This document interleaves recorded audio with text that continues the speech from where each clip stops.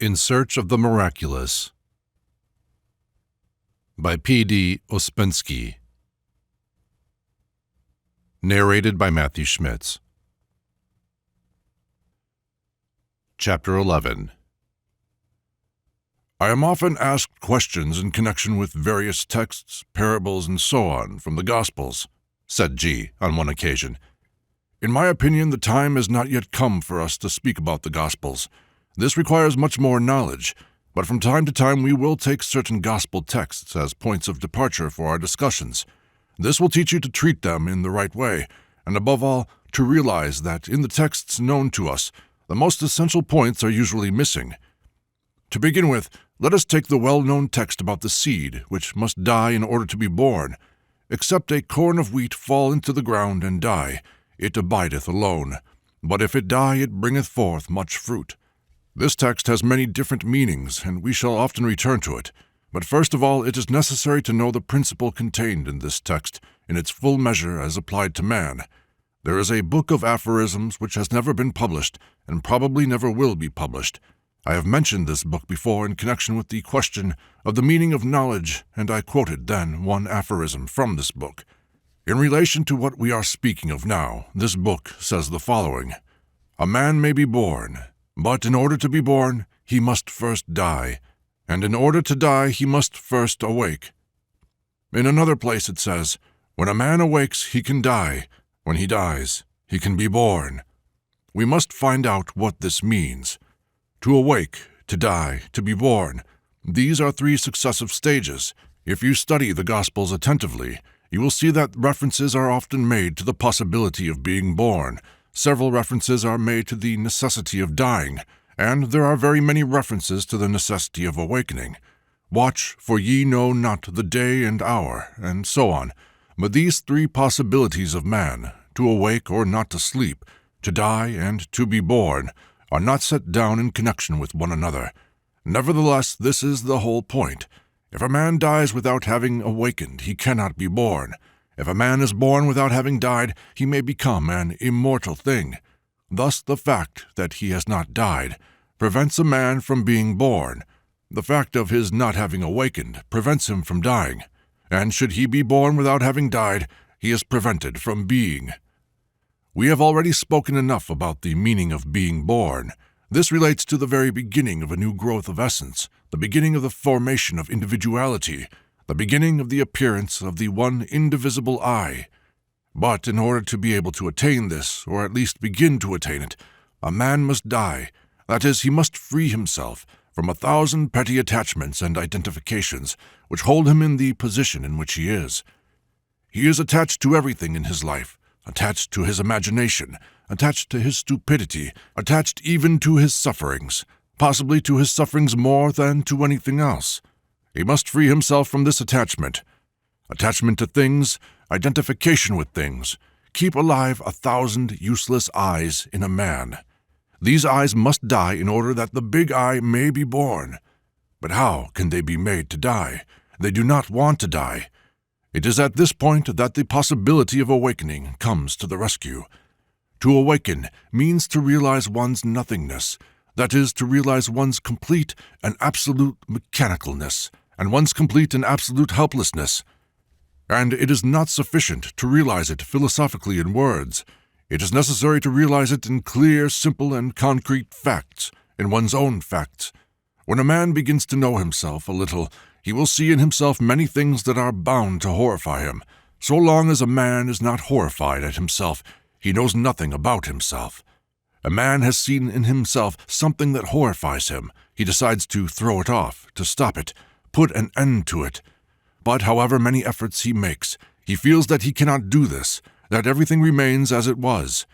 Here he will see his impotence, his helplessness, his nothingness. Or again, when he begins to know himself, a man sees that he has nothing that is his own. That is, that all that he has regarded as his own, his views, thoughts, convictions, tastes, habits, even faults and vices, all these are not his own, but have been either formed through imitation or borrowed from somewhere ready-made. In feeling this, a man may feel his nothingness. And in feeling his nothingness, a man should see himself as he really is, not for a second, not for a moment, but constantly, never forgetting it. This continual consciousness of his nothingness and of his helplessness will eventually give a man the courage to die. That is, to die not merely mentally or in his consciousness, but to die in fact, and to renounce actually and forever those aspects of himself which are either unnecessary from the point of view of his inner growth, or which hinder it. These aspects are first of all his false I, and then all the fantastic ideas about his individuality, will, consciousness, capacity to do, his powers, initiative, determination, and so on. But in order to see a thing always, one must first of all see it, even if only for a second. All new powers and capacities of realization come always in one and the same way. At first they appear in the form of flashes at rare and short moments. Afterwards they appear more often and last longer until, finally after very long work, they become permanent. The same thing applies to awakening. It is impossible to awaken completely all at once. One must first begin to awaken for short moments, but one must die all at once and forever, after having made a certain effort, having surmounted a certain obstacle, having taken a certain decision from which there is no going back. This would be difficult, even impossible for a man, were it not for the slow and gradual awakening which precedes it. But there are 1,000 things which prevent a man from awakening, which keep him in the power of his dreams. In order to act consciously with the intention of awakening, it is necessary to know the nature of the forces which keep man in a state of sleep. First of all, it must be realized that the sleep in which man exists is not normal, but hypnotic sleep. Man is hypnotized, and this hypnotic state is continually maintained and strengthened in him. One would think that there are forces for whom it is useful and profitable to keep man in a hypnotic state and prevent him from seeing the truth and understanding his position. There is an Eastern tale which speaks about a very rich magician who had a great many sheep, but at the same time this magician was very mean. He did not want to hire shepherds, nor did he want to erect a fence about the pasture where his sheep were grazing. The sheep consequently often wandered into the forest, fell into ravines, and so on, and above all they ran away, for they knew that the magician wanted their flesh and skins, and this they did not like. At last the magician found a remedy. He hypnotized his sheep, and suggested to them first of all that they were immortal, and that no harm was being done to them when they were skinned, that, on the contrary, it would be very good for them and even pleasant. Secondly, he suggested that the magician was a good master who loved his flock so much that he was ready to do anything in the world for them. And in the third place, he suggested to them that if anything at all were going to happen to them, it was not going to happen just then, at any rate not that day, and therefore they had no need to think about it. Further, the magician suggested to his sheep that they were not sheep at all. To some of them he suggested that they were lions, to others that they were eagles, to others that they were men, and to others that they were magicians. And after all this, his cares and worries about the sheep came to an end. They never ran away again, but quietly awaited the time when the magician would require their flesh and skins. This tale is a very good illustration of man's position. In so-called occult literature, you have probably met with the expression Kundalini, the fire of Kundalini, or the serpent of Kundalini. This expression is often used to designate some kind of strange force which is present in man and which can be awakened, but none of the known theories gives the right explanation of the force of Kundalini. Sometimes it is connected with sex energy, that is, with the idea of the possibility of using sex energy for other purposes. This latter is entirely wrong, because Kundalini can be in anything, and above all, Kundalini is not anything desirable or useful for man's development. It is very curious how these occultists have got hold of the word from somewhere, but have completely altered its meaning, and from a very dangerous and terrible thing have made something to be hoped for and to be awaited as some blessing. In reality, Kundalini is the power of imagination, the power of fantasy, which takes the place of a real function. When a man dreams instead of acting, when his dreams take the place of reality, when a man imagines himself to be an eagle, a lion, or a magician, it is the force of Kundalini acting in him. Kundalini can act in all centers, and with its help all the centers can be satisfied with the imaginary instead of the real.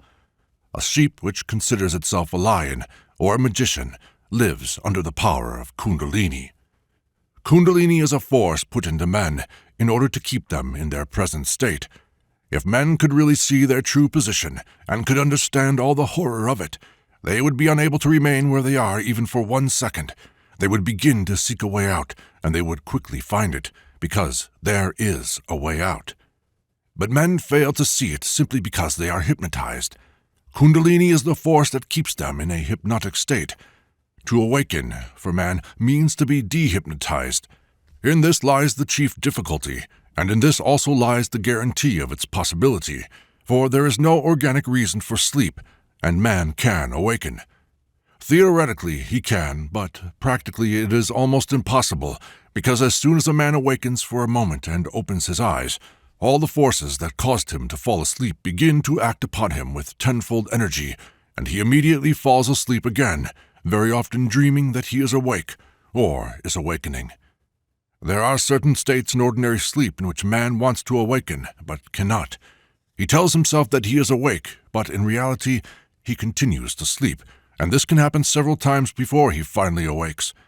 But in ordinary sleep, once he is awake, he is in a different state. In hypnotic sleep, the case is otherwise. There are no objective characteristics, at any rate not at the beginning of awakening. A man cannot pinch himself in order to make sure that he is not asleep, and if, which God forbid, a man has heard anything about objective characteristics, Kundalini at once transforms it all into imagination and dreams. Only a man who fully realizes the difficulty of awakening can understand the necessity of long and hard work in order to awake. Speaking in general, what is necessary to awake a sleeping man? A good shock is necessary, but when a man is fast asleep, one shock is not enough. A long period of continual shocks is needed. Consequently, there must be somebody to administer these shocks. I have said before that if a man wants to awaken, he must hire somebody who will keep on shaking him for a long time. But whom can he hire if everyone is asleep? A man will hire somebody to wake him up, but this one also falls asleep. What is the use of such a man? And a man who can really keep awake will probably refuse to waste his time in waking others up. He may have his own much more important work to do. There is also the possibility of being awakened by mechanical means. A man may be awakened by an alarm clock, but the trouble is that a man gets accustomed to the alarm clock far too quickly. He ceases to hear it. Many alarm clocks are necessary, and always new ones. Otherwise a man must surround himself with alarm clocks which will prevent him sleeping. But here again there are certain difficulties. Alarm clocks must be wound up. In order to wind them up, one must remember about them. In order to remember, one must wake up often. But what is still worse, a man gets used to all alarm clocks, and after a certain time he only sleeps the better for them. Therefore alarm clocks must be constantly changed. New ones must be continually invented. In the course of time this may help a man to awaken, but there is very little chance of a man doing all the work of winding up, inventing, and changing clocks all by himself without outside help. It is much more likely that he will begin this work, and that it will afterwards pass into sleep. And in sleep he will dream of inventing alarm clocks, of winding them up and changing them, and simply sleep all the sounder for it. Therefore, in order to awaken, a combination of efforts is needed. It is necessary that somebody should wake the man up. It is necessary that somebody should look after the man who wakes him. It is necessary to have alarm clocks, and it is also necessary continually to invent new alarm clocks. But in order to achieve all this and to obtain results, a certain number of people must work together. One man can do nothing. Before anything else he needs help, but help cannot come to one man alone. Those who are able to help put a great value on their time, and of course they would prefer to help, say 20 or 30 people who want to awake rather than one man. Moreover, as has been said earlier, one man can easily deceive himself about his awakening, and take for awakening simply a new dream. If several people decide to struggle together against sleep, they will wake each other. It may often happen that 20 of them will sleep, but the 21st will be awake, and he will wake up the rest. It is exactly the same thing with alarm clocks. One man will invent one alarm clock, another man will invent another. Afterwards they can make an exchange. Altogether, they can be a very great help to one another, and without this help no one can attain anything. Therefore a man who wants to awake must look for other people who also want to awake and work together with them. This, however, is easier said than done, because to start such work and to organize it requires a knowledge which an ordinary man cannot possess. The work must be organized and it must have a leader. Only then can it produce the results expected of it. Without these conditions, no efforts can result in anything whatever. Man may torture themselves, but these tortures will not make them awake. This is the most difficult of all for certain people to understand. By themselves and on their own initiative, they may be capable of great efforts and great sacrifices, but because their first effort and their first sacrifice ought to be obedience, nothing on earth will induce them to obey another, and they do not want to reconcile themselves to the thought that all their efforts and all their sacrifices are useless. Work must be organized, and it can be organized only by a man who knows its problems and its aims, who knows its methods, by a man who has in his time passed through such organized work himself. A man usually begins his studies in a small group. This group is generally connected with a whole series of similar groups on different levels, which, taken together, constitute what may be called a preparatory school. The first and most important feature of groups is the fact that groups are not constituted according to the wish and choice of their members. Groups are constituted by the teacher, who selects types which, from the point of view of his aims, can be useful to one another. No work of groups is possible without a teacher. The work of groups with a wrong teacher can produce only negative results.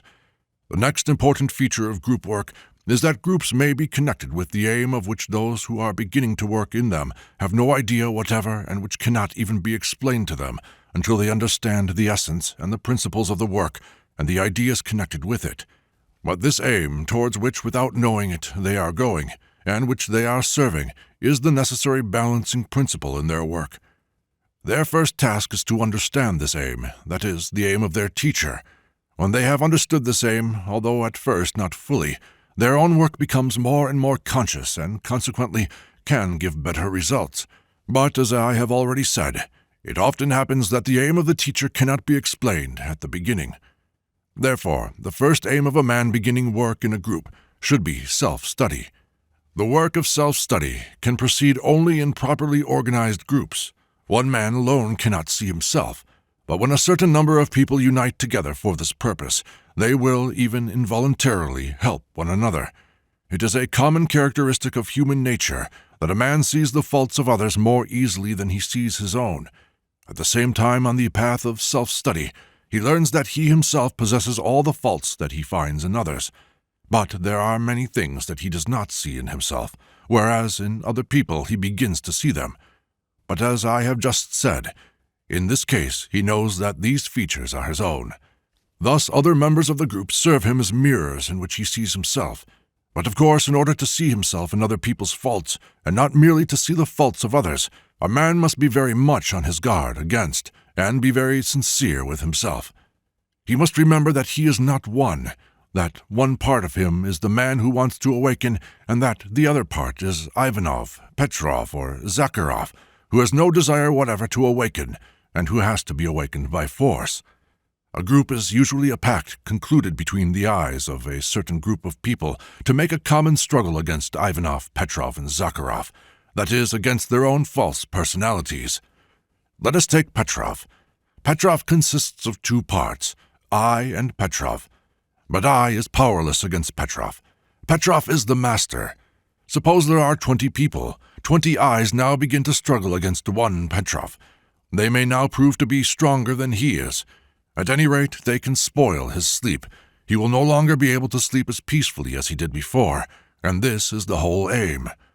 Furthermore, in the work of self-study, one man begins to accumulate material resulting from self-observation. 20 people will have 20 times as much material, and every one of them will be able to use the whole of this material because the exchange of observations is one of the purposes of the group's existence. When a group is being organized, its members have certain conditions put before them. In the first place, conditions general for all members, and secondly, individual conditions for individual members. General conditions at the beginning of the work are usually of the following kind. First of all, it is explained to all the members of a group that they must keep secret everything they hear or learn in the group, and not only while they are members of it, but forever afterwards. This is an indispensable condition whose idea should be clear to them from the very beginning. In other words, it should be clear to them that in this there is no attempt whatever to make a secret of what is not essentially a secret. Neither is there any deliberate intention to deprive them of the right to exchange views with those near to them or with their friends. The idea of this restriction consists in the fact that they are unable to transmit correctly what is said in the groups. They very soon begin to learn from their own personal experience how much effort, how much time, and how much explaining is necessary in order to grasp what is said in groups. It becomes clear to them that they are unable to give their friends a right idea of what they have learned themselves. At the same time, they also begin to understand that by giving their friends wrong ideas, they shut them off from any possibility of approaching the work at any time, or of understanding anything in connection with the work, to say nothing of the fact that in this way they are creating very many difficulties and even very much unpleasantness for themselves in the future. If a man, in spite of this, tries to transmit what he hears in groups to his friends, he will very quickly become convinced that attempts in this direction give entirely unexpected and undesirable results. Either people begin to argue with him, and without wanting to listen to him, expect him to listen to their theories, or they misinterpret everything he tells them, attach an entirely different meaning to everything they hear from him. In seeing this and understanding the uselessness of such attempts, a man begins to see one aspect of this restriction. The other and no less important side consists in the fact that it is very difficult for a man to keep silent about things that interest him. He would like to speak about them to everyone with whom he is accustomed to share his thoughts, as he calls it. This is the most mechanical of all desires, and in this case silence is the most difficult abstinence of all. But if a man understands this, or at least if he follows this rule, it will constitute for him the very best exercise possible for self-remembering and for the development of will. Only a man who can be silent when it is necessary can be master of himself.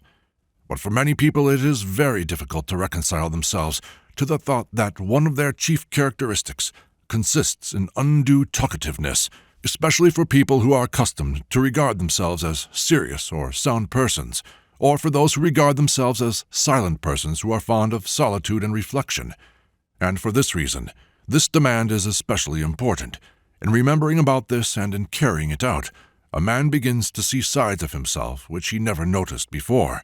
The next demand which is made of the members of the group is that they must tell the teacher of the group the whole truth. This also must be clearly and properly understood.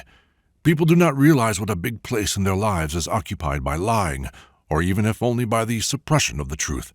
People are unable to be sincere either with themselves or with others. They do not even understand that to learn to be sincere when it is necessary is one of the most difficult things on earth. They imagine that to speak or not to speak the truth, to be or not to be sincere, depends upon them. Therefore they have to learn this, and learn it first of all in relation to the teacher of the work. Telling the teacher a deliberate lie, or being insincere with him, or suppressing something, makes their presence in the group completely useless, and is even worse than being rude or uncivil to him, or in his presence. The next demand made of members of a group is that they must remember why they came to the group. They came to learn and to work on themselves, and to learn and to work not as they understand it themselves, but as they are told to. If therefore once they are in the group, they begin to feel or to express mistrust towards the teacher, to criticize his actions, to find that they understand better how the group should be conducted, and especially if they show lack of external considering in relation to the teacher, lack of respect for him, asperity, impatience, tendency to argument, this at once puts an end to any possibility of work. For work is possible only as long as people remember that they have come to learn and not to teach.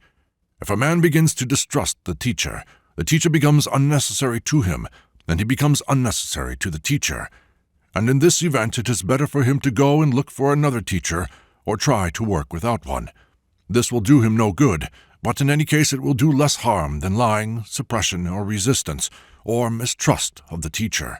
In addition to these fundamental demands, it is of course presumed that the members of the group must work. If they merely frequent the group and do not work, but merely imagine that they are working, or if they regard as work their mere presence in the group, or, as often happens, if they look upon their presence in the group as a pastime, if they make pleasant acquaintances, and so on, then their presence in the group likewise becomes completely useless, and the sooner they are sent away or leave of their own accord, the better it will be for them and for the others. The fundamental demands which have been enumerated provide the material for rules which are obligatory for all members of a group. In the first place, rules help everyone who wants to work to avoid everything that may hinder him or do harm to his work, and secondly, they help him to remember himself. It very often happens that at the beginning of the work, the members of a group do not like some or other of the rules, and they even ask, "Can we not work without rules?" Rules seem to them to be an unnecessary constraint on their freedom or a tiresome formality, and to be reminded about rules seems to them to be ill will or dissatisfaction on the part of the teacher. In reality, rules are the chief and the first help that they get from the work. It stands to reason that rules do not pursue the object of affording them amusement or satisfaction or of making things more easy for them. Rules pursue a definite aim, to make them behave as they would behave if they were. That is, if they remembered themselves and realized how they ought to behave with regard to people outside the work, to people in the work, and to the teacher.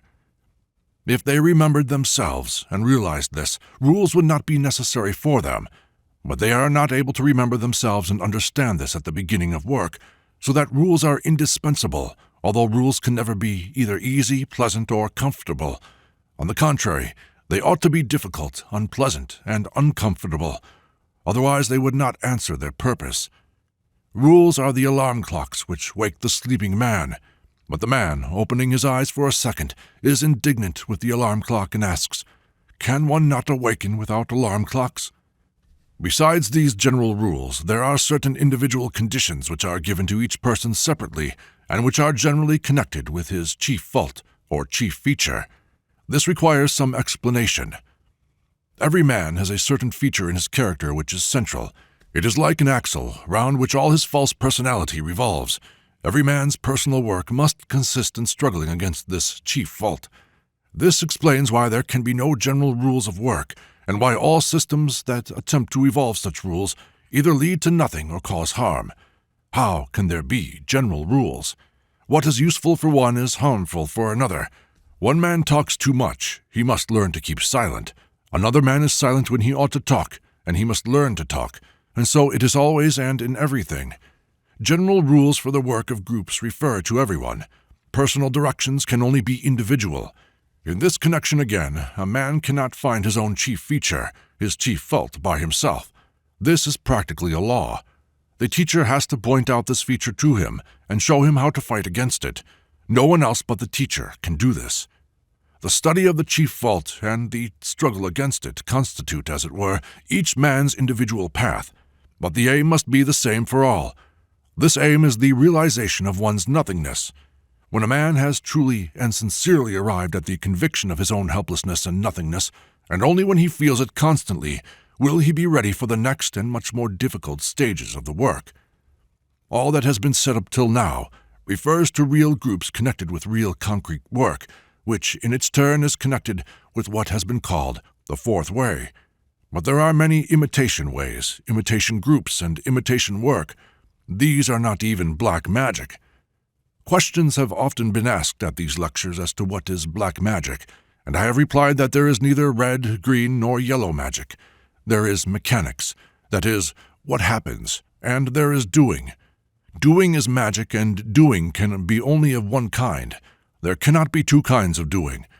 But there can be a falsification, an imitation of the outward appearance of doing, which cannot give any objective results, but which can deceive naive people and produce in them faith, infatuation, enthusiasm, and even fanaticism.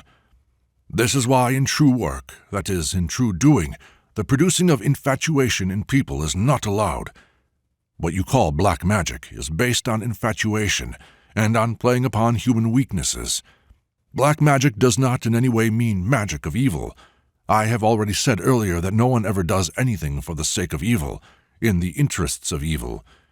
Everyone always does everything in the interests of good, as he understands it. In the same way, it is quite wrong to assert that black magic must necessarily be egotistical, that in black magic a man strives after some results for himself. This is quite wrong. Black magic may be quite altruistic, may strive after the good of humanity or after the salvation of humanity from real or imaginary evils. But what can be called black magic has always one definite characteristic. This characteristic is the tendency to use people, for some even the best of aims, without their knowledge and understanding, either by producing in them faith and infatuation, or by acting upon them through fear. But it must be remembered in this connection that a black magician, whether good or evil, has at all events been at a school.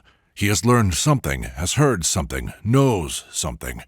He is simply a half-educated man who has either been turned out of a school or who has himself left a school having decided that he already knows enough, that he does not want to be in subordination any longer, and that he can work independently and even direct the work of others. All work of this kind can produce only subjective results. That is to say, it can only increase deception and increase sleep instead of decreasing them. Nevertheless, something can be learned from a black magician, although in the wrong way. He can sometimes by accident even tell the truth. That is why I say that there are many things worse than black magic. Such are various occult and theosophical societies and groups. Not only have their teachers never been at a school, but they have never even met anyone who has been near a school. Their work simply consists in aping. But imitation work of this kind gives a great deal of self-satisfaction. One man feels himself to be a teacher, others feel that they are pupils, and everyone is satisfied. No realization of one's nothingness can be got here, and if people affirm that they have it, it is all illusion and self-deception, if not plain deceit. On the contrary, instead of realizing their own nothingness, the members of such circles acquire a realization of their own importance and a growth of false personality. At first it is very difficult to verify whether the work is right or wrong, whether the directions received are correct or incorrect. The theoretical part of the work may prove useful in this respect, because a man can judge more easily from this aspect of it. He knows what he knows and what he does not know. He knows what can be learned by ordinary means and what cannot. And if he learns something new, something that cannot be learned in the ordinary way from books and so on, this, to a certain extent, is a guarantee that the other, the practical side, may also be right. But this, of course, is far from being a full guarantee, because here also mistakes are possible.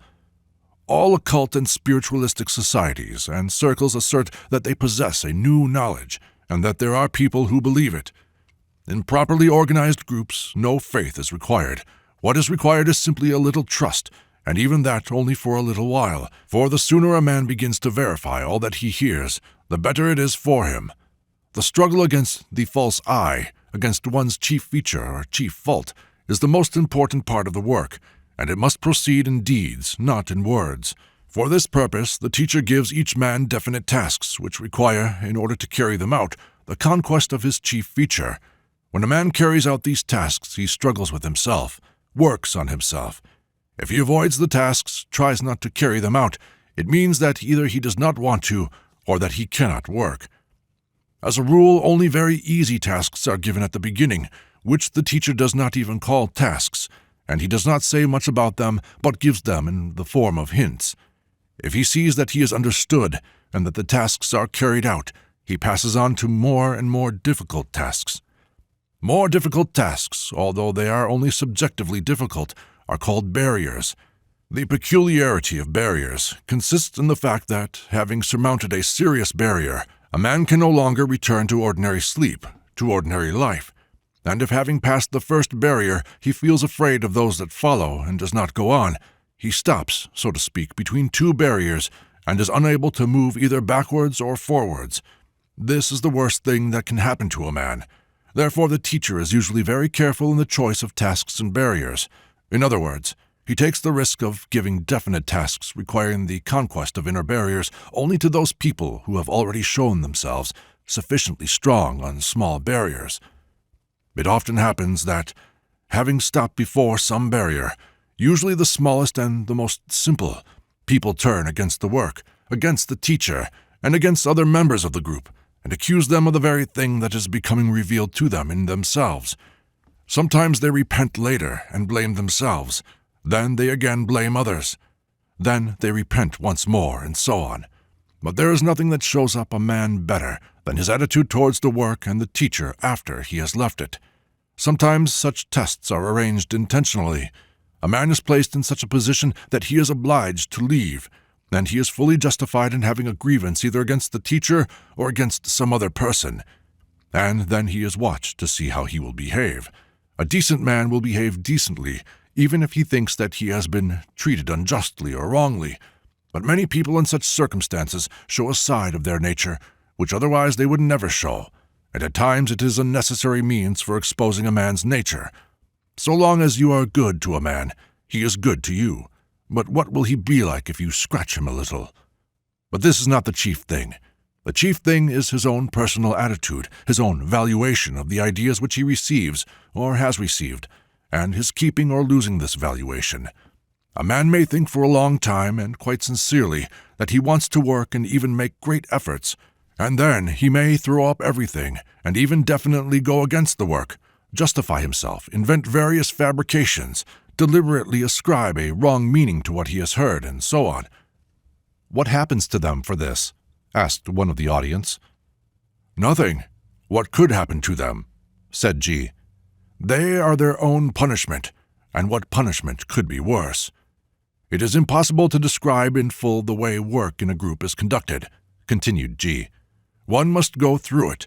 All that has been said up to now are only hints, the true meaning of which will only be revealed to those who go on with the work and learn from experience what barriers mean and what difficulties they represent. Speaking in general, the most difficult barrier is the conquest of lying. A man lies so much and so constantly, both to himself and to others, that he ceases to notice it. Nevertheless, lying must be conquered, and the first effort required of a man is to conquer lying in relation to the teacher. A man must either decide at once to tell him nothing but the truth, or at once give up the whole thing. You must realize that the teacher takes a very difficult task upon himself, the cleaning and the repairing of human machines. Of course, he accepts only those machines that are within his power to mend. If something essential is broken or put out of order in the machine, then he refuses to take it. But even such machines, which by their nature could still be cleaned, become quite hopeless if they begin to tell lies. A lie to the teacher, even the most insignificant, concealment of any kind, such as the concealment of something another has asked to be kept secret, or of something the man himself has said to another, at once puts an end to the work of that man, especially if he has previously made any efforts. Here is something you must bear in mind. Every effort a man makes increases the demands made upon him. So long as a man has not made any serious efforts, the demands made upon him are very small, but his efforts immediately increase the demands made upon him, and the greater the efforts that are made, the greater the new demands. At this stage, people very often make a mistake that is constantly made. They think that the efforts they have previously made, their former merits, so to speak, give them some kind of rights or advantages, diminish the demands to be made upon them, and constitute, as it were, an excuse should they not work, or should they afterwards do something wrong. This, of course, is most profoundly false. Nothing that a man did yesterday excuses him today. Quite the reverse. If a man did nothing yesterday, no demands are made upon him today. If he did anything yesterday, it means that he must do more today. This certainly does not mean that it is better to do nothing. Whoever does nothing receives nothing. As I have already said, one of the first demands is sincerity. But there are different kinds of sincerity. There is clever sincerity and there is stupid sincerity, just as there is clever insincerity and stupid insincerity. Both stupid sincerity and stupid insincerity are equally mechanical. But if a man wishes to learn to be cleverly sincere, he must be sincere first of all with his teacher and with people who are senior to him in the work. This will be clever sincerity. But here it is necessary to note that sincerity must not become lack of considering. Lack of considering in relation to the teacher or in relation to those whom the teacher has appointed, as I have said already, destroys all possibility of any work. If he wishes to learn to be cleverly insincere, he must be insincere about the work, and he must learn to be silent when he ought to be silent, with people outside it, who can neither understand nor appreciate it. But sincerity in the group is an absolute demand, because if a man continues to lie in the group in the same way as he lies to himself and to others in life, he will never learn to distinguish the truth from a lie. The second barrier is very often the conquest of fear. A man usually has many unnecessary, imaginary fears. Lies and fears. This is the atmosphere in which an ordinary man lives. Just as the conquest of lying is individual, so also is the conquest of fear. Every man has fears of his own which are peculiar to him alone. These fears must first be found, and then destroyed. The fears of which I speak are usually connected with the lies among which a man lives. You must realize that they have nothing in common with the fear of spiders or of mice or of a dark room, or with unaccountable nervous fears. The struggle against lying in oneself and the struggle against fears is the first positive work which a man begins to do. One must realize in general that positive efforts and even sacrifices in the work do not justify or excuse mistakes which may follow. On the contrary, things that could be forgiven in a man who has made no efforts and who has sacrificed nothing will not be forgiven in another who has already made great sacrifices. This seems to be unjust, but one man must understand the law. There is, as it were, a separate account kept for every man. His efforts and sacrifices are written down on one side of the book, and his mistakes and misdeeds on the other side. What is written down on the positive side can never atone for what is written down on the negative side. What is recorded on the negative side can only be wiped out by the truth, that is to say, by an instant and complete confession to himself and to others, and above all, to the teacher. If a man sees his fault but continues to justify himself, a small offense may destroy the result of whole years of work. In the work, therefore, it is often better to admit one's guilt even when one is not guilty. But this again is a delicate matter, and it must not be exaggerated. Otherwise, the result will again be lying, and lying prompted by fear. On another occasion, speaking of groups, G said, "Do not think that we can begin straight away by forming a group. A group is a big thing. A group is begun for definite, concerted work, for a definite aim. I should have to trust you in this work, and you would have to trust me and one another. Then it would be a group. Until there is general work, it will only be a preparatory group. We shall prepare ourselves so as in the course of time to become a group, and it is only possible to prepare ourselves to become a group by trying to imitate a group such as it ought to be, imitating it inwardly, of course, not outwardly. What is necessary for this? First of all, you must understand that in a group all are responsible for one another. A mistake on the part of one is considered a mistake on the part of all. This is a law, and this law is well founded for, as you will see later, what one acquires is acquired also by all. The rule of common responsibility must be borne well in mind. It has another side also. Members of a group are responsible not only for the mistakes of others, but also for their failures. The success of one is the success of all. The failure of one is the failure of all. A grave mistake on the part of one, such as, for instance, the breaking of a fundamental rule, inevitably leads to the dissolution of the whole group. A group must work as one machine. The parts of the machine must know one another and help one another. In a group there can be no personal interests opposed to the interests of others, or opposed to the interests of the work. There can be no personal sympathies or antipathies which hinder the work. All members of a group are friends and brothers. But if one of them leaves, especially if he is sent away by the teacher, he ceases to be a friend and a brother, and at once becomes a stranger, as one who is cut off. It often becomes a very hard rule, but nevertheless it is necessary. People may be lifelong friends and may enter a group together. Afterwards, one of them leaves. The other then has no right to speak to him about the work of the group. The man who is left feels hurt. He does not understand this, and they quarrel. In order to avoid this, where relationships such as husband and wife, mother and daughter, and so on are concerned, we count them as one. That is, husband and wife are counted as one member of the group. Thus, if one of them cannot go on with the work and leaves, the other is considered guilty and must also leave. Furthermore, you must remember that I can help you only to the extent that you can help me. Moreover, your help, especially at the beginning, will be reckoned not by actual results, which are almost certainly to be nil, but by the number and the magnitude of your efforts." After this, G passed to individual tasks and to the definition of our chief faults. Then he gave us several definite tasks with which the work of our group began. Later, in 1917, when we were in the Caucasus, G once added several interesting observations to the general principles of the formation of groups. I think I must quote them here. "You take it all too theoretically," he said. "You ought to have known more by now. There is no particular benefit in the existence of groups in themselves, and there is no particular merit in belonging to groups. The benefit or usefulness of groups is determined by their results. The work of every man can proceed in 3 directions.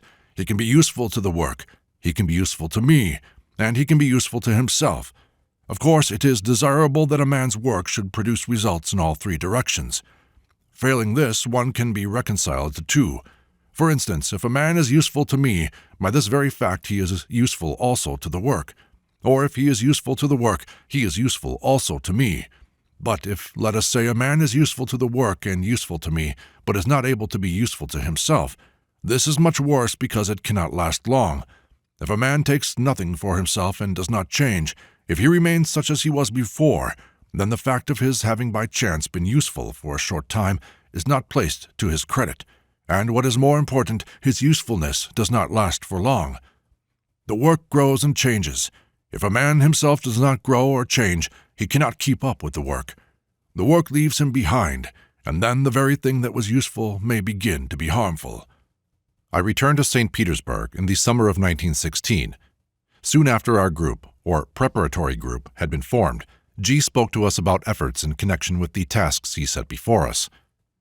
"You must understand," he said, "that ordinary efforts do not count, only super efforts count. And so it is always and in everything. Those who do not wish to make super efforts had better give up everything and take care of their health." "Cannot super efforts be dangerous?" asked one of the audience who was usually particularly careful about his health. "Of course they can," said G, "but it is better to die making efforts to awaken than to live in sleep. That's one thing. For another thing, it is not so easy to die from efforts.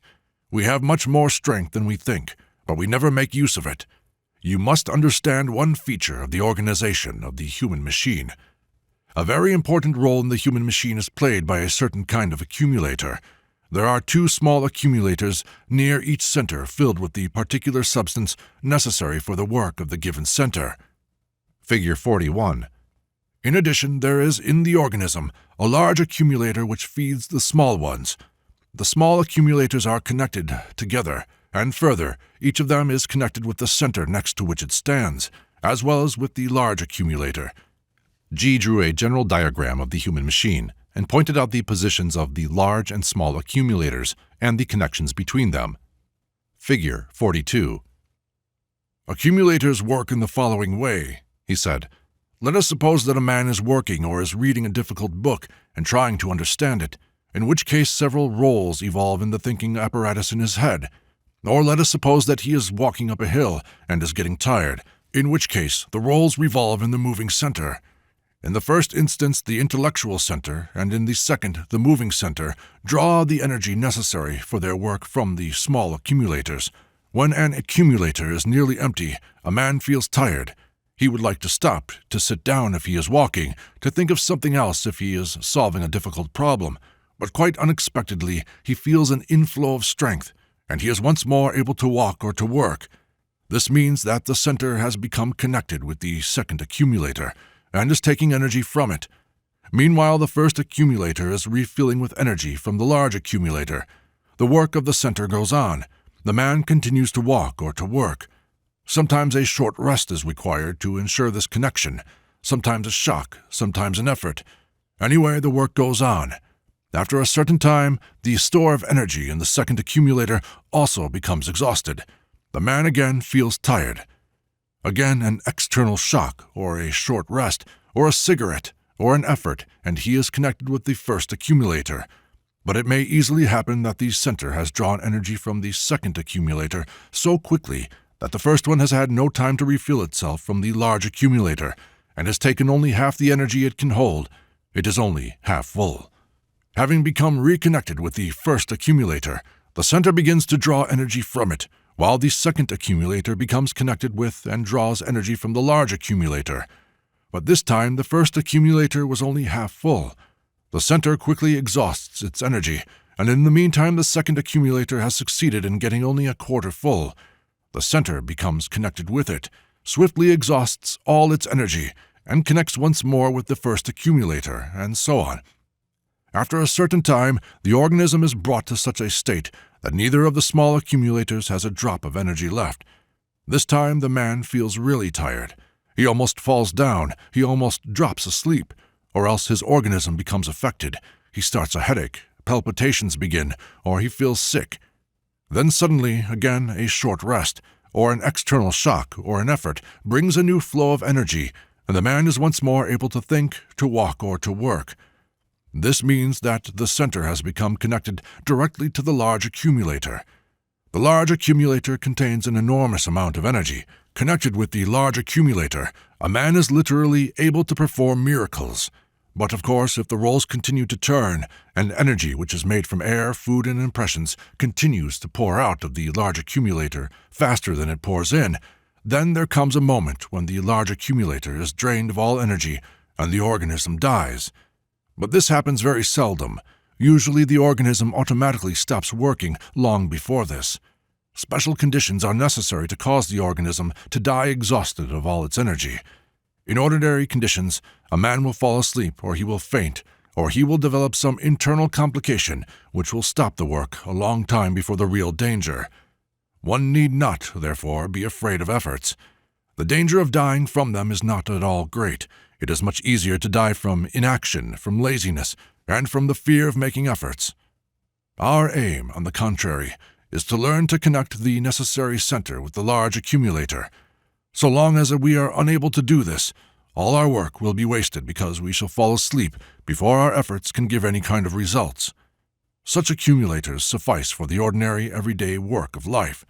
But for work on oneself, for inner growth, and for the efforts which are required of a man who enters the way, the energy from these small accumulators is not enough. We must learn how to draw energy straight from the large accumulator. This, however, is possible only with the help of the emotional center. It is essential that this be understood. The connection with the large accumulator can be effected only through the emotional center. The instinctive, moving, and intellectual centers by themselves can feed only on the small accumulators. This is precisely what people do not understand. Therefore, their aim must be the development of the activity of the emotional center. The emotional center is an apparatus much more subtle than the intellectual center, particularly if we take into consideration the fact that in the whole of the intellectual center, the only part that works is the formatory apparatus, and that many things are quite inaccessible to the intellectual center. If anyone desires to know and to understand more than he actually knows and understands, he must remember that this new knowledge and this new understanding will come through the emotional center and not through the intellectual center. In addition to what he had said about accumulators, G made some very interesting remarks about yawning and about laughter. There are two incomprehensible functions of our organism, inexplicable from the scientific point of view, he said. Although naturally science does not admit them to be inexplicable, these are yawning and laughter. Neither the one nor the other can be rightly understood and explained without knowing about accumulators and their role in the organism. You have noticed that you yawn when you are tired. This is especially noticeable, for instance, in the mountains, when a man who is unaccustomed to them yawns almost continually while he is ascending a mountain. Yawning is the pumping of energy into these small accumulators. When they empty too quickly, that is, when one of them has no time to fill up while the other is being emptied, yawning becomes almost continuous. There are certain diseased conditions which can cause stoppage of the heart when a man wishes but is not able to yawn, and other conditions are known when something goes wrong with the pump, causing it to work without effect when a man yawns the whole time but does not pump in any energy. The study and the observation of yawning from this point of view may reveal much that is new and interesting. Laughter is also directly connected with accumulators, but laughter is the opposite function to yawning. It is not pumping in, but pumping out. That is, the pumping out and the discarding of superfluous energy collected in the accumulators. Laughter does not exist in all centers, but only in centers divided into two halves, positive and negative. If I have not yet spoken of this in detail, I shall do so when we come to a more detailed study of the centers. At present, we shall take only the intellectual center. There can be impressions which fall at once on two halves of the center and produce at once a sharp yes and no. Such a simultaneous yes and no produces a kind of convulsion in the center, and being unable to harmonize and digest these two opposite impressions of one fact, The center begins to throw out in the form of laughter the energy which flows into it from the accumulator, whose turn it is to supply it. In another instance, it happens that in the accumulator there has collected too much energy which the center cannot manage to use up. Then even the most ordinary impression can be received as double. That is, it may fall at once on the two halves of the center and produce laughter, that is, the discarding of energy. You must understand that I am only giving you an outline. You must remember that both yawning and laughter are very contagious. This shows that they are essentially functions of the instinctive and the moving centers. "Why is laughter so pleasant?" asked someone. "Because," G answered, "laughter relieves us of superfluous energy, which, if it remained unused, might become negative, that is, poison. We always have plenty of this poison in us. Laughter is the antidote. But this antidote is necessary only so long as we are unable to use all the energy for useful work. It is said of Christ that he never laughed, and indeed you will find in the Gospels no indication or mention of the fact that at any time Christ laughed. But there are different ways of not laughing. There are people who do not laugh because they are completely immersed in negative emotions, in malice, in fear, in hatred, in suspicion, and there may be others who do not laugh because they cannot have negative emotions. Understand one thing. In the higher centers there can be no laughter, because in higher centers there is no division, and no, yes, and no. Chapter 12. By that time, midsummer 1916, work in our groups began to take new and more intensive forms. G spent most of the time in St. Petersburg, only going to Moscow for a few days, and coming back again generally with 2 or 3 of his Moscow pupils. Our lectures and meetings had by that time already lost their formal character. We had all begun to know one another better, and though there was a little friction, we represented on the whole a very compact group, united by interest in the new ideas we were learning, and the new possibilities of knowledge and self-knowledge which had been opened out before us. At that time there were about 30 of us. We met also every evening. Several times, on arriving from Moscow, G arranged excursions into the country for large parties, and picnics where we had shashlik, which were somehow totally out of keeping with St. Petersburg. There remains in my memory a trip to Ostrovsky, up the river Neva, more particularly because I suddenly realized on this trip why G arranged these seemingly quite aimless amusements. I realized that he was all the time observing, and that many of us on these occasions showed entirely new aspects of ourselves, which had remained well hidden at the formal meetings in St. Petersburg.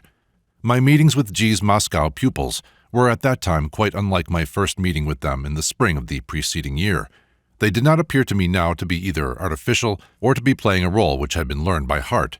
On the contrary, I always eagerly awaited their coming and tried to find out from them what their work consisted of in Moscow and what G had said to them that we did not know, and I found out from them a great deal which came in very useful to me later in my work. In my new talks with them, I saw the development of a very definite plan. We were not only learning from G, but we had also to learn from one another. I was beginning to see G's groups as a school of some medieval painter whose pupils lived with him and worked with him, and while learning from him, taught one another. At the same time, I understood why G's Moscow pupils could not answer my questions at our first meeting. I realized how utterly naive my questions had been. On what is based their work? On themselves? What constitutes the system which they study? What is the origin of this system? And so on. I understood now that these questions could not be answered. One must learn in order to begin to understand this, and at that time, a little over a year ago, I had thought I had the right to ask such questions, just as the new people who now came to us began with precisely the same kind of questions and were surprised we did not answer them, and, as we were already able to see, regarded us as artificial or as playing a part which we had learned. But new people appeared only at large meetings at which G took part. Meetings of the original group were at that time held separately, and it was quite clear why this should have been so. We were already beginning to get free from the self-confidence and the knowing of everything with which people approached the work, and we could already understand G better than before. But at general meetings, it was extraordinarily interesting for us to hear how new people asked the same questions we used to ask in the beginning, and how they did not understand the same elementary, simple things that we had been unable to understand. These meetings with new people gave us a certain amount of self-satisfaction. But when we were alone again with G, He often, with one word, destroyed everything that we had built up for ourselves and forced us to see that actually we did not as yet know anything or understand anything, either in ourselves or in others. "The whole trouble is that you are quite sure that you are always one and the same," he said. "But I see you quite differently. For instance, I see that today one Ouspensky has come here, whereas yesterday there was another. Or the doctor. Before you came, we were sitting and talking here together. He was one person. Then you all came. I happen to glance at him and I see quite another doctor sitting there, and the one I see when I am alone with him you very seldom see. You must realize that each man has a definite repertoire of roles which he plays in ordinary circumstances," said G in this connection. "He has a role for every kind of circumstance in which he ordinarily finds himself in life, but put him into even only slightly different circumstances, and he is unable to find a suitable role, and, for a short time, he becomes himself. The study of the roles a man plays represents a very necessary part of self-knowledge. Each man's repertoire is very limited, and if a man simply says I and Ivan Ivanitch, he will not see the whole of himself because Ivan Ivanitch also is not one. A man has at least 5 or 6 of them. 1 or 2 for his family, 1 or 2 at his office, 1 for his subordinates and 1 for his superiors, 1 for friends in a restaurant, and perhaps 1 who is interested in exalted ideas and likes intellectual conversation. And at different times the man is fully identified with one of them and is unable to separate himself from it. To see the roles, to know one's repertoire, particularly to know its limitedness, is to know a great deal. But the point is that, outside his repertoire, a man feels very uncomfortable, should something push him, if only temporarily, out of his rut, and he tries his hardest to return to any one of his usual roles. Directly, he falls back into the rut, everything at once goes smoothly again, and the feeling of awkwardness and tension disappears. This is how it is in life. But in work, in order to observe oneself, one must become reconciled to this awkwardness and tension, and to the feeling of discomfort and helplessness. Only by experiencing this discomfort can a man really observe himself, and it is clear why this is so. When a man is not playing any of his usual roles, when he cannot find a suitable role in his repertoire, he feels that he is undressed. He is cold and ashamed and wants to run away from everybody. But the question arises, what does he want? A quiet life or to work on himself? If he wants a quiet life, he must certainly, first of all, never move out of his repertoire. In his usual roles he feels comfortable and at peace, but if he wants to work on himself, he must destroy his peace. To have them both together is in no way possible. A man must make a choice. But when choosing, the result is very often deceit. That is to say, a man tries to deceive himself. In words, he chooses work, but in reality he does not want to lose his peace. The result is that he sits between 2 stools. This is the most uncomfortable position of all. He does no work at all, and he gets no comfort whatever. But it is very difficult for a man to decide to throw everything to the devil and begin real work. And why is it difficult? Principally because his life is too easy, and even if he considers it bad, he is already accustomed to it. It is better for it to be bad, yet known. But here there is something new and unknown. He does not even know whether any result can be got from it or not. And besides, the most difficult thing here is that it is necessary to obey someone, to submit to someone. If a man could invent difficulties and sacrifices for himself, he would sometimes go very far. But the point here is that it is not possible. It is necessary to obey another or to follow the direction of general work, the control of which can belong only to one person. Such submission is the most difficult thing that there can be for a man who thinks that he is capable of deciding anything or of doing anything. Of course, when he gets rid of these fantasies and sees what he really is, the difficulty disappears. This, however, can only take place in the course of work. But to begin work, and particularly to continue to work, is very difficult, and it is difficult because life runs too smoothly. On one occasion, continuing this talk about the work of groups, G said, "Later on you will see that everyone in the work is given his own individual tasks, corresponding to his type and his chief feature, or his chief fault. That is, something that will give him an opportunity of struggling more intensively against his chief fault. But besides individual tasks, there are general tasks which are given to the group as a whole, in which case the whole group is responsible for their execution or their non-execution, although in some cases the group is also responsible for individual tasks. But first we will take general tasks. For instance, you ought by now to have some understanding as to the nature of the system and its principal methods, and you ought to be able to pass these ideas on to others. You will remember that at the beginning I was against your talking about the ideas of the system outside the groups. On the contrary, there was a definite rule that none of you, excepting those whom I specially instructed to do so, should talk to anyone either about the groups or the lectures or the ideas. And I explained then why this is necessary. You would not have been able to give a correct picture, a correct impression.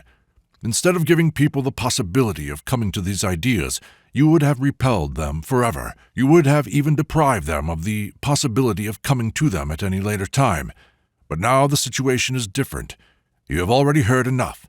And if you really have made efforts to understand what you have heard, then you should be able to pass it on to others. Therefore, I give you all a definite task. Try to lead conversations with your friends and acquaintances up to these subjects. Try to prepare those who show interest, and if they ask you to, bring them to the meetings. But everyone must realize that this is his own task, and not expect others to do it for him. The proper performance of this task by each of you will show first that you have already assimilated something, understood something, and second, that you are able to appraise people, to understand with whom it is worthwhile talking, and with whom it is not worthwhile, because the majority of people cannot take in any of these ideas, and it is perfectly useless to talk to them. But at the same time, there are people who are able to take in these ideas, and with whom it is worthwhile talking. The next meeting after this was very interesting. Everyone was full of impressions of talks with friends. Everyone had a great many questions. Everyone was somewhat discouraged and disappointed. It proved that friends and acquaintances asked very shrewd questions, to which most of our people had no answers. They asked, for instance, what we had got from the work, and openly expressed doubts as to our remembering ourselves. On the other hand, others had themselves no doubt whatever that they remembered themselves. Others found the ray of creation and the 7 cosmoses ridiculous and useless. "What has geography to do with this?" very wittily asked one of my friends, parodying a sentence from an amusing play which had been running shortly before this. Others asked who had seen the centers and how they could be seen. Others found absurd the idea that we could not do. Others found the idea of esotericism entertaining but not convincing. Others said that this idea in general was a new invention. Others were not prepared to sacrifice their descent from apes. Others found that there was no idea of the love of mankind in the system.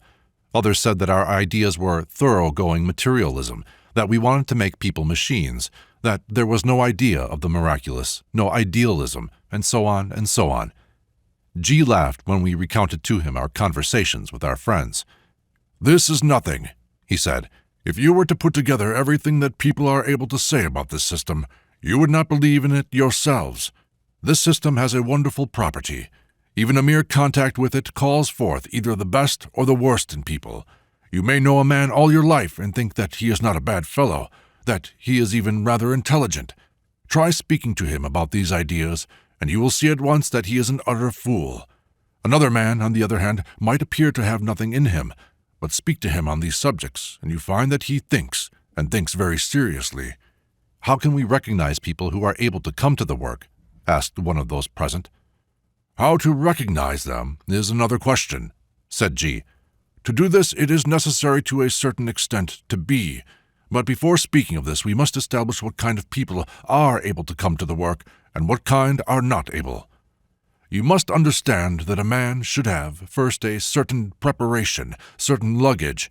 He should know what is possible to know through ordinary channels about the ideas of esotericism, about hidden knowledge, about possibilities of the inner evolution of man, and so on.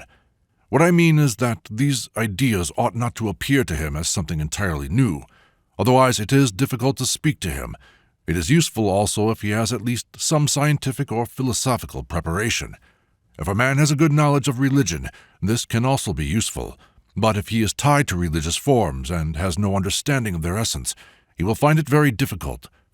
In general, if a man knows but little, has read but little, has thought but little, it is difficult to talk to him. If he has a good essence, there is another way for him without any talks at all, but in this case he has to be obedient, he has to give up his will, and he has to come to this also in some way or other. It can be said that there is one general rule for everybody. In order to approach this system seriously, people must be disappointed, first of all in themselves, that is to say in their powers, and secondly in all the old ways. A man cannot feel what is most valuable in the system unless he is disappointed in what he has been doing, disappointed in what he has been searching for. If he is a scientist, he should be disappointed in his science. If he is a religious man, he should be disappointed in his religion. If he is a politician, he should be disappointed in politics. If he is a philosopher, he should be disappointed in philosophy. If he is a theosophist, he should be disappointed in theosophy. If he is an occultist, he should be disappointed in occultism, and so on. But you must understand what this means. I say, for instance, that a religious man should be disappointed in religion. This does not mean that he should lose his faith. On the contrary, it means being disappointed in the teaching and the methods only, realizing that the religious teaching he knows is not enough for him, can lead him nowhere.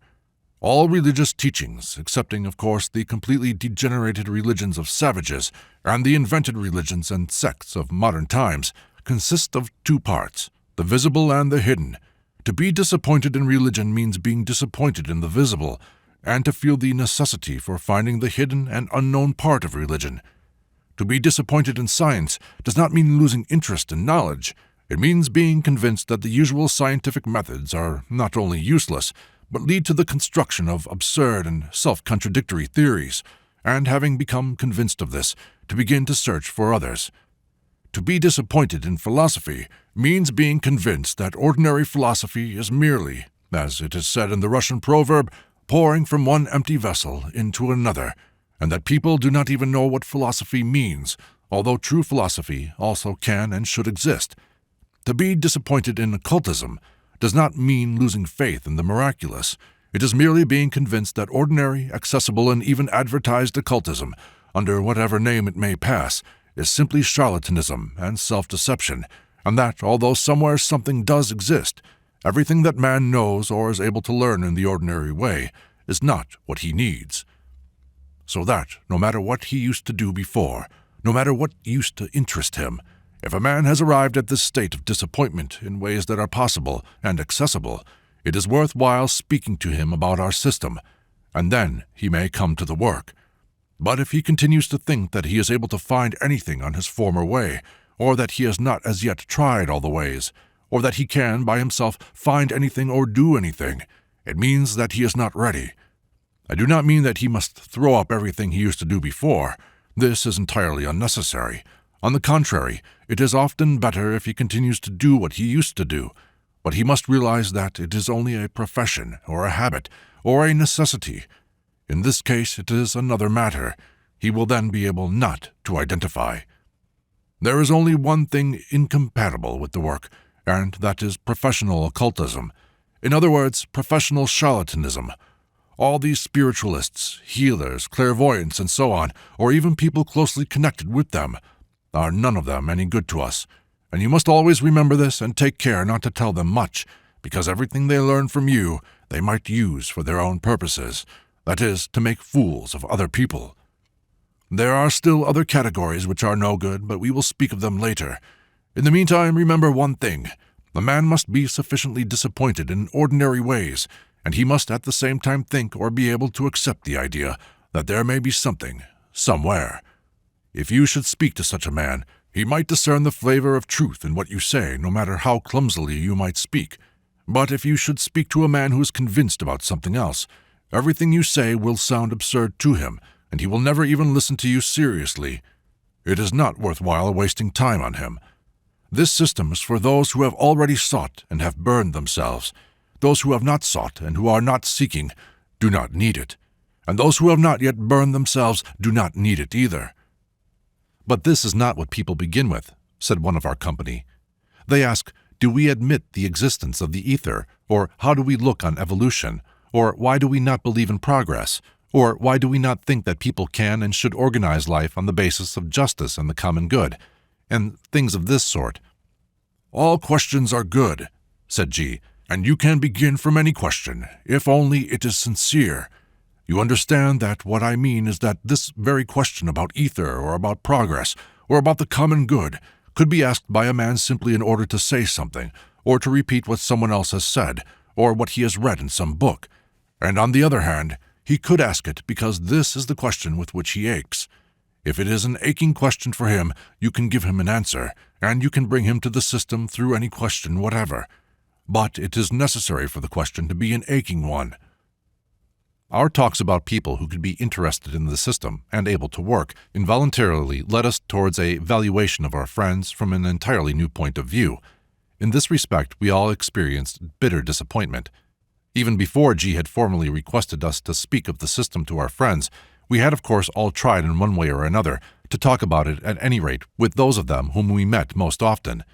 And in most cases, our enthusiasm in regard to these ideas of the system met with a very cold reception. They did not understand us. The ideas, which seemed to us new and original, seemed to our friends to be old and tedious, leading nowhere and even repellent. This astonished us more than anything else. We were amazed that people with whom we had felt an inner intimacy, with whom in former lives we had been able to talk about all questions that worried us, and in whom we had found a response, could fail to see what we saw, and above all that they could see something quite opposite. I have to say that, in regard to my own personal experience, it gave me a very strange, even painful impression.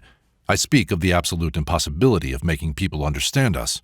We are, of course, accustomed to this in ordinary life, in the realm of ordinary questions, and we know that people who are hostile to us at heart, or narrow-minded, or incapable of thought, can misunderstand us, twist and distort anything we say, can ascribe to us thoughts we never had, words which we never uttered, and so on.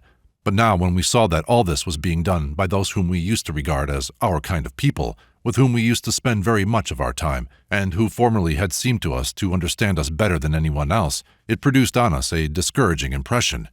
Such cases, of course, constituted the exceptions. Most of our friends were merely indifferent, and all our attempts to infect them with our interest in G's system led to nothing. But sometimes they got a very curious impression of us. I do not remember now who was the first to notice that our friends found we had begun to change for the worse. They found us less interesting than we had been before. They told us we were becoming colorless, as though we were fading, were losing our former spontaneity, our former responsiveness to everything, that we were becoming machines, were ceasing to think originally, were ceasing to feel, that we were merely repeating like parrots what we had learned from G. G laughed a great deal when we told him about this. "Wait, there is worse to come," he said. "Do you understand what this really means? It means that you have stopped lying. At any rate, you don't lie so well, that is, you can no longer lie in so interesting a way as before. He is an interesting man who lies well, but you are already ashamed of lying. You are now able to acknowledge to yourself sometimes that there is something you do not know or do not understand, and you cannot talk as if you knew all about everything. It means, of course, that you have become less interesting, less original, and less, as they say, responsive. So now you are really able to see what sort of people your friends are, and on their part they are sorry for you, and in their own way they are right. You have already begun to die." He emphasized this word. "It is a long way yet to complete death, but still a certain amount of silliness is going out of you. You can no longer deceive yourselves as sincerely as you did before. You have now got the taste of truth." "Why does it seem to me sometimes now that I understand absolutely nothing?" said one of those present. "Formerly I used to think that sometimes, at any rate, there were some things I understood, but now I do not understand anything." "It means you have begun to understand," said G. "When you understood nothing, you thought you understood everything, or at any rate that you were able to understand everything. Now when you have begun to understand, you think you do not understand. This comes about because the taste of understanding was quite unknown to you before, and now the taste of understanding seems to you to be a lack of understanding." In our talks, we often return to the impressions our friends had of us and to our new impressions of our friends, and we began to realize that, more than anything else, these ideas could either unite people or separate them. There was once a very long and interesting talk about types. G repeated everything he had said before about this, together with many additions and indications for personal work. "Each of you," he said, "has probably met in life people of one and the same type. Such people often even look like one another, and their inner reactions to things are exactly the same. What one likes, the other will like. What one does not like, the other will not like. You must remember such occasions because you can study the science of types only by meeting types. There is no other method. Everything else is imagination. You must understand that in the conditions in which you live, you cannot meet with more than 6 or 7 types, although there are in life a greater number of fundamental types. The rest are all combinations of these fundamental types. How many fundamental types are there in all? Asked someone. Some people say 12, said G. According to the legend, the 12 apostles represented the 12 types. Others say more. He paused. May we know these 12 types, that is, their definitions and characteristics? Asked one of those present. I was expecting this question, said G. There has never been an occasion when I have spoken of types when some clever person has not asked this question. How is it you do not understand that if it could be explained, it would have been explained long ago? But the whole thing is that types and their differences cannot be defined in ordinary language, and that the language in which they could be defined you do not as yet know, and will not know for a long time. It is exactly the same as with the 48 laws. Someone invariably asks whether he may know these 48 laws, as if it were possible. Understand that you are being given everything that can be given. With the help of what is given to you, you must find the rest. But I know that I am wasting time now in saying this.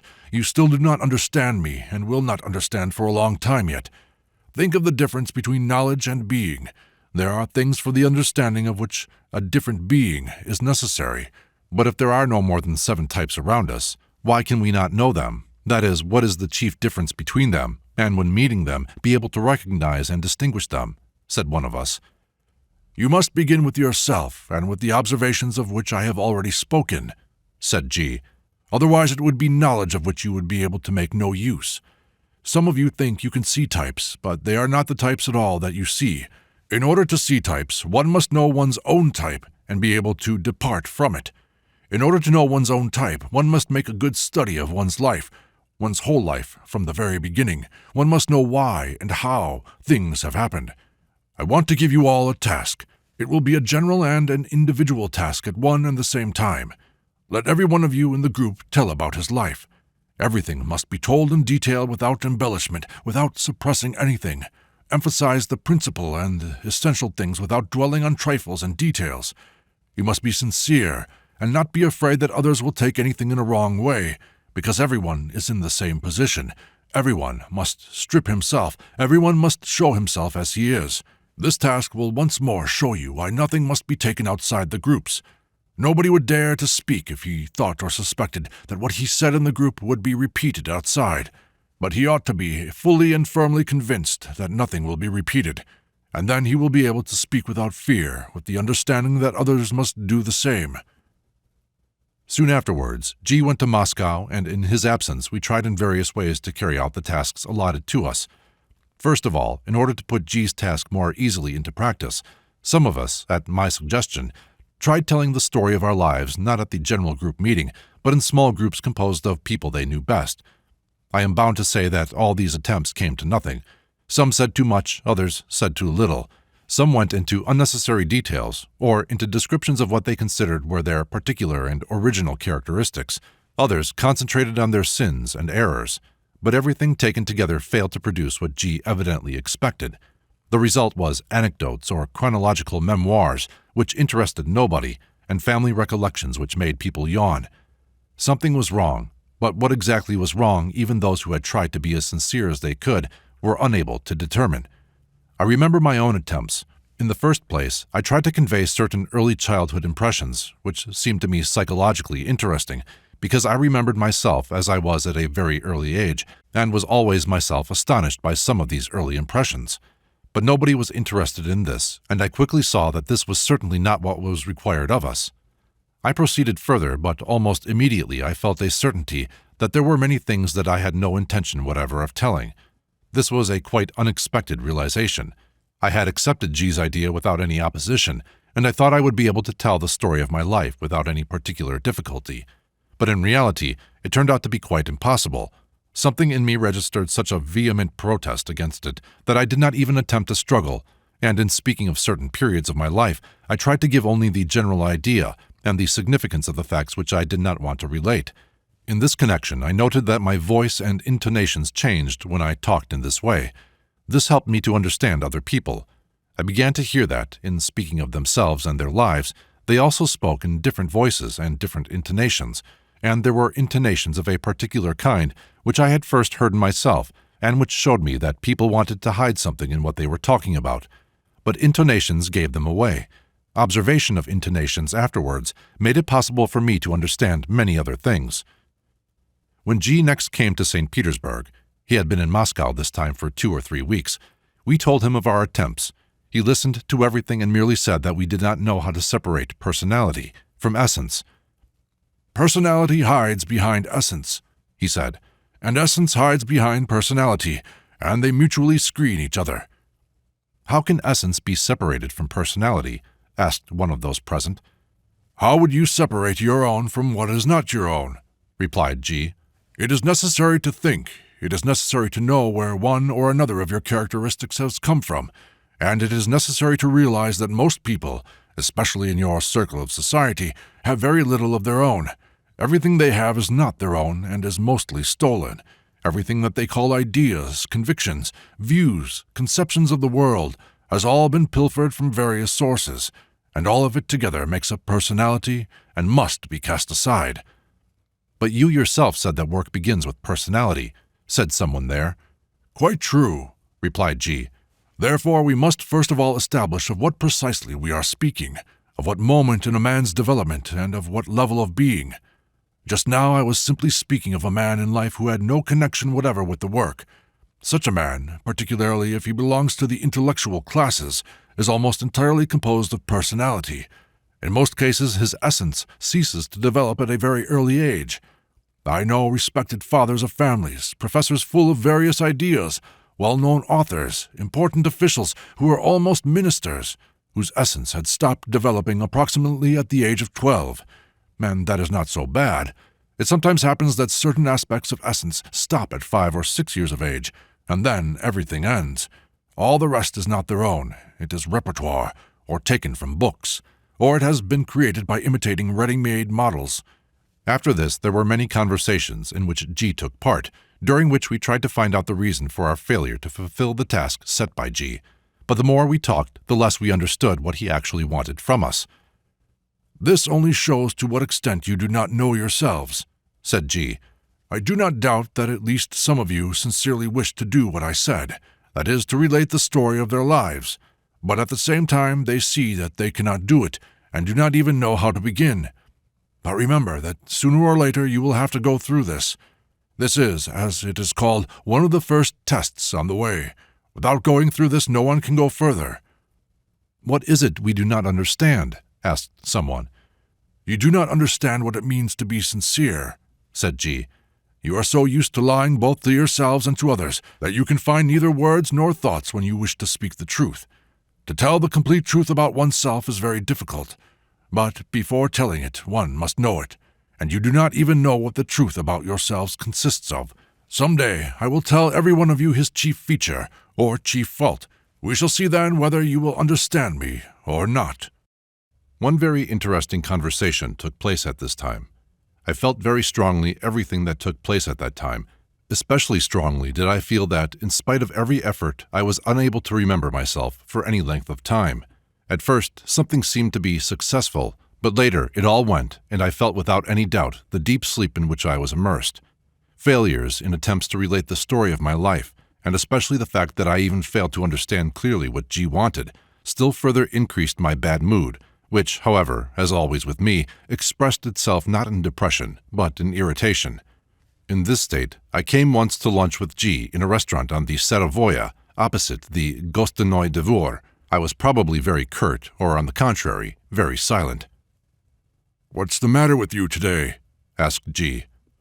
"I myself do not know," said I, "only I am beginning to feel that with us nothing is being achieved, or rather that I am achieving nothing. I cannot speak about others, but I cease to understand you, and you no longer explain anything as you used to explain it in the beginning, and I feel that in this way nothing will be achieved."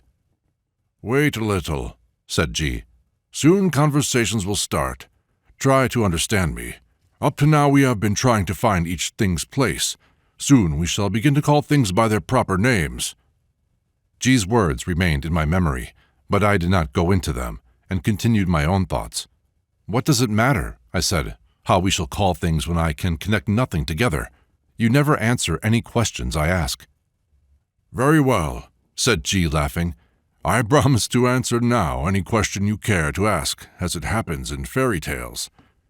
I felt that he wanted to draw me out of my bad mood, and I was inwardly grateful to him, although something in me refused to be mollified. And suddenly, I remembered that I wanted above all to know what G thought about eternal recurrence, about the repetition of lives, as I understood it. I had many times tried to start a conversation about this and to tell G my views, but these conversations had always remained almost monologues. G had listened in silence and then begun to talk of something else. "Very well," I said. "Tell me what you think of recurrence. Is there any truth in this, or none at all? What I mean is, do we live only this once and then disappear, or does everything repeat and repeat itself, perhaps an endless number of times, only we do not know and do not remember it?" "This idea of repetition," said G, "is not the full and absolute truth, but it is the nearest possible approximation of the truth. In this case, truth cannot be expressed in words, but what you say is very near to it, and if you understand why I do not speak of this, you will be still nearer to it. What is the use of a man knowing about recurrence if he is not conscious of it, and if he himself does not change? One can say even that a man does not change. Repetition does not exist for him. If you tell him about repetition, it will only increase his sleep. Why should he make any efforts today, when there is so much time and so many possibilities ahead, the whole of eternity? Why should he bother today? This is exactly why the system does not say anything about repetition, and takes only this one life which we know. The system has neither meaning nor sense without striving for self-change. Any work on self-change must begin today, immediately. All laws can be seen in one life. Knowledge about the repetition of lives will add nothing for a man if he does not see how everything repeats itself in one life, that is, in this life, and if he does not strive to change himself in order to escape this repetition. But if he changes something essential in himself, that is, if he attains something, this cannot be lost." "Is the conclusion right that all the tendencies that are created or formed must grow?" I asked. "Yes and no," said G. "This is true in most cases, just as it is true in one life, but on a big scale new forces may enter. I shall not explain this now, but think about what I am going to say. Planetary influences also can change. They are not permanent. Besides this, tendencies themselves can be different. There are tendencies which, once they have appeared, continue and develop by themselves mechanically, and there are others which need constant pushing and which immediately weaken and may vanish altogether, or turn into dreaming if a man ceases to work on them. Moreover, there is a definite time, a definite term for everything. Possibilities for everything," he emphasized these words, "exist only for a definite time." I was extremely interested in everything G said. Much of this I had guessed before, but the fact that he recognized my fundamental premises and all that he brought into them had for me a tremendous importance. Everything began immediately to become connected. I felt that I saw the outline of the majestic building, which was spoken of in the glimpses of truth. My bad mood vanished. I did not even notice when. G sat there smiling. "You see how easy it is to turn you. But perhaps I was merely romancing to you. Perhaps there is no recurrence at all. What pleasure is it when a sulky Ouspensky sits there, does not eat, does not drink? Let us try to cheer him up, I think to myself. And how is one to cheer a person up? One likes funny stories. For another, you must find his hobby, and I know that Ouspensky has this hobby, eternal recurrence. So I offered to answer any question of his. I knew what he would ask." But G's chaff did not affect me. He had given me something very substantial and could not take it back. I did not believe his jokes and did not believe that he could have invented what he had said about recurrence. I also learned to understand his intonations. The future showed that I was right, for although G did not introduce the idea of recurrence into his exposition of the system, he referred several times to the idea of recurrence, chiefly in speaking of the lost possibilities of people who had approached the system and then had drawn away from it. Conversations in groups continued as usual. Once G said that he wanted to carry out an experiment on the separation of personality from essence. We were all very interested because he had promised experiments for a long time, but till then we had seen nothing. I will not describe his methods. I will merely describe the people whom he chose that first evening for the experiment. One was no longer young and was a man who occupied a fairly prominent position in society. At our meetings, he spoke much and often about himself, his family, about Christianity, and about the events of the moment connected with the war and with all possible kinds of scandal that had very much disgusted him. The other was younger. Many of us did not consider him to be a serious person. Very often he played what is called the fool, or, on the other hand, entered into endless formal arguments about some or other details of the system without any relation whatever to the whole. It was very difficult to understand him. He spoke in a confused and intricate manner, even of the most simple things, mixing up in a most impossible way different points of view and words belonging to different categories and levels. I pass over the beginning of the experiment. We were sitting in the big drawing room. The conversation went on as usual. "Now observe," G whispered to us. The older of the two, who was speaking heatedly about something, suddenly became silent in the middle of a sentence and seemed to sink into his chair looking straight in front of him. At a sign from G, we continued to talk without looking at him. The younger one began to listen to the talk and then spoke himself. All of us looked at one another. His voice had become different. He told us some observations about himself in a clear, simple, and intelligible manner, without superfluous words, without extravagances, and without buffoonery. Then he became silent. He smoked a cigarette and was obviously thinking of something. The first one sat still without moving, as though shrunken into a ball. "Ask him what he is thinking about," said G quietly. "I?" He lifted his head as though waking up when he was questioned. "About nothing." He smiled weakly, as though apologizing or as though he were surprised at anyone asking him what he was thinking about. "Well, you were talking about the war just now," said one of us, "about what would happen if we made peace with the Germans. Do you still think as you did then?" "I don't know, really," he said in an uncertain voice. "Did I say that?" "Yes, certainly. You just said that everyone was obliged to think about it, that no one had the right not to think about it, and that no one had the right to forget the war. Everyone ought to have a definite opinion, yes or no, for or against the war." He listened as though he did not grasp what the questioner was saying. "Yes?" he said. "How odd. I do not remember anything about it." "But aren't you interested in it at all?" "No, it does not interest me at all." "Are you not thinking of the consequences of all that is now taking place, of the results for Russia, for the whole of civilization?" He shook his head as though with regret. "I do not understand what you are talking about," he said. "It does not interest me at all, and I know nothing about it."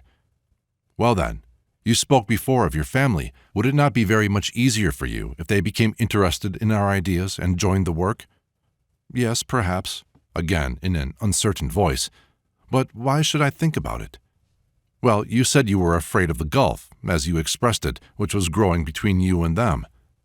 No reply. "But what do you think about it now?" "I am not thinking about it at all." "If you were asked what you would like, what would you say?" Again a wondering glance. "I do not want anything." "But think, what would you like?" On the small table beside him there stood an unfinished glass of tea.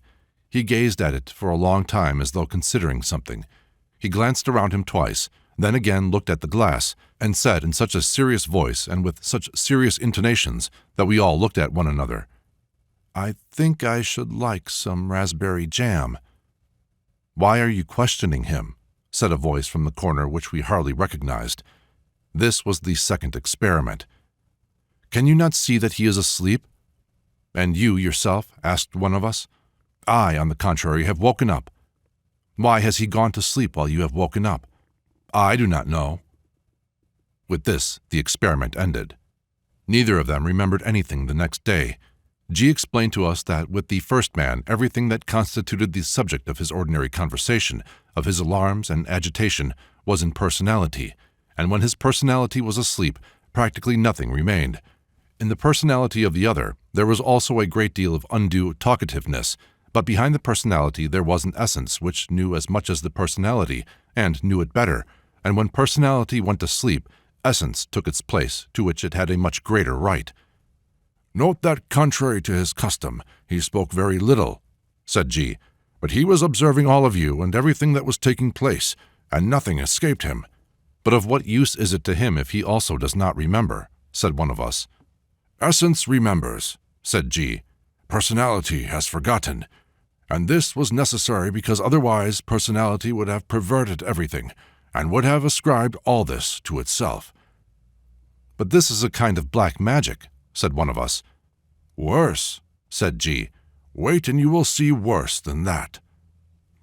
When speaking of types, G once said, Have you noticed what a tremendous part type plays in the relationship between man and woman?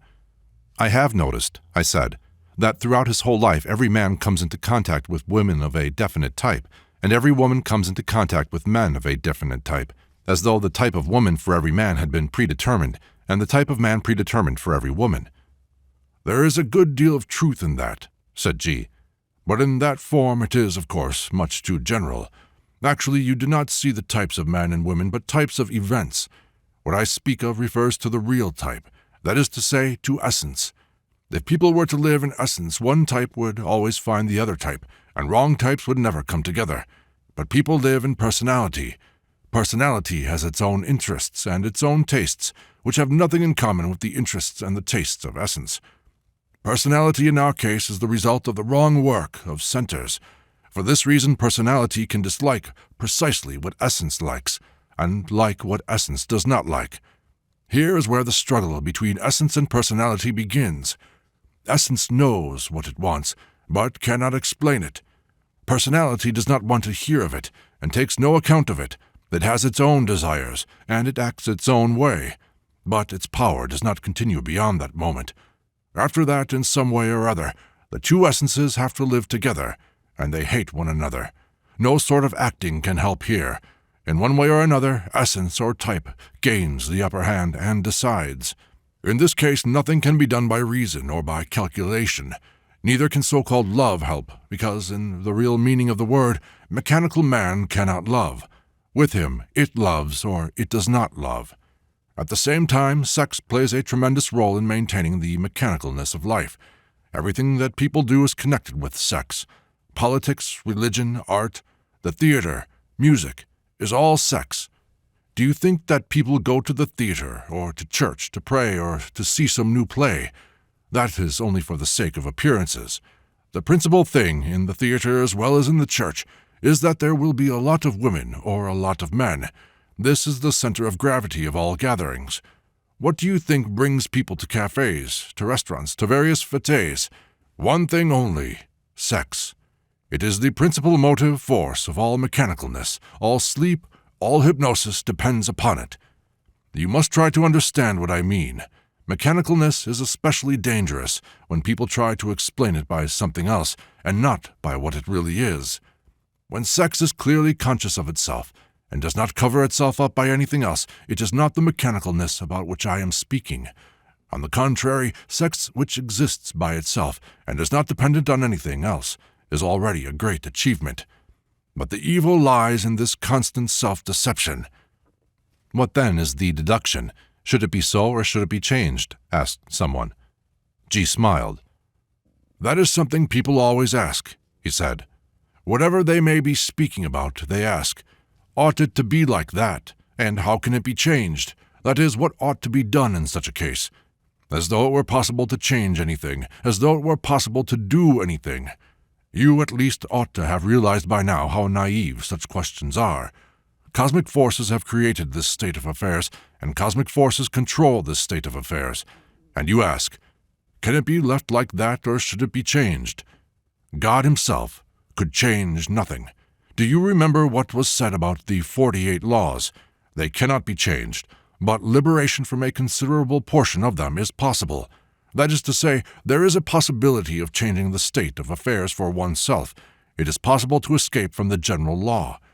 You should understand that in this case, as well as in all others, the general law cannot be changed, but one can change one's own position in relation to this law. One can escape from the general law. The more so since in this law about which I speak, that is, in the power of sex over people, are included many different possibilities. It includes the chief form of slavery, and it is also the chief possibility of liberation. This is what you must understand. New birth, of which we have spoken before, depends as much upon sex energy as do physical birth and the propagation of species. Hydrogen, C12, is the hydrogen which represents the final product of the transformation of food in the human organism. This is the matter with which sex works and which sex manufactures. It is seed or fruit. Hydrogen C12 can pass into dough of the next octave with the help of an additional shock, but this shock can be of a dual nature, and different octaves can begin, one outside the organism which has produced C, and the other in the organism itself. The union of male and female C12 and all that accompanies it constitutes the shock of the first kind, and the new octave, begun with its help, develops independently as a new organism or a new life. This is the normal and natural way to use the energy of C12. But in the same organism there is a further possibility, and this is the possibility of creating a new life within the actual organism, in which the C12 has been manufactured without the union of the two principles, the male and female. A new octave then develops within the organism, not outside it.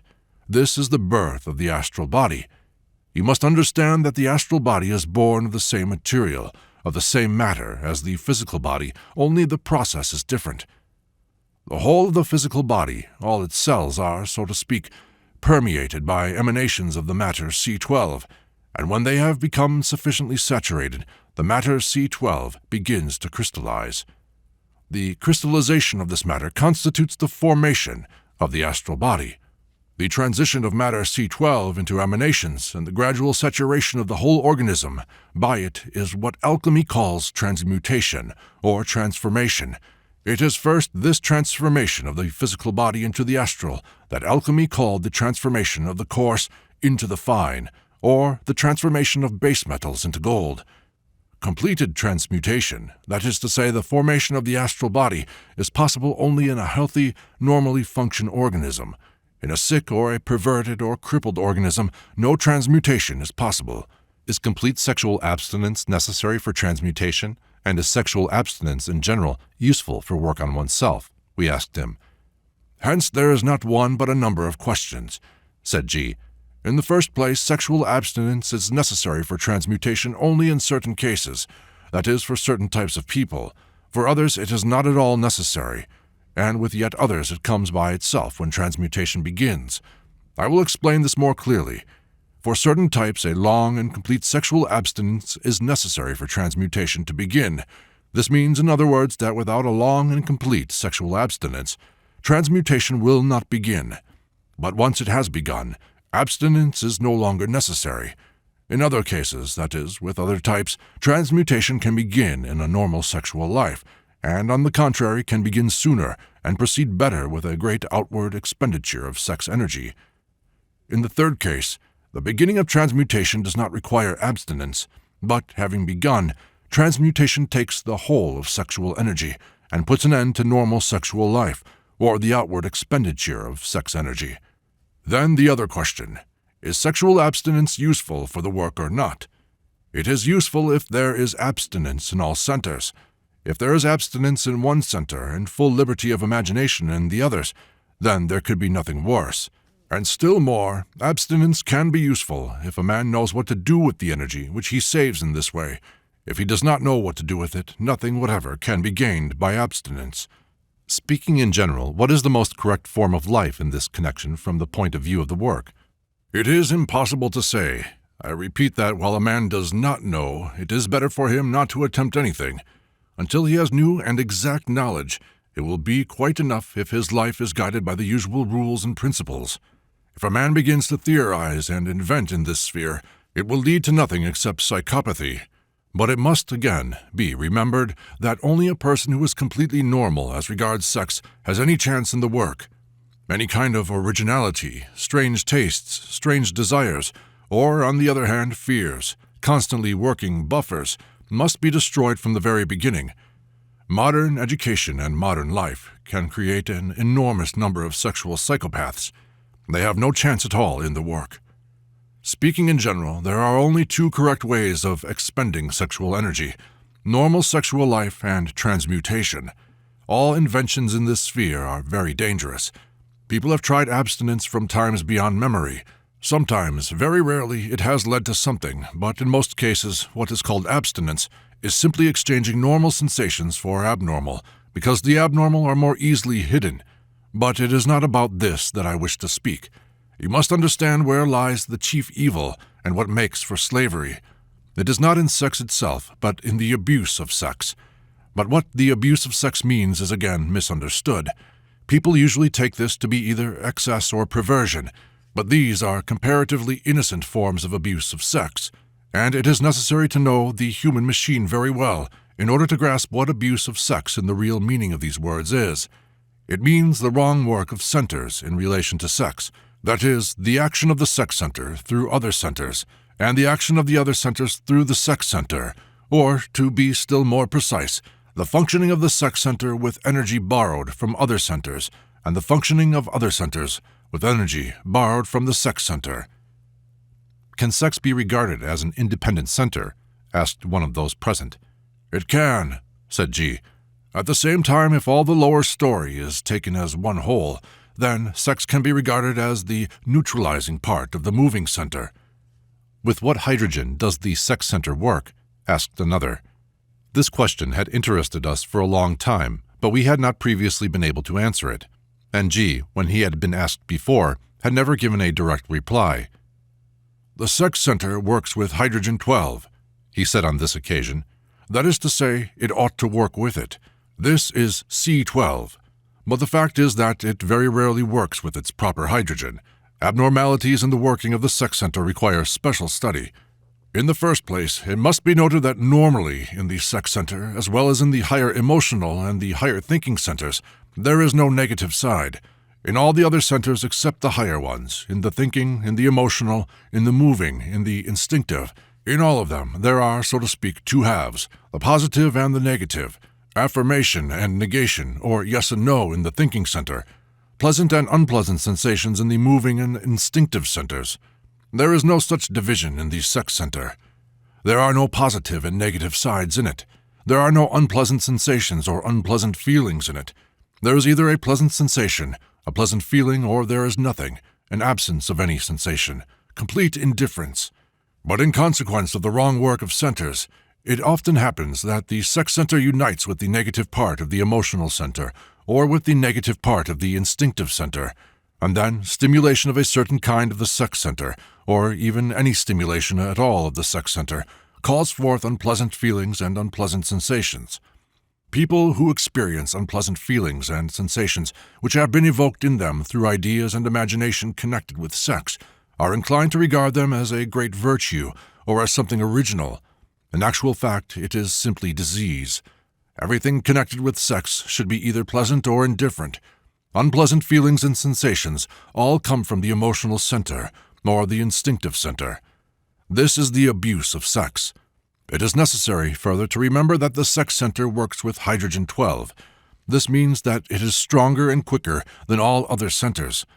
Sex, in fact, governs all other centers. The only thing in ordinary circumstances, that is, when a man has neither consciousness nor will, that holds the sex center in submission, is buffers. Buffers can entirely bring it to naught. That is, they can stop its normal manifestation, but they cannot destroy its energy. The energy remains and passes over to other centers, finding expression for itself through them. In other words, the other centers rob the sex center of the energy which it does not use itself. The energy of the sex center in the work of the thinking, emotional, and moving centers can be recognized by a particular taste, by a particular fervor, by a vehemence which the nature of the affair concerned does not call for. The thinking center writes books, but in making use of the energy of the sex center, it does not simply occupy itself with philosophy, science, or politics. It is always fighting something, disputing, criticizing, creating new subjective theories. The emotional center preaches Christianity, abstinence, asceticism, or the fear and horror of sin, hell, the torment of sinners, eternal life, all this with the energy of the sex center. Or, on the other hand, it works up revolutions, robs, bums, kills, again with the same energy. The moving center occupies itself with sport, creates various records, climbs mountains, jumps, fences, wrestles, fights, and so on. In all these instances, that is, in the work of the thinking center as well as in the work of the emotional and the moving centers, when they work with the energy of the sex center, there is always one general characteristic, and this is a certain particular vehemence, and together with it, the uselessness of the work in question. Neither the thinking nor the emotional nor the moving centers can ever create anything useful with the energy of the sex center. This is an example of the abuse of sex. But this is only one aspect of it. Another aspect consists in the fact that when the energy of the sex center is plundered by the other centers and spent on useless work, it has nothing left for itself and has to steal the energy of other centers, which is much lower and coarser than its own. And yet the sex center is very important for the general activity, and particularly for the inner growth of the organism, because, working with hydrogen-12, it can receive a very fine food of impressions, such as none of the ordinary centers can receive. The fine food of impressions is very important for the manufacture of the higher hydrogens, but when the sex center works with energy that is not its own, that is, with the comparatively low hydrogens 48 and 24, its impressions become much coarser, and it ceases to play the role in the organism which it could play. At the same time, union with and the use of its energy by the thinking center creates far too great an imagination on the subject of sex, and in addition a tendency to be satisfied with this imagination.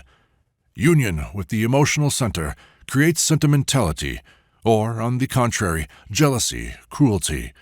This is again a picture of the abuse of sex. "What must be done to struggle against the abuse of sex?" asked somebody present. G laughed. "I was just waiting for that question," he said. "But you already ought to understand that it is just as impossible to explain to a man who has not yet begun to work on himself and does not know the structure of the machine what the abuse of sex means, as it is to say what must be done to avoid these abuses. Right work on oneself begins with the creation of a permanent center of gravity. When a permanent center of gravity has been created, everything else begins to be disposed and distributed in subordination to it. The question comes to this: from what and how can a permanent center of gravity be created? And to this may be replied that only a man's attitude to the work, to school, his valuation of the work, and his realization of the mechanicalness and aimlessness of everything else can create in him a permanent center of gravity. The role of the sex center in creating a general equilibrium and a permanent center of gravity can be very big. According to its energy, that is to say, if it uses its own energy, the sex center stands on a level with the higher emotional center, and all the other centers are subordinate to it. Therefore, it would be a great thing if it worked with its own energy. This alone would indicate a comparatively very high level of being, and in this case, that is, if the sex center worked with its own energy and in its own place, all other centers could work correctly in their places and with their own energies. Chapter 13. This period, the middle of the summer of 1916, has remained in the memory of all the members of our groups as a time of very great inner intensity in our work. We all felt that we had to hurry, that we were doing too little compared with the immensity of the task we had set ourselves. We realized that our chance of knowing more might go just as suddenly as it had come, and we tried to increase the pressure of work in ourselves and to do all that we could while conditions were favorable. I began a series of experiments or exercises, making use of a certain experience in this direction that I had acquired earlier. I carried out a series of short but very intensive fasts. I call them intensive because I did not take them at all from the hygienic point of view, but tried, on the contrary, to give the strongest possible shocks to the organism. In addition to this, I began to breathe according to a definite system which, together with fasting, had given me interesting psychological results before, and also repetition on the method of the prayer of the mind, which had helped me very much before to concentrate my attention and to observe myself, and also a series of mental exercises of a rather complicated kind for the concentration of the attention. I do not describe these experiments and exercises in detail, because they were, after all, attempts to feel my way without having exact knowledge of possible results. But all of these things taken together, as well as our talks and meetings, kept me in a state of unusual tension and, to a great extent, of course, prepared me for the series of extraordinary experiences which I had to go through in August 1916, because G kept his word, and I saw facts and at the same time understood what G meant when he said that many other things are necessary before facts. These other things consisted in preparation, in understanding certain ideas, and in being in a certain state. This state, which is emotional, is exactly what we do not understand. That is, we do not understand that it is indispensable and that facts are not possible without it. I now come to a most difficult thing because there is no possibility whatever of describing the facts themselves. Why? I have often put this question to myself, and I could only answer that there was far more too much in them of what was personal for them to be made common property, and I think that it was so, not only in my case, but that it is always so. I remember that assertions of this kind always made me indignant when I came across them in the memoirs or the notes of people who had passed through any sort of extraordinary experiences, and afterwards refused to describe them. They had sought the miraculous, and, in one form or another, they thought they had found it. But when they had found what they sought, they invariably said, "I have found it, but I cannot describe what I have found." It always seemed to me to be artificial and invented. And now I found myself in exactly the same position. I had found what I sought. I saw and observed facts that entirely transcended the sphere of what we consider possible, acknowledged, or admissible, and I can say nothing about them. The principal part of these experiences was in their inner content and in the new knowledge which came with them. But even the outer aspect could be described only very approximately. As I have already said, after all my fasts and other experiments, I was in a rather excited and nervous state and physically less steady than usual. I arrived at the country house of E.N.M. in Finland, at whose house in St. Petersburg we had of late often had our meetings. G and about 8 of our people were there. In the evening, the talk went on our attempts to tell about our lives. G was very harsh and sarcastic, as though he was trying to provoke now one, now another of us, and in particular he emphasized our cowardice and the laziness of our thought. I was particularly affected when he began to repeat in front of everyone something I had told him in absolute confidence, what I thought of Dr. S. What he said was very unpleasant for me, principally because I had always condemned such talk in others. I think it was at about 10 o'clock that he called me, Dr. S., and Z into a small separate room. We sat on the floor Turkish fashion, and G began to explain and to show us certain postures and physical movements. I could not help noticing that there was an astonishing assurance and precision in all his movements, although the movements and postures themselves did not present any particular problem, and a good gymnast could have done them without exceptional difficulty. I had never had any pretensions to the role of an athlete, but I could imitate them outwardly.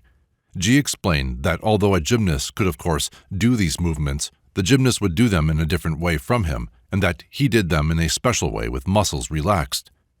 Afterwards, G again passed to the question why we could not tell the story of our lives. And with this, the miracle began. I can say with complete assurance that G did not use any kind of external methods. That is, he gave me no narcotics, nor did he hypnotize me by any of the known methods. It all started with my beginning to hear his thoughts. We were sitting in a small room with a carpetless wooden floor, as it happens in country houses. I sat opposite G, and Dr. S. and Z at either side. G spoke of our features, of our inability to see or to speak the truth. His words perturbed me very much, and suddenly I noticed that among the words which he was saying to us all were the thoughts which were intended for me. I caught one of these thoughts and replied to it, speaking aloud in the ordinary way.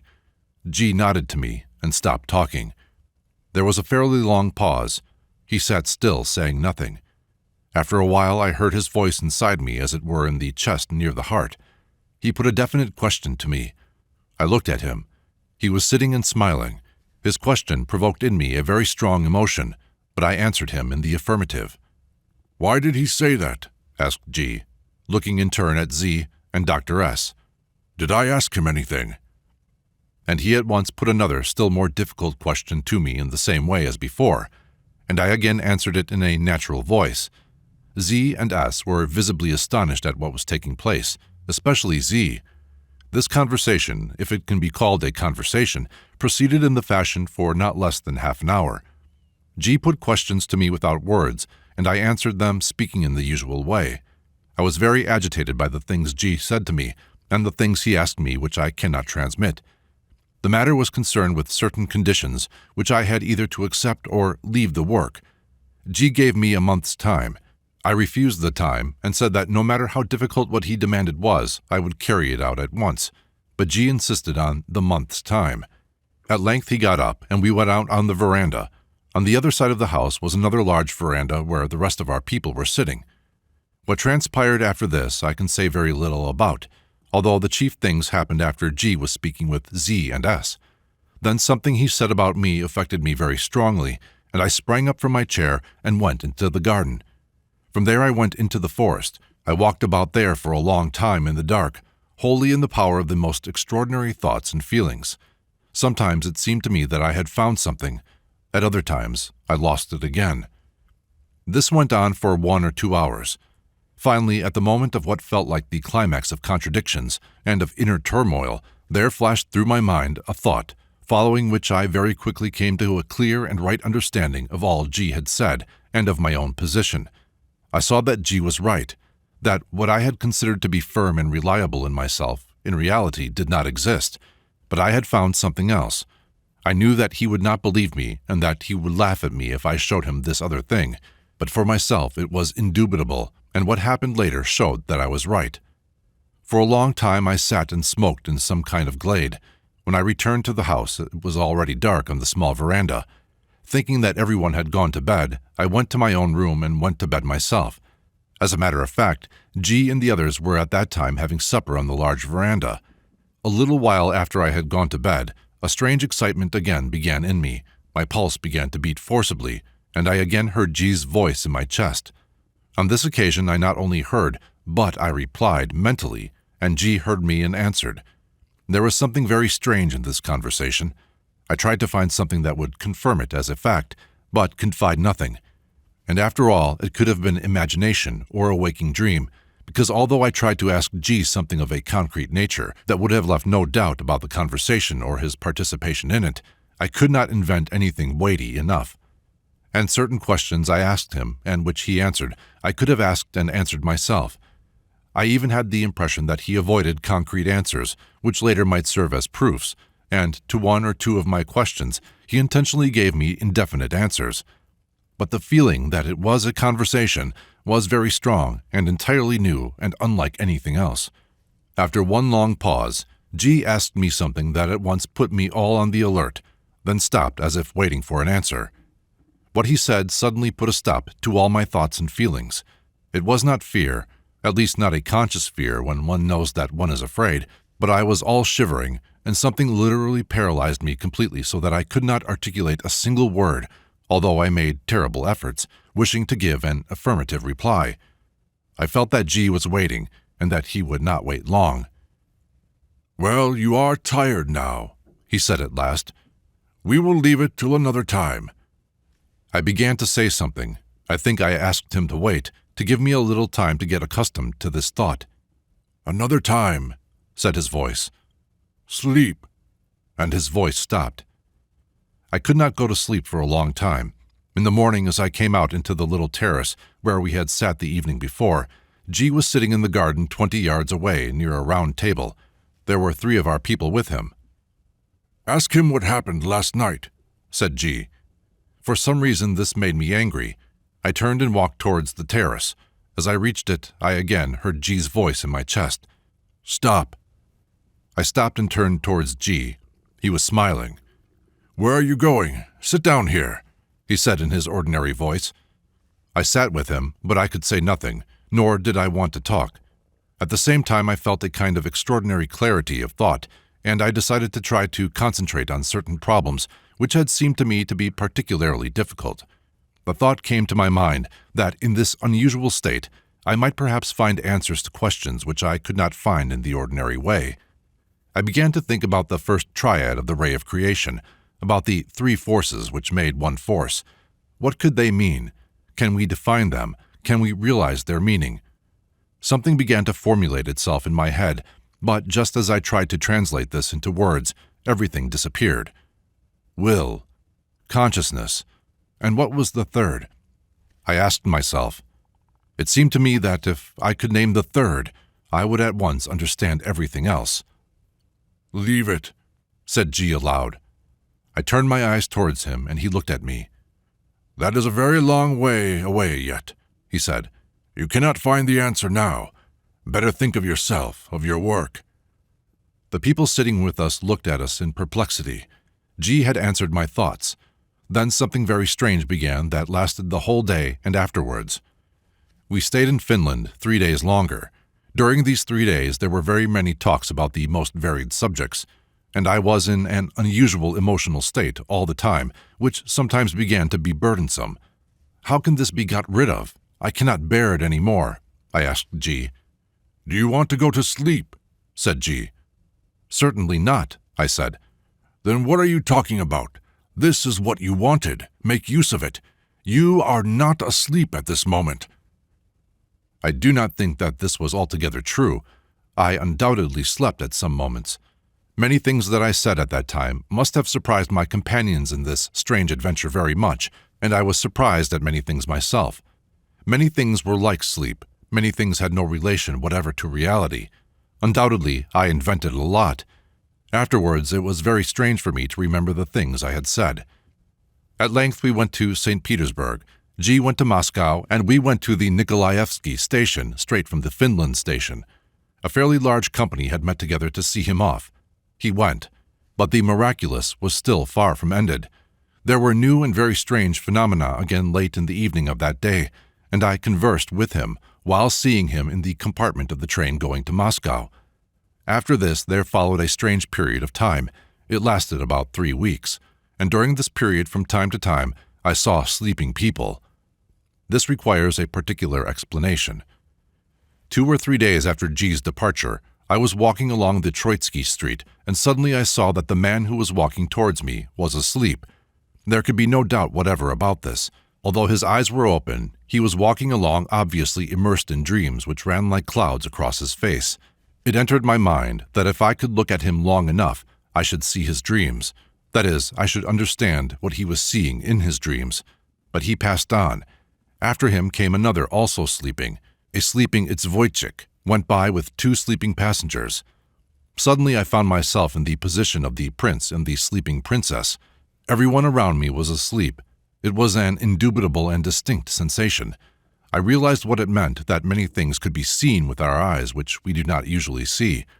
These sensations lasted for several minutes. Then they were repeated very weakly on the following day. But I at once made the discovery that by trying to remember myself, I was able to intensify and prolong these sensations for as long as I had energy enough not to be diverted, that is, not to allow things and everything around me to attract my attention. When attention was diverted, I ceased to see sleeping people because I had obviously gone to sleep myself.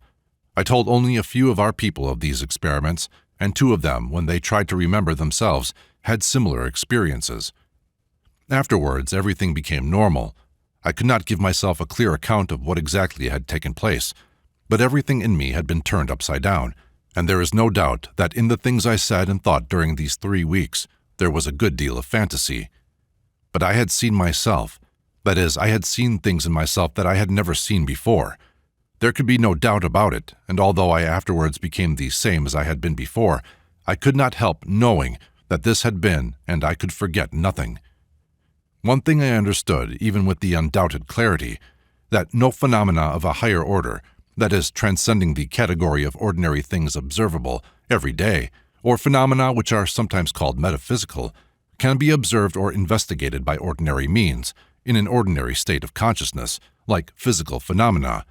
It is a complete absurdity to think that it is possible to study phenomena of a higher order like telepathy, clairvoyance, foreseeing the future, mediumistic phenomena, and so on, in the same way as electrical, chemical, or meteorological phenomena are studied. There is something in phenomena of a higher order which requires a particular emotional state for their observation and study, and this excludes any possibility of properly conducted laboratory experiments and observations. I had previously arrived at these same conclusions after experiments of my own described in the New Model of the Universe in the chapter Experimental Mysticism, but now I understood the reason why this was impossible. The second interesting conclusion that I came to is much more difficult to describe. It relates to a change which I noticed in certain of my views, in certain formulations of my aims, desires, and aspirations. Many aspects of this became clear to me only afterwards, and afterwards I saw clearly that it was at this time that certain very definite changes began in my views on myself, on those around me, and particularly on methods of action, if this can be said without more precise definition.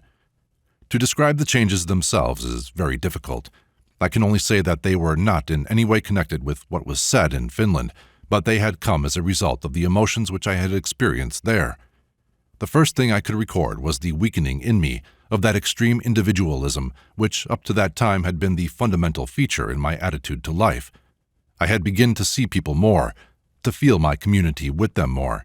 And the second thing was that somewhere very deep down inside me, I understood the esoteric principle of the impossibility of violence, that is, the uselessness of violent means to attain no matter what.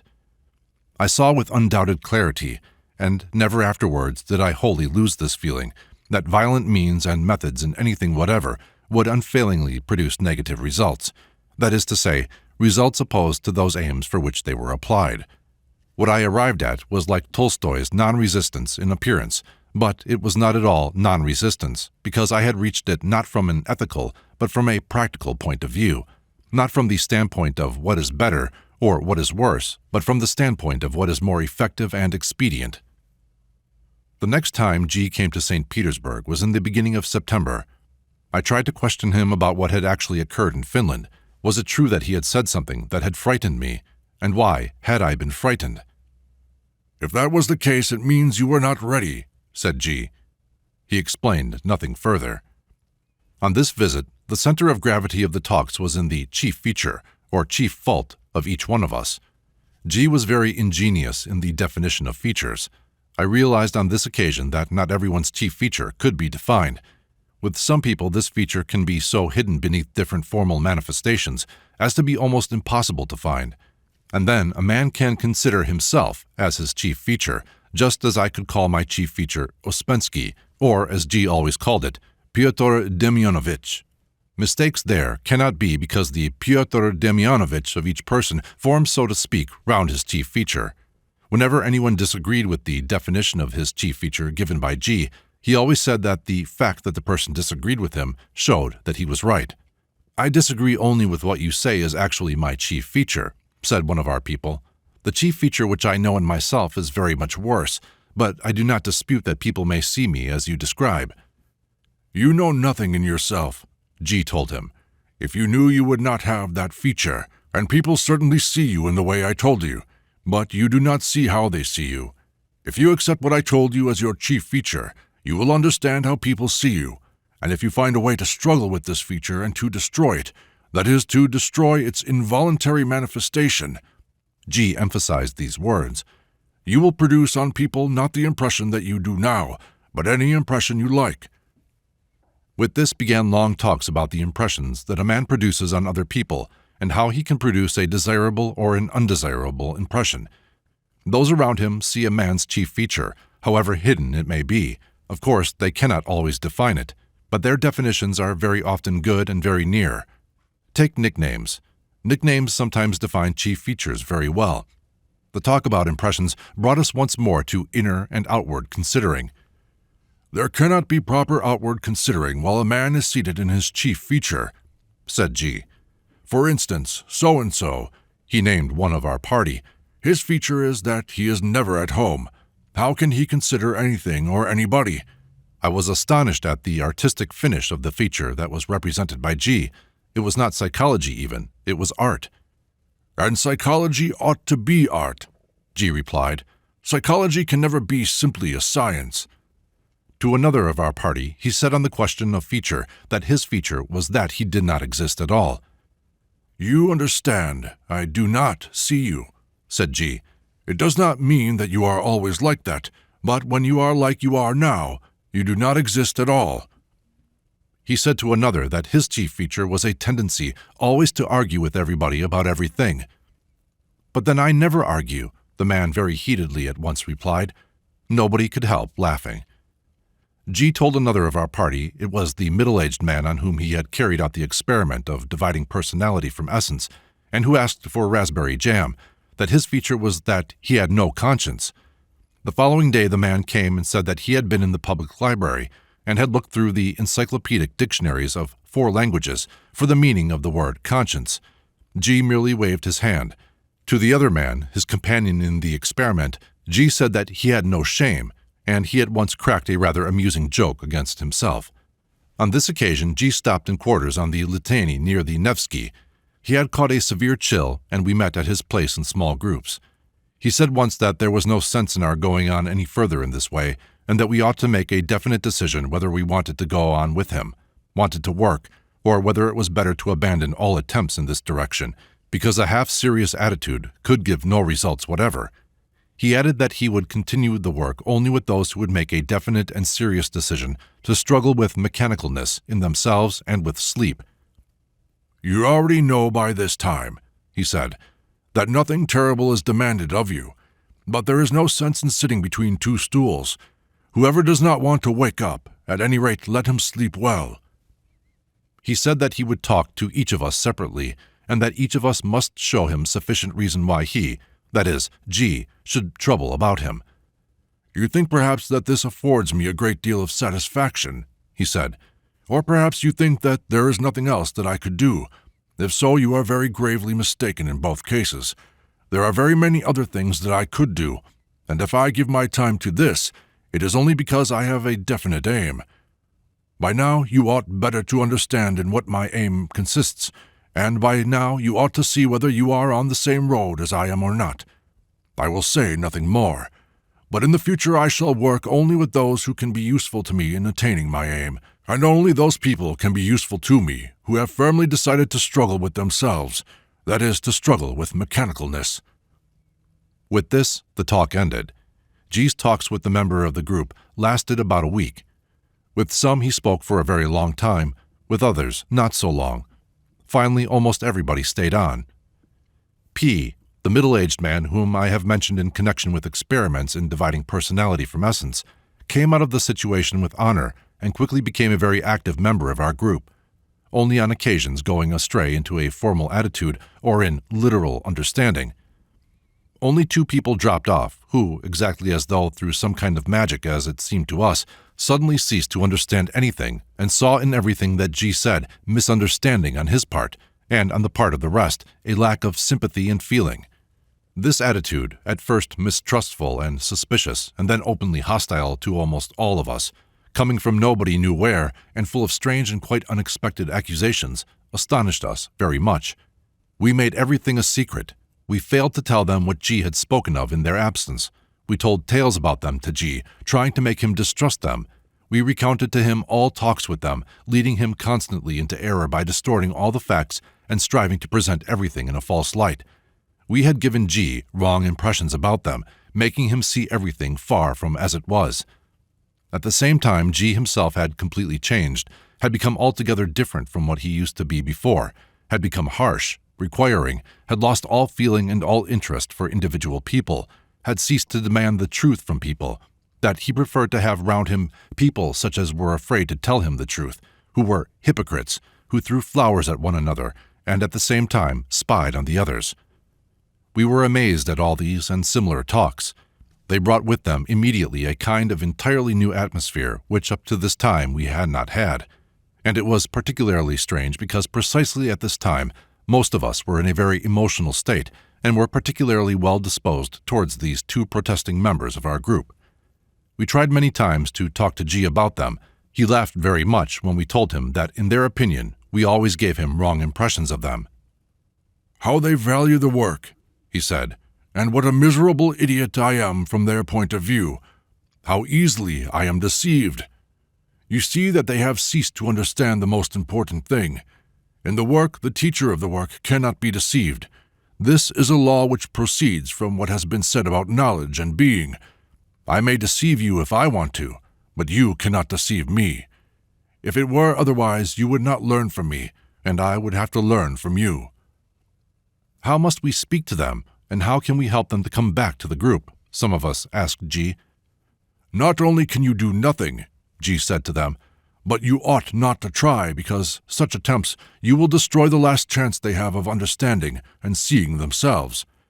It is always very difficult to come back, and it must be an absolutely voluntary decision without any sort of persuasion or constraint. You should understand that everything you have heard about me and yourselves are attempts at self-justification, endeavors to blame others in order to feel that they are in the right. It means more and more lying. It must be destroyed, and it can only be destroyed through suffering. If it was difficult for them to see themselves before, it will be 10 times more difficult now." How could this have happened? Others asked him. Why did their attitude towards all of us and towards you change so abruptly and unexpectedly? "It is the first case for you," said G, "and therefore it appears strange to you. But later on you will see that it happens very often, and you will see that it always takes place in the same way. The principal reason for it is that it is impossible to sit between 2 stools. And people usually think that they can sit between 2 stools, that is, that they can acquire the new and preserve the old. They do not think this consciously, of course, but it comes to the same thing. And what is it that they most of all desire to preserve? First, the right to have their own valuation of ideas and of people, that is, that which is more harmful for them than anything else. They are fools, and they already know it. That is to say, they realized it at one time. For this reason they came to learn, but they forget all about this the next moment. They are already bringing into the work their own paltry and subjective attitude. They begin to pass judgment on me and on everyone else as though they were able to pass judgment on anything. And this is immediately reflected in their attitude towards the ideas and towards what I say. Already they accept one thing, and they do not accept another thing. With one thing they agree, with another they disagree. They trust me in one thing, and in another thing they do not trust me. And the most amusing part is that they imagine they are able to work under such conditions, that is, without trusting me in everything and without accepting everything. In actual fact, this is absolutely impossible. By not accepting something or mistrusting something, they immediately invent something of their own in its place.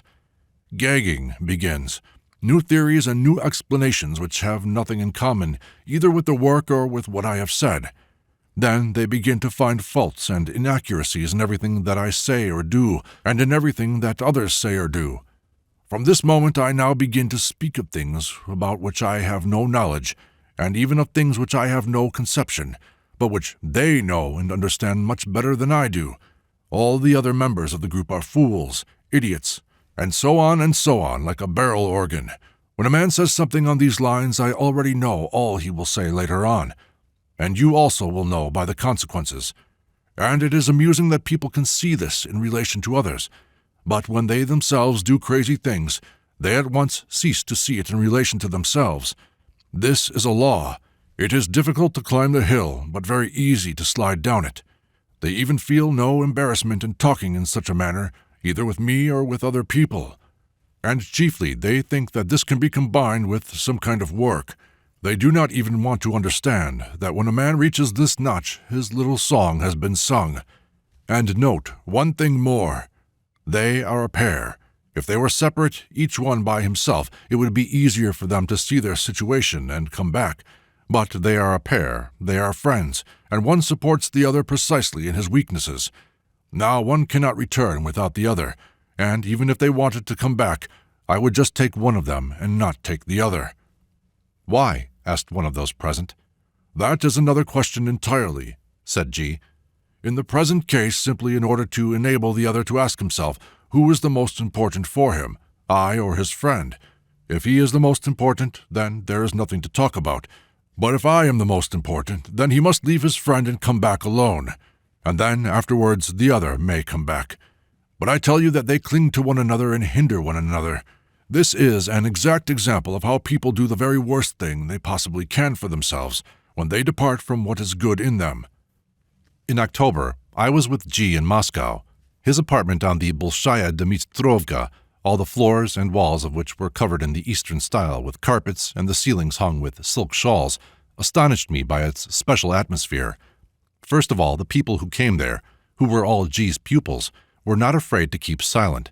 This alone was something unusual.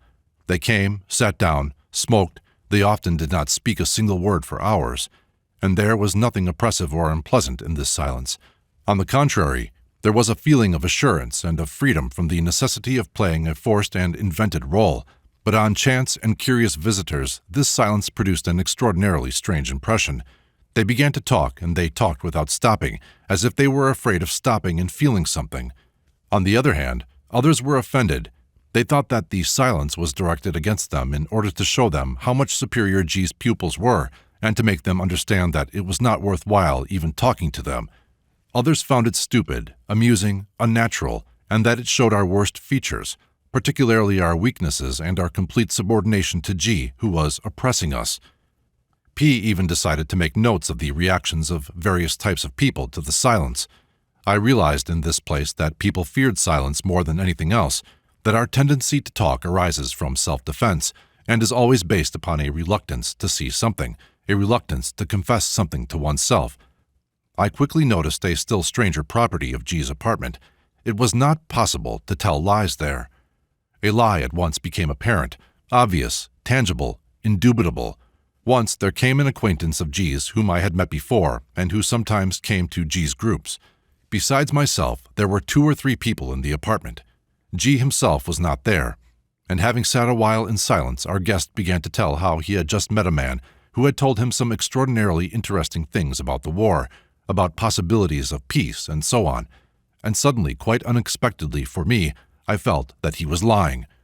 He had not met anybody and nobody had told him anything. He was making it up, all on the spot, simply because he could not endure the silence.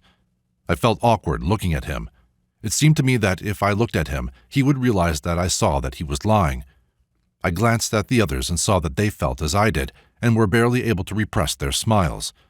I then looked at the one who was talking, and I saw that he alone noticed nothing, and he continued to talk very rapidly, becoming more and more carried away by his subject, and not at all noticing the glances that we unintentionally exchanged with one another. This was not the only case. I suddenly remembered the attempts we made in the summer to describe our lives and the intonations with which we spoke when we tried to hide facts. I realized that here also the whole thing was in the intonations. When a man is chattering or simply waiting for an opportunity to begin, he does not notice the intonations of others and is unable to distinguish lies from the truth. But directly he is quiet himself, that is, awakes a little, he hears the different intonations and begins to distinguish other people's lies. We spoke several times with G's pupils on this subject.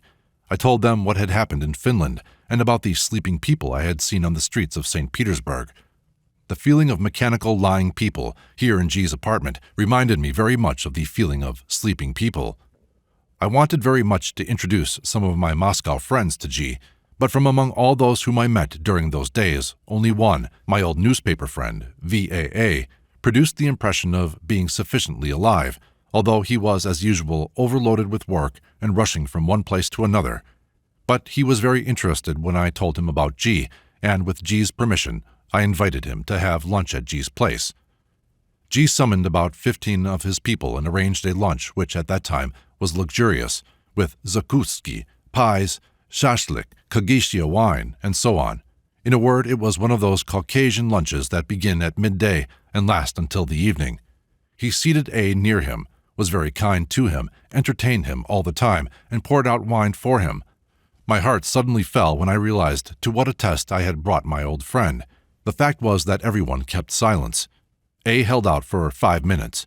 Then he began to talk. He spoke of the war, of all our allies and enemies together and separately. He communicated the opinions of all the public men of Moscow and St. Petersburg upon all possible subjects. Then he talked about the desiccation of vegetables for the army, with which he was then occupied in addition to his journalistic work, particularly the desiccation of onions, then about artificial manures, agricultural chemistry, and chemistry in general, about melioration, about spiritism, the materialization of hands, and about what else I do not remember now. Neither G nor anyone else spoke a single word. I was on the point of speaking, fearing that A would be offended, but G looked at me so fiercely that I stopped short. Besides, my fears were in vain. Poor A noticed nothing. He was so carried away by his own talk and his own eloquence that he sat down happily at the table and talked without stopping for a moment until 4 o'clock. Then, with great feeling, he shook hands with G and thanked him for his very interesting conversation. G, looking at me, laughed slyly. I felt very ashamed.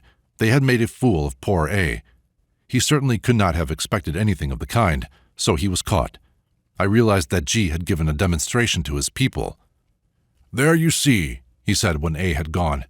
"He is called a clever man, but he would not have noticed it even if I had taken his trousers off him. Only let him talk. He wants nothing else. And everybody is like that. This one was much better than many others. He told no lies, and he really knew what he talked about, in his own way, of course. But think, what use is he? He is no longer young, and perhaps this was the one time in his life when there was an opportunity of hearing the truth, and he talked himself all the time." Of the Moscow talks with G, I remember one which is connected with another talk in St. Petersburg I have already given. This time G himself began to speak. "What do you find is the most important thing of all you have learned up to now?" he asked me. "The experiences, of course, which I had in August," I said. "If I were able to evoke them at will and use them, it would be all that I could wish for, because I think that then I should be able to find all the rest. But at the same time, I know that these experiences— I choose this word only because there is no other, but you understand of what I speak." He nodded. "Depended on the emotional state I was in then, and I know that they will always depend on this. If I could create such an emotional state in myself, I should very quickly come to these experiences. But I feel infinitely far from this emotional state, as though I were asleep. This is sleep that was being awake. How can this emotional state be created? Tell me." "There are 3 ways," said G. "First, this state can come by itself, accidentally. Second, someone can create it in you. And third, you can create it yourself. Which do you prefer?" I confessed that for a second I had a very strong desire to say that I preferred someone else, that is, him, to create in me the emotional state of which I was speaking, but I at once realized that he would say that he had already done it once, and that now I ought either to wait until this came itself, or that I ought to do something myself to get it. "I want, of course, to create it myself," I said, "but how can it be done?" "I have already said before that sacrifice is necessary," said G. "Without sacrifice nothing can be attained, but if there is anything in the world that people do not understand, it is the idea of sacrifice. They think that they have to sacrifice something that they have. For example, I once said that they must sacrifice faith, tranquility, health. They understand this literally, but then the point is that they have not got either faith or tranquility or health. All these words must be taken in quotation marks. In actual fact, they have to sacrifice only what they imagine they have, and which in reality they do not have. They must sacrifice their fantasies, but this is difficult for them, very difficult. It is much easier to sacrifice real things. Another thing that people must sacrifice is their suffering. It is very difficult also to sacrifice one's suffering. A man will renounce any pleasures you like, but he will not give up his suffering. Man is made in such a way that he is never so much attached to anything as he is to his suffering, and it is necessary to be free from suffering. No one who is not free from suffering, who has not sacrificed his suffering, can work. Later on, a great deal must be said about suffering. Nothing can be attained without suffering, but at the same time, one must begin by sacrificing suffering. Now decipher what this means."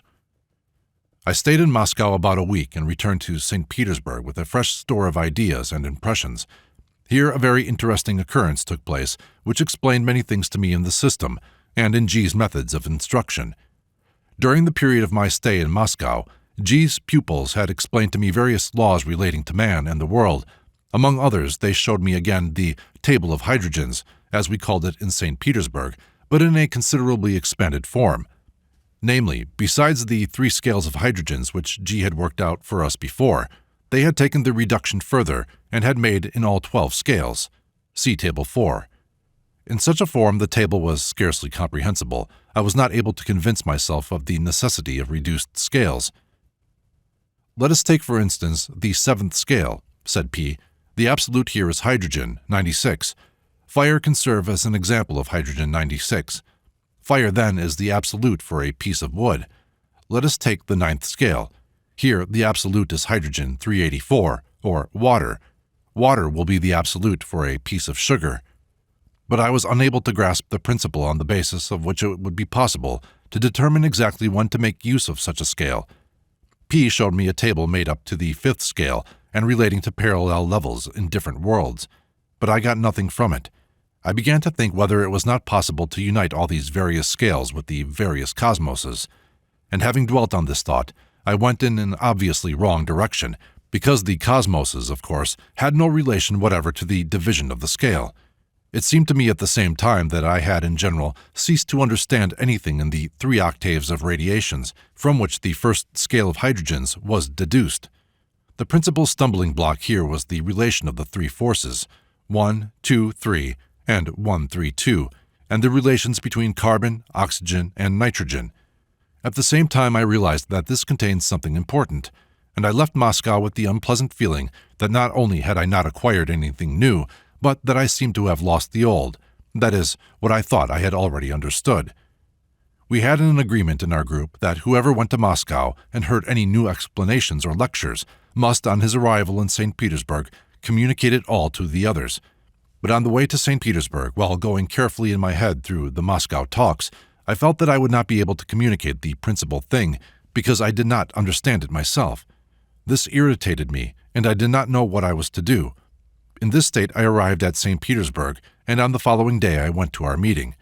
Trying to draw out as much as possible the beginning of the diagrams, as we called a part of G's system, dealing with general questions and laws, I began to convey the general impressions of my journey, and all the time I was saying one thing, in my head another thing was running. How shall I begin? What does the transition 1, 2, 3 into 1, 3, 2 mean? Can an example of such a transition be found in the phenomena we know? I felt that I must find something now, immediately, because unless I found something myself first, I could say nothing to the others. I began to draw the diagram on the board. It was the diagram of radiations in 3 octaves: absolute, sun, earth, moon. We were already accustomed to this terminology and to G's form of exposition, but I did not know at all what I would say beyond what they knew already. And suddenly a single word, which came into my head and which no one had pronounced in Moscow, connected and explained everything. A moving diagram. I realized that it was necessary to imagine this diagram as a moving one, all the links in the chain changing places, as in some mystical dance.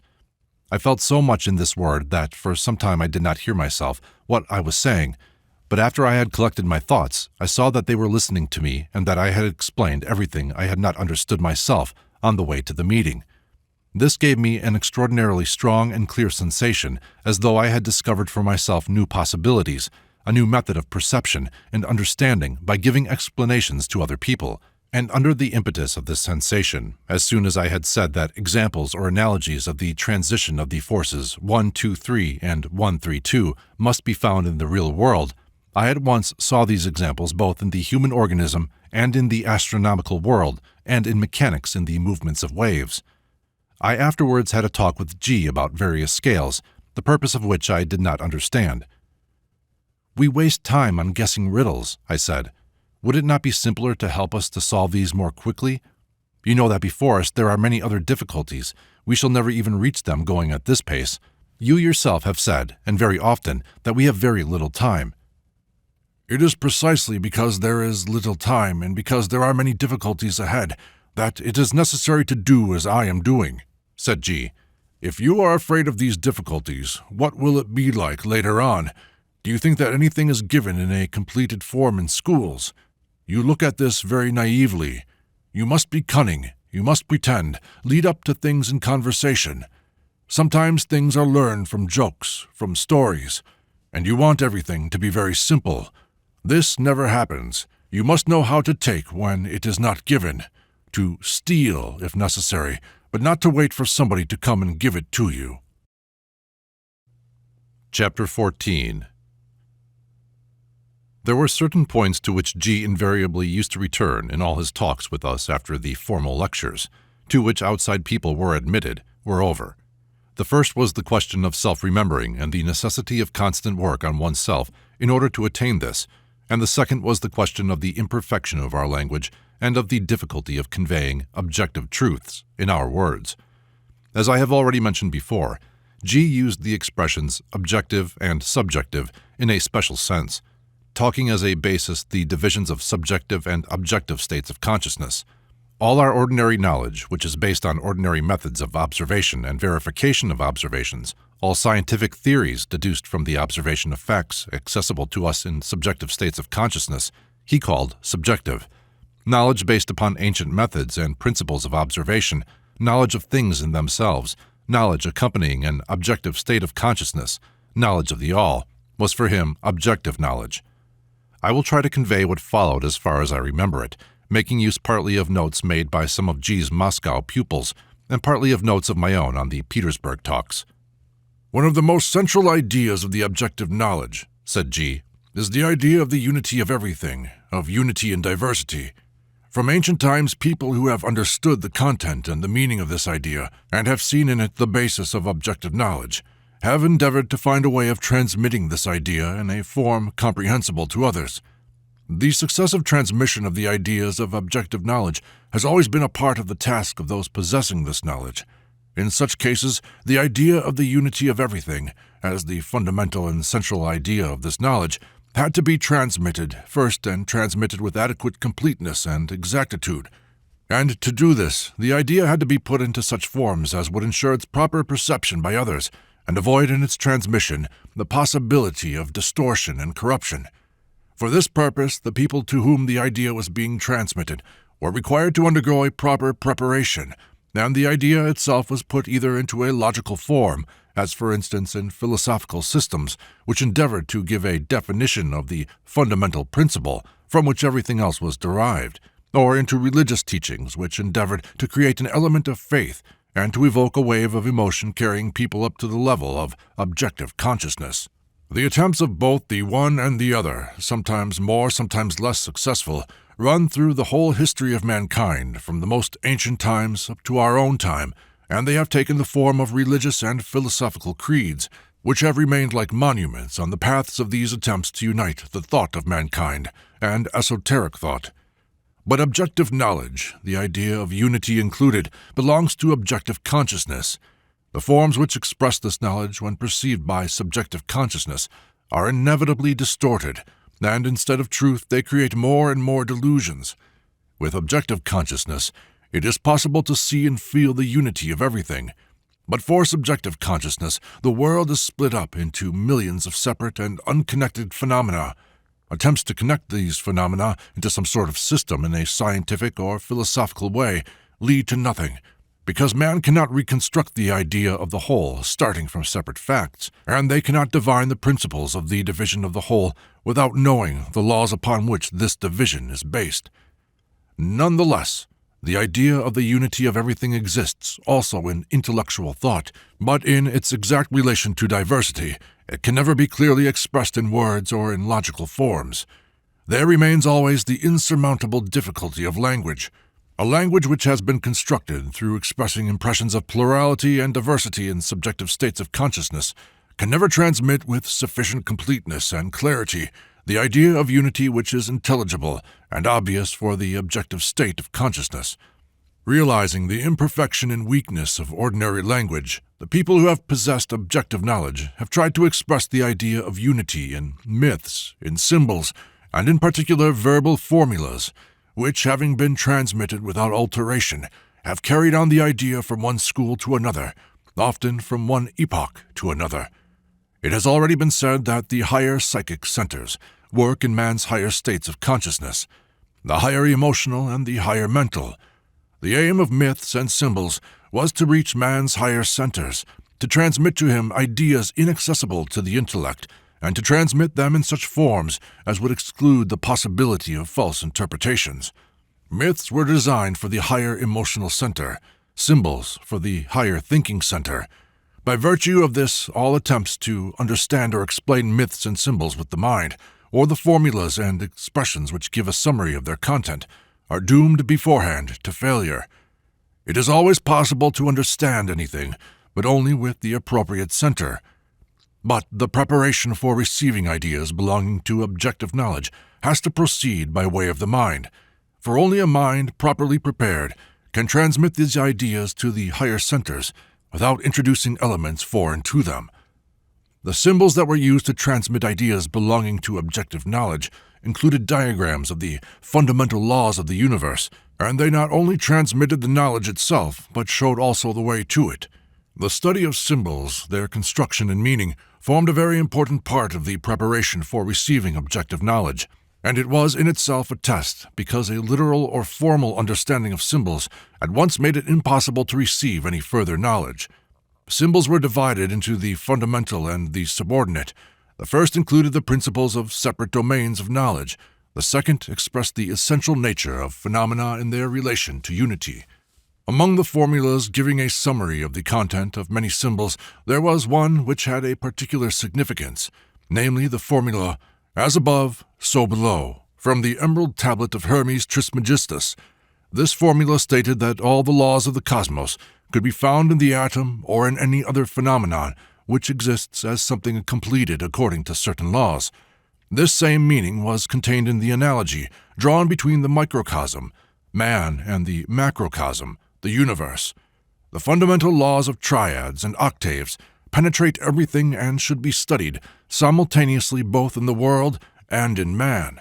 But in relation to himself, man is a nearer and a more accessible object of study and knowledge than the world of phenomena outside him. Therefore, in striving towards a knowledge of the universe, man should begin with the study of himself and with the realization of the fundamental laws within him. From this point of view, another formula, "Know thyself," is full of particularly deep meaning and is one of the symbols leading to the knowledge of truth. The study of the world and the study of man will assist one another.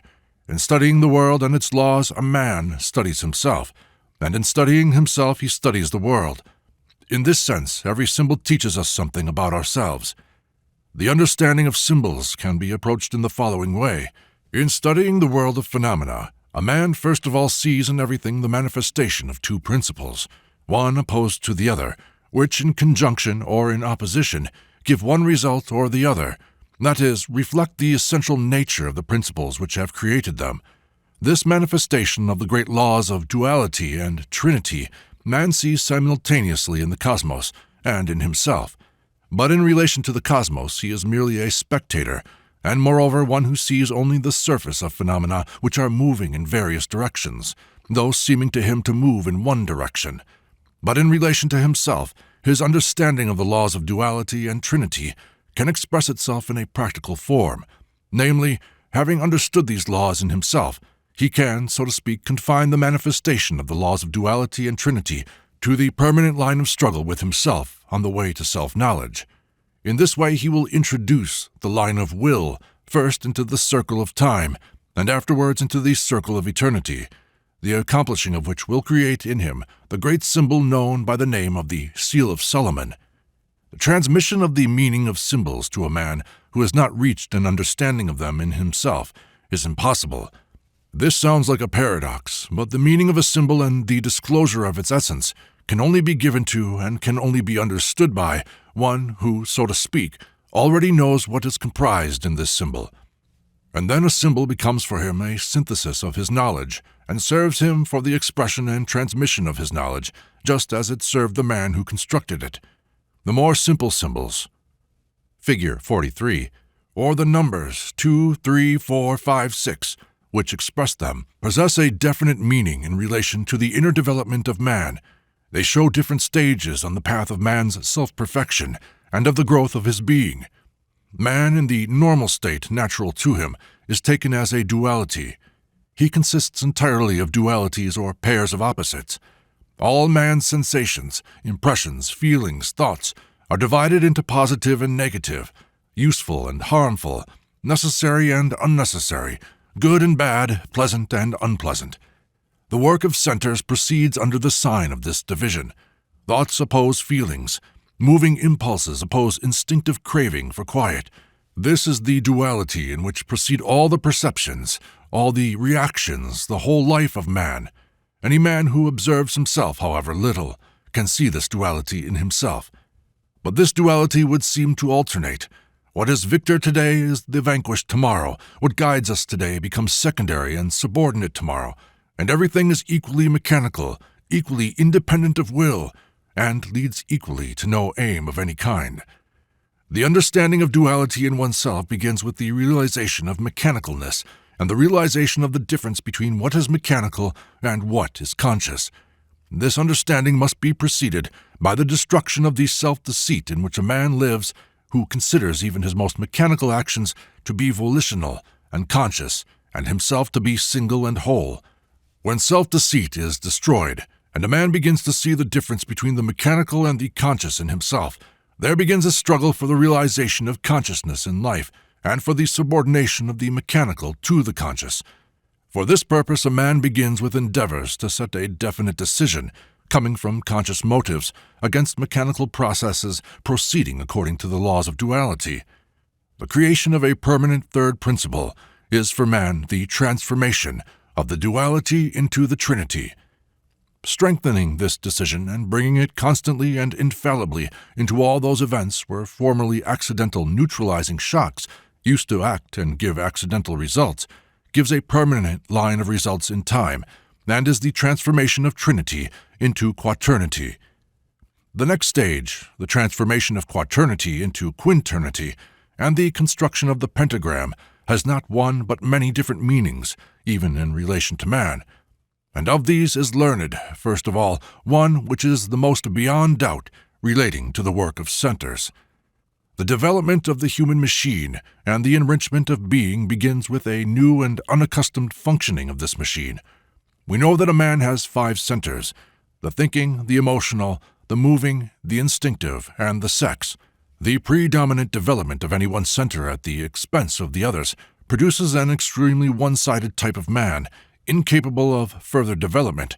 But if a man brings the work of the 5 centers within him into harmonious accord, he then locks the pentagram within him and becomes a finished type of the physically perfect man. The full and proper functioning of 5 centers brings them into union with the higher centers, which introduce the missing principle and put man into direct and permanent connection with objective consciousness and objective knowledge.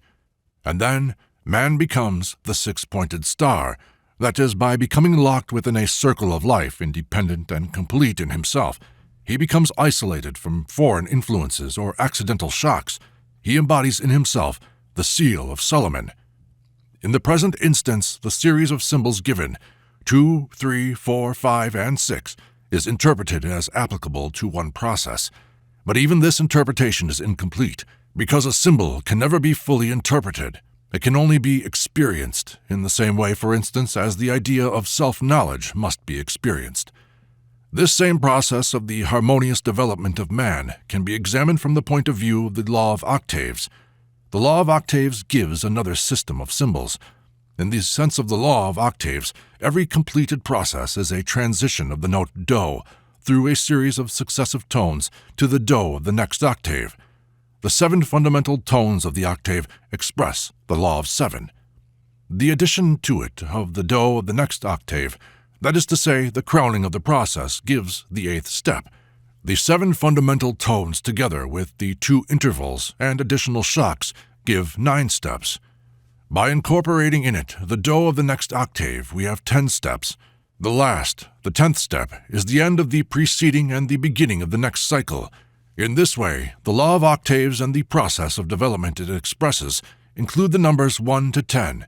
At this point we come to what may be termed the symbolism of numbers. The symbolism of numbers cannot be understood without the law of octaves or without a clear conception of how octaves are expressed in the decimal system and vice versa. In Western systems of occultism, there is a method known by the name of theosophical addition, that is, the definition of numbers consisting of 2 or more digits by the sum of those digits. To people who do not understand the symbolism of numbers, this method of synthesizing numbers seems to be absolutely arbitrary and to lead nowhere. But for a man who understands the unity of everything existing, and who has the key to this unity, the method of theosophical addition has a profound meaning, for it resolves all diversity into the fundamental laws which govern it, and which are expressed in the numbers 1 to 10. As was mentioned earlier, in symbology, as represented, numbers are connected with definite geometrical figures, and are mutually complementary to one another. In the Kabbalah, a symbology of letters is also used, and in combination with the symbology of letters, a symbology of words. A combination of the 4 methods of symbolism by numbers, geometrical figures, letters, and words, gives a complicated but more perfect method. Then there exists also a symbology of magic, a symbology of alchemy, and a symbology of astrology, as well as the system of the symbols of the tarot, which unites them into one whole. Each one of these systems can serve as a means for transmitting the idea of unity, but in the hands of the incompetent and the ignorant, however full of good intentions, the same symbol becomes an instrument of delusion. The reason for this consists in the fact that a symbol can never be taken in a final and definite meaning. In expressing the laws of the unity of endless diversity, a symbol itself possesses an endless number of aspects from which it can be examined, and it demands from a man approaching it the ability to see it simultaneously from different points of view. Symbols which are transposed into the words of ordinary language become rigid in them. They grow dim and very easily become their own opposites, confining the meaning within narrow dogmatic frames, without giving it even the very relative freedom of a logical examination of a subject. The cause of this is in the literal understanding of symbols, in attributing to a symbol a single meaning. The truth is again veiled by an outer covering of lies, and to discover it requires immense efforts of negation in which the idea of the symbol itself is lost. It is well known what delusions have arisen from the symbols of religion, of alchemy, and particularly of magic, in those who have taken them literally and only in one meaning. At the same time, the right understanding of symbols cannot lead to dispute. It deepens knowledge, and it cannot remain theoretical because it intensifies the striving towards real results, towards the union of knowledge and being, that is, to great doing.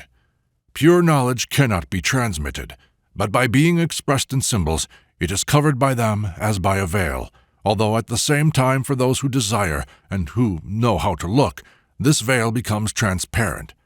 And in this sense, it is possible to speak of the symbolism of speech, although this symbolism is not understood by everyone. To understand the inner meaning of what is said is possible only on a certain level of development, and when accompanied by the corresponding efforts and state of the listener.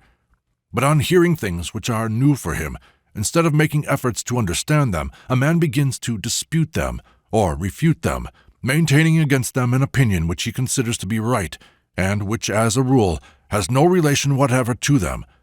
In this way he loses all chance of acquiring anything new. To be able to understand speech when it becomes symbolical, it is essential to have learned before and to know already how to listen. Any attempt to understand literally, where speech deals with objective knowledge and with the union of diversity and unity, is doomed to failure beforehand and leads in most cases to further delusions. It is necessary to dwell upon this, because the intellectualism of contemporary education imbues people with a propensity and a tendency to look for logical definitions and for logical arguments against everything they hear, and without noticing it, people unconsciously fetter themselves with their desire, as it were, for exactitude in those spheres where exact definitions, by their very nature, imply inexactitude in meaning. Therefore, because of the tendency referred to in our thinking, it often happens that exact knowledge concerning details, communicated to a man before he has acquired an understanding of the essential nature of a thing, makes it difficult for him to understand this essential nature. This does not mean that exact definitions do not exist on the way of true knowledge. On the contrary, only there do they exist, but they differ very greatly from what we usually think them to be. And if anyone supposes that he can go along the way of self-knowledge guided by an exact knowledge of all details, and if he expects to have such knowledge without first having given himself the trouble to assimilate the indications he has received concerning his own work, then he should first of all understand that he will not attain knowledge until he makes the necessary efforts, and that only of himself, and only by his own efforts, can he attain what he seeks. No one can ever give him what he did not possess before. No one can do for him the work he should do for himself. All that another can do for him is to give him the impetus to work, and from this point of view, symbolism, properly perceived, plays the part of an impetus of this kind for our knowledge. We have spoken earlier of the law of octaves, of the fact that every process, no matter upon what scale it takes place, is completely determined in its gradual development by the law of the structure of the seven-tone scale.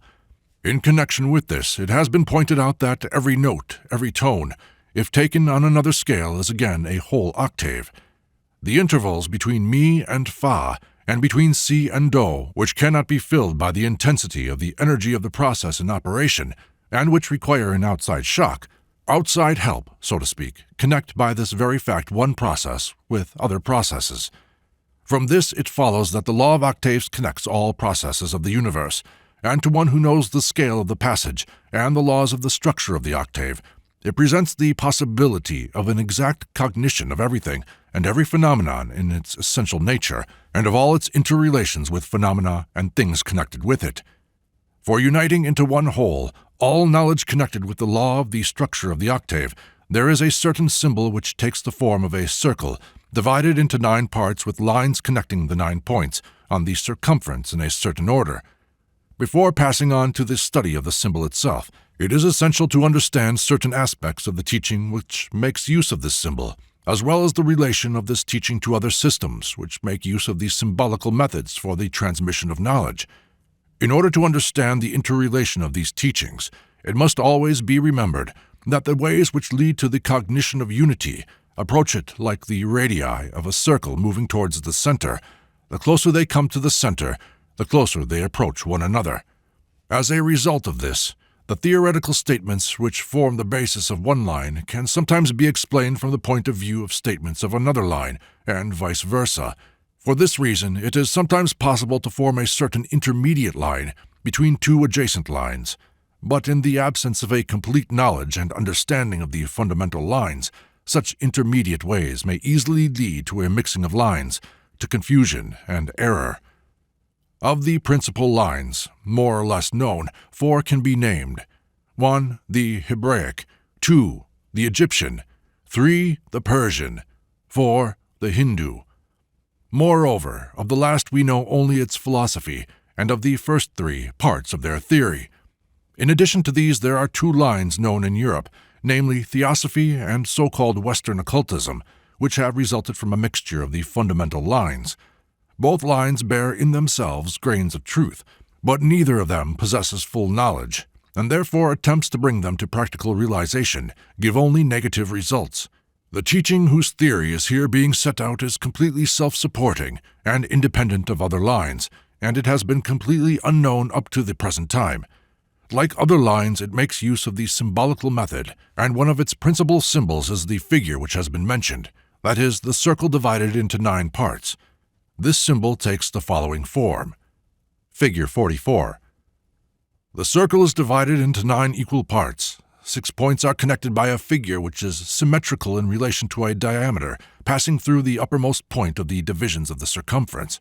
Further, the uppermost point of the divisions is the apex of an equilateral triangle, linking together the points of the divisions which do not enter into the construction of the original complicated figure. This symbol cannot be met with anywhere in the study of occultism, either in books or in oral transmission. It was given such significance by those who knew that they considered it necessary to keep the knowledge of it secret.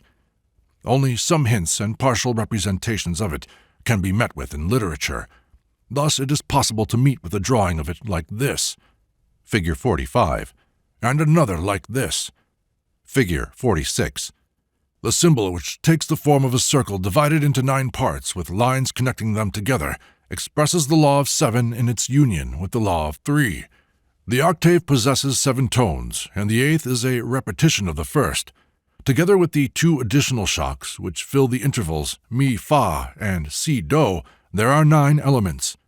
The complete construction of this symbol, which connects it with a complete expression of the law of octaves, is more complicated than the construction shown. But even this construction shows the inner laws of one octave, and it points out a method of cognizing the essential nature of a thing examined in itself. The isolated existence of a thing or phenomenon under examination is the closed circle of an eternally returning and uninterruptedly flowing process. The circle symbolizes this process. The separate points in the division of the circumference symbolize the steps of the process. The symbol as a whole is Do, that is, something with an orderly and complete existence. It is a circle, a completed cycle. It is the 0 of our decimal system. In its inscription, it represents a closed cycle. It contains within itself everything necessary for its own existence. It is isolated from its surroundings. The succession of stages in the process must be connected with the succession of the remaining numbers from 1 to 9. The presence of the ninth step filling up the interval C-Do completes the cycle. That is, it closes the circle, which begins anew at this point. The apex of the triangle closes the duality of its base, making possible the manifold forms of its manifestation in the most diverse triangles, in the same way as the point of the apex of the triangle multiplies itself infinitely in the line of its base. Therefore, every beginning and completion of the cycle is situated in the apex of the triangle, in the point where the beginning and the end merge, where the circle is closed, and which sounds in the endlessly flowing cycle as the two does in the octave. But it is the ninth step that closes and again begins a cycle. Therefore, in the upper point of the triangle corresponding to Do stands the number 9, and among the remaining points are disposed the numbers 1 to 8. Figure 47. Passing on to the examination of the complicated figure inside the circle, we should understand the laws of its construction. The laws of unity are reflected in all phenomena. The decimal system is constructed on the basis of the same laws. Taking a unit as one note containing within itself a whole octave, we must divide this unit into 7 unequal parts in order to arrive at the 7 notes of this octave. But in the graphic representation, the inequality of the parts is not taken into account, and for the construction of the diagram, there is taken first a 7th part, then 2 sevenths, then 3 sevenths, 4 sevenths, 5 sevenths, 6 sevenths, and 7 sevenths. Calculating these parts in decimals, we get 0.142857, 0.285714, 0.428571, 0.571428, 0.714285, 0.85142, and 0.999999. In examining the series of periodic decimals obtained, we at once see that in all except the last, the periods consist of exactly the same digits which run a definite sequence, so that, knowing the first digit of the period, it is possible to reconstruct the whole period in full. If we now place on the circumference all the 9 numbers from 1 to 9, and connect those numbers which are included in the period by straight lines, in the same sequence in which the numbers stand in the period, according to which number we start from, we shall obtain the figure found inside the circle. The numbers 3, 6, and 9 are not included in the period. They form the separate triangle, the free trinity of the symbol. Making use of theosophical addition, and taking the sum of the numbers of the period, we obtain 9, that is, a whole octave. Again, in each separate note, there will be included a whole octave subject to the same laws as the first. The positions of the notes will correspond to the numbers of the period, and the drawing of an octave will look like the following. Figure 48. The triangle 936, which unites into one whole the 3 points on the circumference not included in the period, connects together the law of 7 and the law of 3. The numbers 3, 6, 9 are not included in the period. 2 of them, 3 and 6, correspond to the 2 intervals in the octave. The third is, so to speak, superfluous, and at the same time it replaces the fundamental note which does not enter the period. Moreover, any phenomenon which is able to act reciprocally with a phenomenon similar to it sounds as the note Do in a corresponding octave. Therefore, Do can emerge from its circle and enter into orderly correlation with another circle, that is, play that role in another cycle, which, in the cycle under consideration, is played by the shocks, filling the intervals in the octave. Therefore, here also, by having this possibility, Do is connected by the triangle 3, 6, 9, with those places in the octave where the shocks from outside sources occur, where the octave can be penetrated to make connection with what exists outside it. The law of 3 stands out, so to speak, from the law of 7. The triangle penetrates through the period, and these 2 figures in combination give the inner structure of the octave and its notes.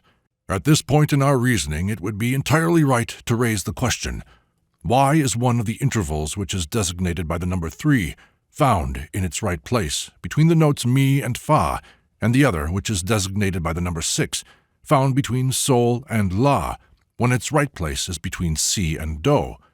If the conditions had been observed as to the appearance of the second interval, or 6, in its own place, we should have had the following circle.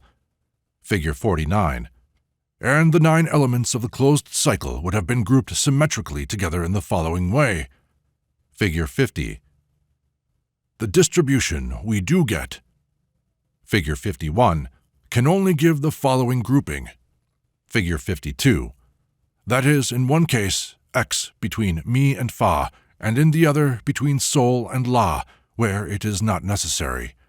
The apparent placing of the interval in its wrong place itself shows to those who are able to read the symbol what kind of shock is required for the passage of si to do.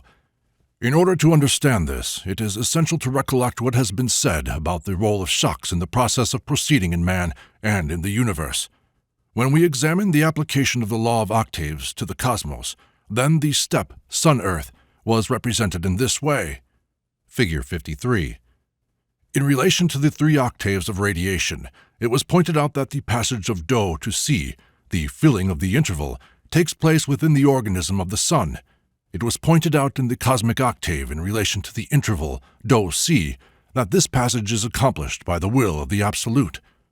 The passage fa-mi in the cosmic octave is accomplished mechanically with the help of a special machine which makes it possible for fa, which enters it, to acquire by a series of inner processes the characteristics of sol standing above it without changing its note, that is, to accumulate, as it were, the inner energy for passing independently into the next note, into mi.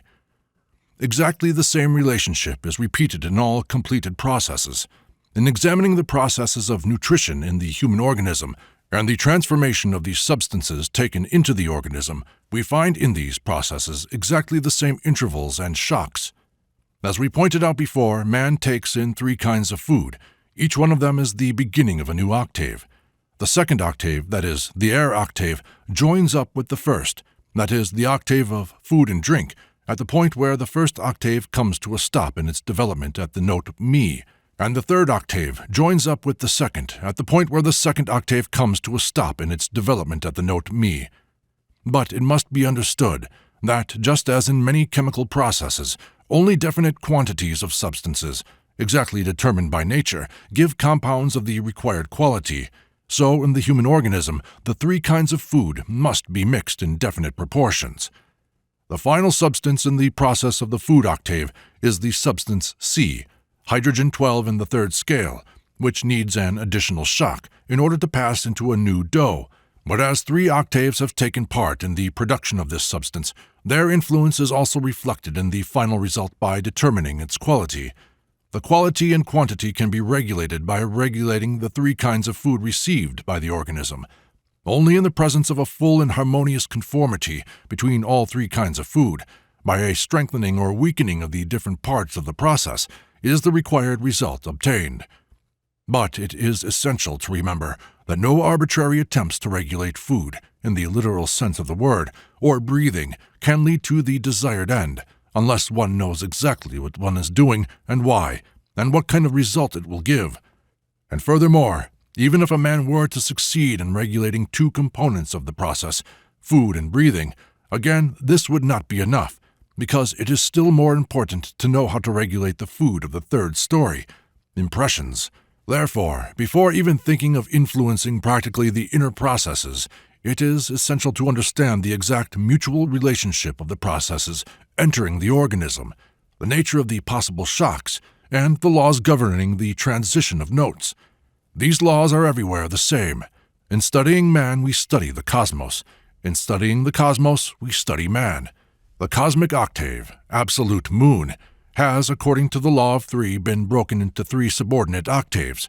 In these 3 octaves, the cosmos is like man, the same 3 stories, the same 3 shocks.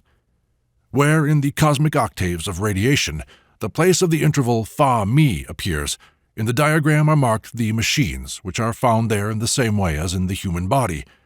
The process of the transition fa-mi can be represented in the most schematic way thus.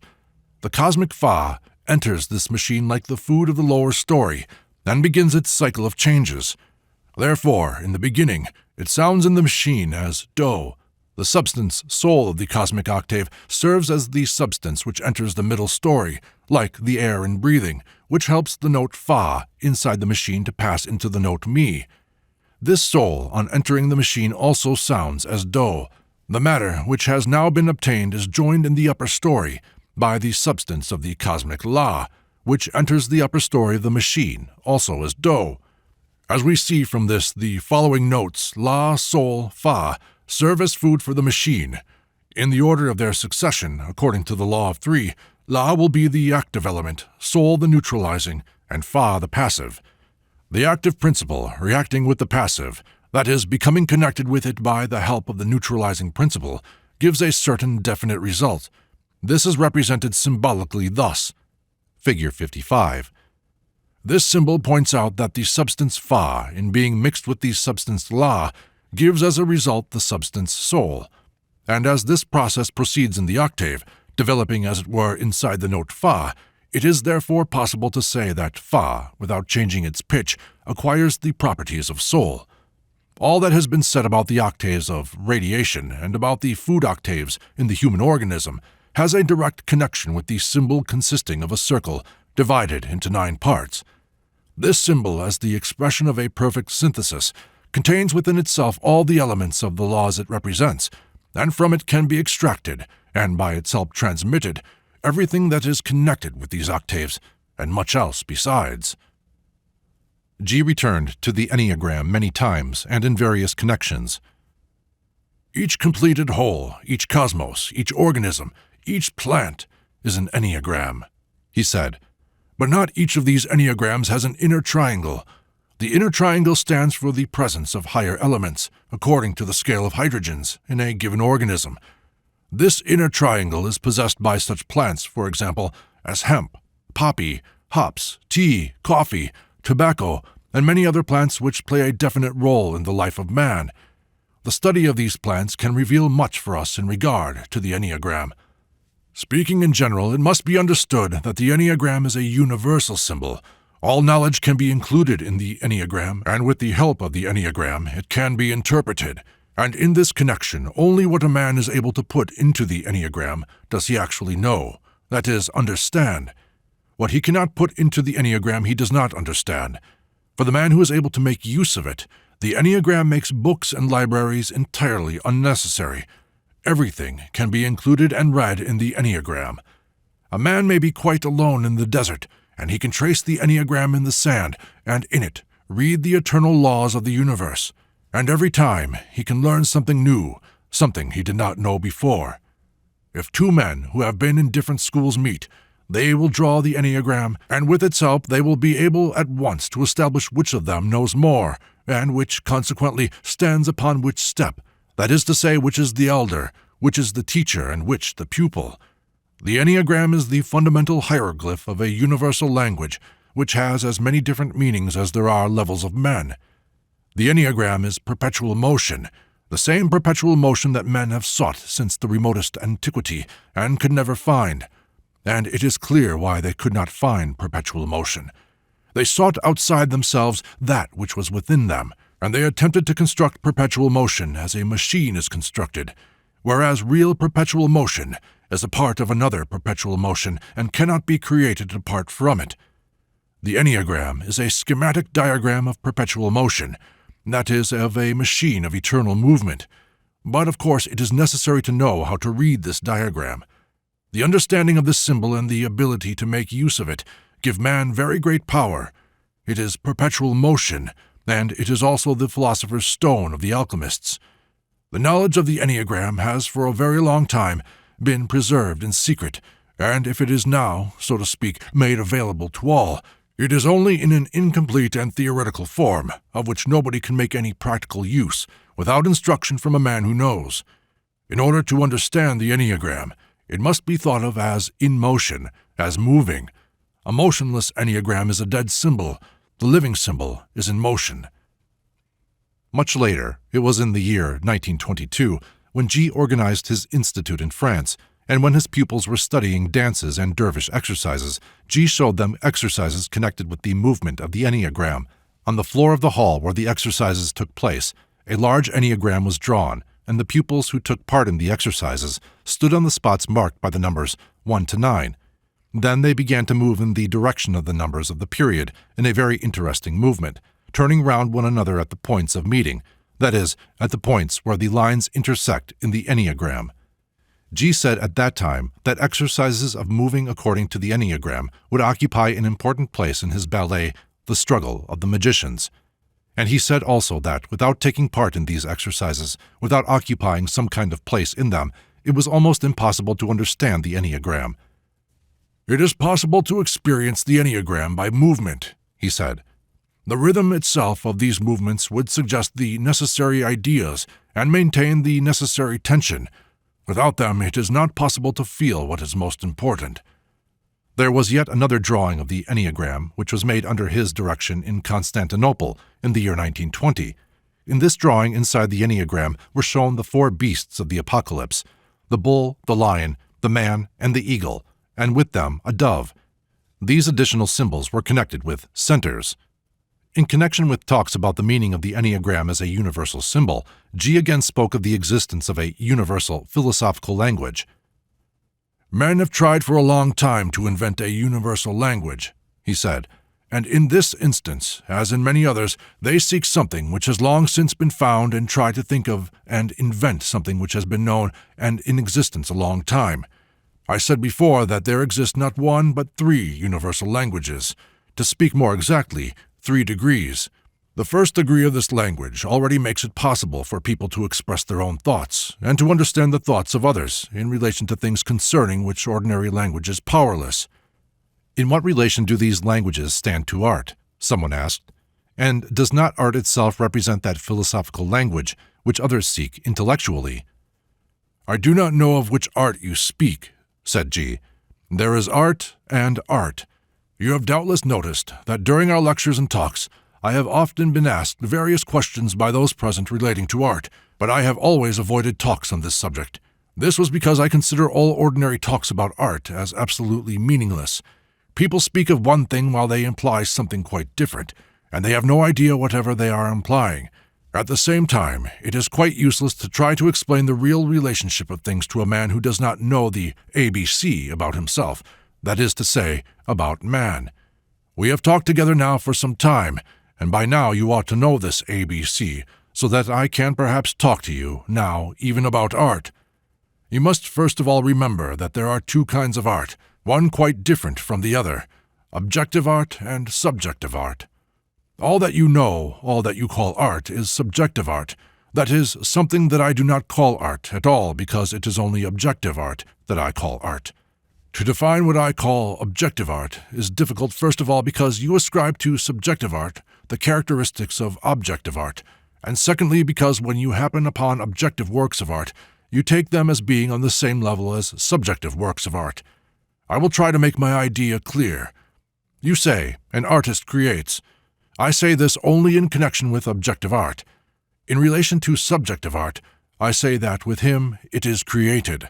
You do not differentiate between these, but this is where the whole difference lies. Further, you ascribe to subjective art an invariable action. That is, you expect works of subjective art to have the same reaction on everybody. You think, for instance, that a funeral march should provoke in everyone sad and solemn thoughts, and that any dance music, a Komarinsky, for instance, will provoke happy thoughts. But in actual fact, this is not so at all. Everything depends upon association. If on a day that a great misfortune happens to me, I hear some lively tune for the first time, this tune will evoke in me sad and oppressive thoughts for my whole life afterwards. And if on a day when I am particularly happy, I hear a sad tune, this tune will always evoke happy thoughts, and so with everything else. The difference between objective art and subjective art is that in objective art the artist really does create. That is, he makes what he intended. He puts into his work whatever ideas and feelings he wants to put into it, and the action of this work upon men is absolutely definite. They will, of course, each according to his own level, receive the same ideas and the same feelings that the artist wanted to transmit to them. There can be nothing accidental either in the creation or in the impressions of objective art. In subjective art, everything is accidental. The artist, as I have already said, does not create. With him it creates itself. This means that he is in the power of ideas, thoughts, and moods, which he himself does not understand, and over which he has no control whatever. They rule him, and they express themselves in one form or another. And when they have accidentally taken this or that form, this form just as accidentally produces on man this or that action, according to his mood, tastes, habits, the nature of the hypnosis under which he lives, and so on. There is nothing invariable. Nothing is definite here. In objective art, there is nothing indefinite. Would not art disappear in being definite in this way? Asked one of us. And is not a certain indefiniteness, elusiveness, exactly what distinguishes art from, let us say, science? If this indefiniteness is taken away, if you take away the fact that the artist himself does not know what he will obtain or what impression his work will produce on people, it will then be a book and not art. I do not know what you are talking about, said G. We have different standards. I measure the merit of art by its consciousness, and you measure it by its unconsciousness. We cannot understand one another.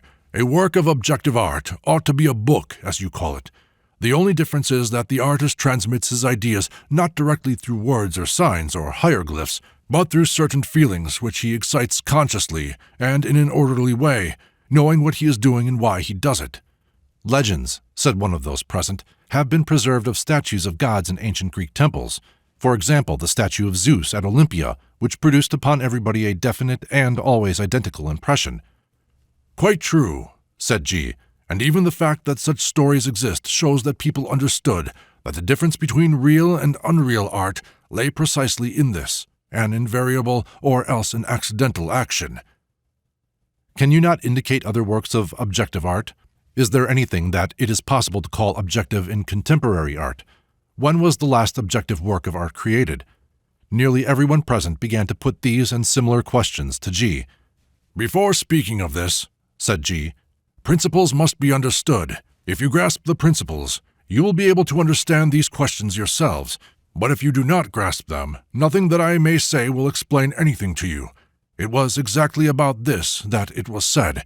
They will see with their eyes and will not perceive. They will hear with their ears and will not understand. I will cite you one example only: music. Objective music is all based on inner octaves, and it can obtain not only definite psychological results, but definite physical results. There can be such music as would freeze water. There can be such music as would kill a man instantaneously. The biblical legend of the destruction of the walls of Jericho by music is precisely a legend of objective music. Plain music, no matter of what kind, will not destroy walls, but objective music indeed can do so, and not only can it destroy, but it can also build up. In the legend of Orpheus there are hints of objective music, for Orpheus used to impart knowledge by music. Snake charmers' music in the East is an approach to objective music, of course very primitive. Very often it is simply one note which is long drawn out, rising and falling only very little. But in this single note, inner octaves are going on all the time, and melodies of inner octaves which are inaudible to the ears, but felt by the emotional center.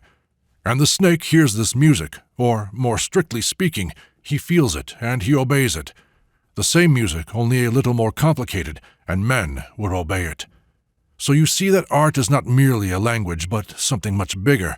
And if you connect what I have just said with what I said earlier about the different levels of man's being, you will understand what it is said about art. Mechanical humanity consists of men, number 1, number 2, and number 3, and they, of course, can have subjective art only. Objective art requires at least flashes of objective consciousness. In order to understand these flashes properly, and to make proper use of them, a great inner unity is necessary, and a great control of oneself. Chapter 15. Among the talks of the period I am describing, that is, the end of 1916, G several times touched upon questions of religion, and when anyone asked him anything connected with religion, G invariably began by emphasizing the fact that there is something very wrong at the basis of our usual attitude towards problems of religion. In the first place, he always said, religion is a relative concept. It corresponds to the level of a man's being, and one man's religion might not be at all suitable for another man. That is to say, the religion of a man of one level of being is not suitable for a man of another level of being. It must be understood that the religion of man number 1 is of one kind, the religion of man number 2 is of another kind, and the religion of man number 3 is of a third kind. The religion of man number 4, number 5, and further is something of a kind totally different from the religion of man number 1, number 2, and number 3. In the second place, religion is doing. A man does not merely think his religion or feel it. He lives his religion as much as he is able. Otherwise, it is not religion, but fantasy or philosophy. Whether he likes it or not, he shows his attitude towards religion by his actions, and he can show his attitude only by his actions. Therefore, if his actions are opposed to those which are demanded by a given religion, he cannot assert that he belongs to that religion. The vast majority of people who call themselves Christians have no right whatever to do so, because they not only fail to carry out the demands of their religion, but they do not even think that these demands ought to be carried out. Christianity forbids murder, yet all that the whole of our progress comes to is progress in the technique of murder and progress in warfare. How can we call ourselves Christians? No one has a right to call himself a Christian who does not carry out Christ's precepts. A man can say that he desires to be a Christian if he tries to carry out these precepts. If he does not think of them at all, or laughs at them, or substitutes for them some inventions of his own, or simply forgets about them, he has no right whatever to call himself a Christian. I took the example of war, as it is the most striking example, but even without war the whole of life is exactly the same. People call themselves Christians, but they do not realize that not only do they not want, but they are unable to be Christians, because in order to be a Christian it is necessary not only to desire, but to be able to be one. Man in himself is not one. He is not I. He is we, or to speak more correctly, he is they. Everything arises from this. Let us suppose that a man decides according to the Gospels to turn the left cheek if somebody strikes him on the right cheek. But one eye decides this either in the mind or in the emotional center. One eye knows of it. One eye remembers it. The others do not. Let us imagine that it actually happens, that somebody strikes this man. Do you think he will turn the left cheek? Never. He will not even have time to think about it. He will either strike the face of the man who struck him, or he will begin to call a policeman, or he will simply take to flight. His moving center will react in its customary way, or as it has been taught to react, before the man realizes what he is doing. Prolonged instruction, prolonged training, is necessary to be able to turn the cheek. And if this training is mechanical, it is again worth noting because in this case it means that a man will turn his cheek because he cannot do anything else. Cannot prayer help a man to live like a Christian? Asked someone. It depends upon whose prayer, said G. The prayer of subjective man, that is, of man number 1, number 2, and number 3, can give only subjective results, namely self-consolation, self-suggestion, self-hypnosis. It cannot give objective results. But cannot prayer in general give objective results? Asked one of those present. I have already said, it depends upon whose prayer, G replied. One must learn to pray, just as one must learn everything else.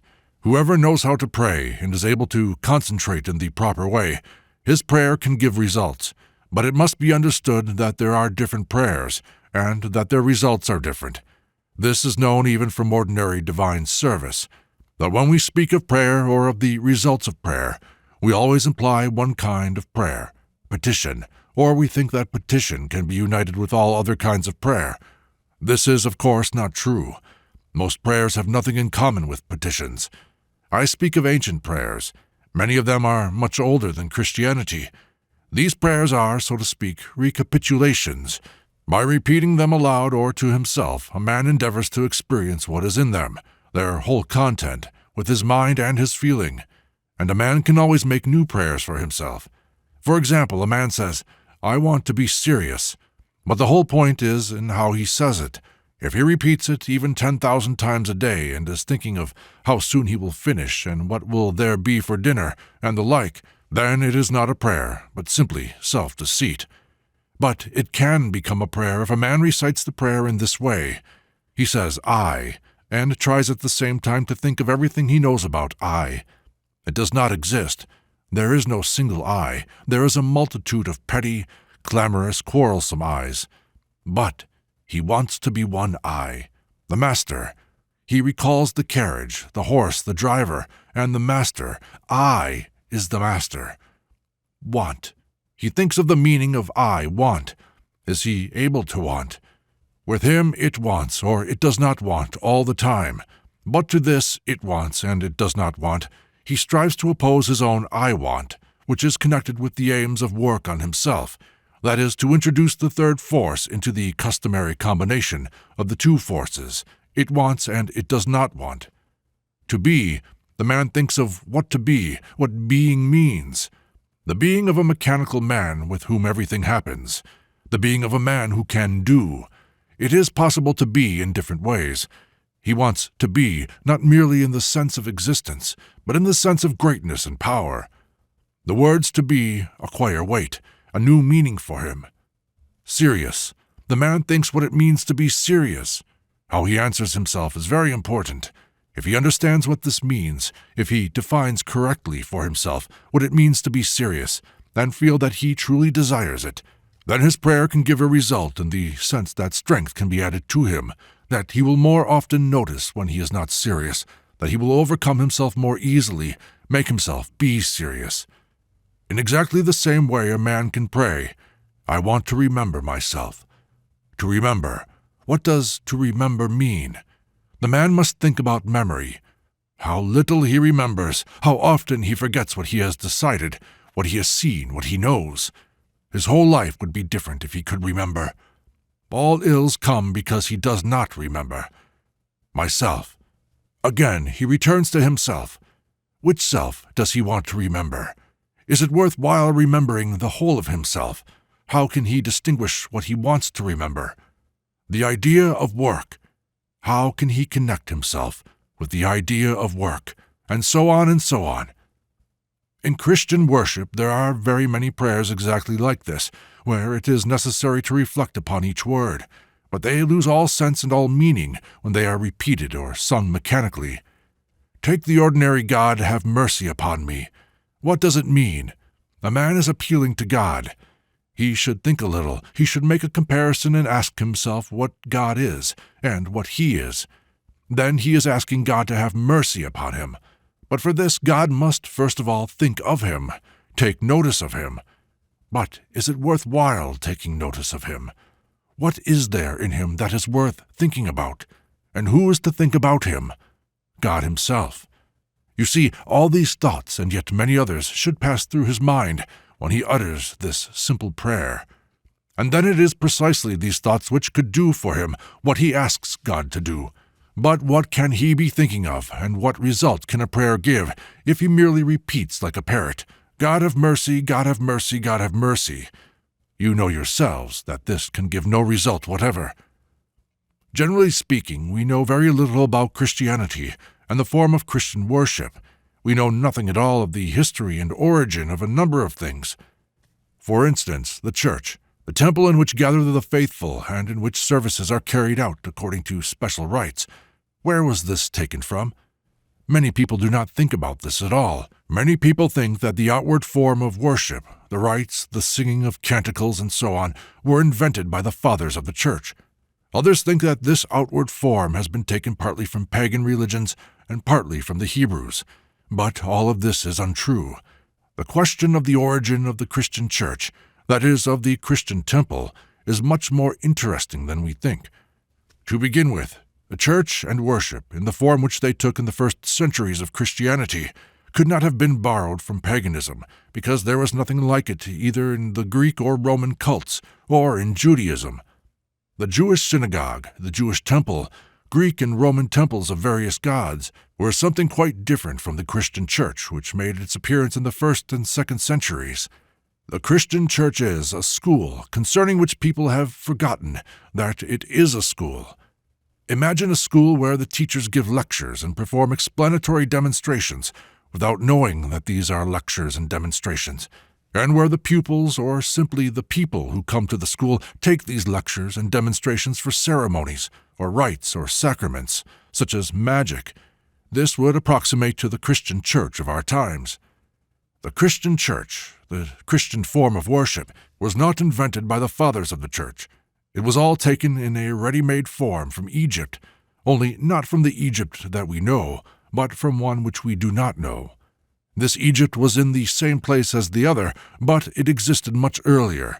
Only bits of it survived in historical times, and these bits have been preserved in secret, and so well that we do not even know where they have been preserved. It will seem strange to many people when I say that this prehistoric Egypt was Christian many thousands of years before the birth of Christ. That is to say, that its religion was composed of the same principles and ideas that constitute true Christianity. Special schools existed in this prehistoric Egypt, which were called schools of repetition. In these schools, a public repetition was given on definite days, and in some schools perhaps even every day, of the entire course in a condensed form of the sciences that could be learned at these schools. Sometimes this repetition lasted a week or a month. Thanks to these repetitions, people who had passed through this course did not lose their concentration with the school and retained in their memory all they had learned. Sometimes they came from very far away simply in order to listen to the repetition and went away feeling their connection with the school. There were special days of the year when the repetitions were particularly complete, when they were carried out with particular solemnity, and these days themselves possessed a symbolical meaning. These schools of repetition were taken as a model for Christian churches. The form of worship in Christian churches almost entirely represents the course of repetition of the science dealing with the universe and man. Individual prayers, hymns, responses, all had their own meaning in this repetition, as well as holidays and all religious symbols, though their meaning has been forgotten long ago. Continuing, G quoted some very interesting examples of the explanations of various parts of Orthodox liturgy. Unfortunately, no notes were made at the time, and I will not undertake to reconstruct them from memory. The idea was that, beginning with the first words, the liturgy, so to speak, goes through the process of creation, recording all its stages and transitions. What particularly astonished me in G's explanations was the extent to which so much has been preserved in its pure form, and how little we understand all of this.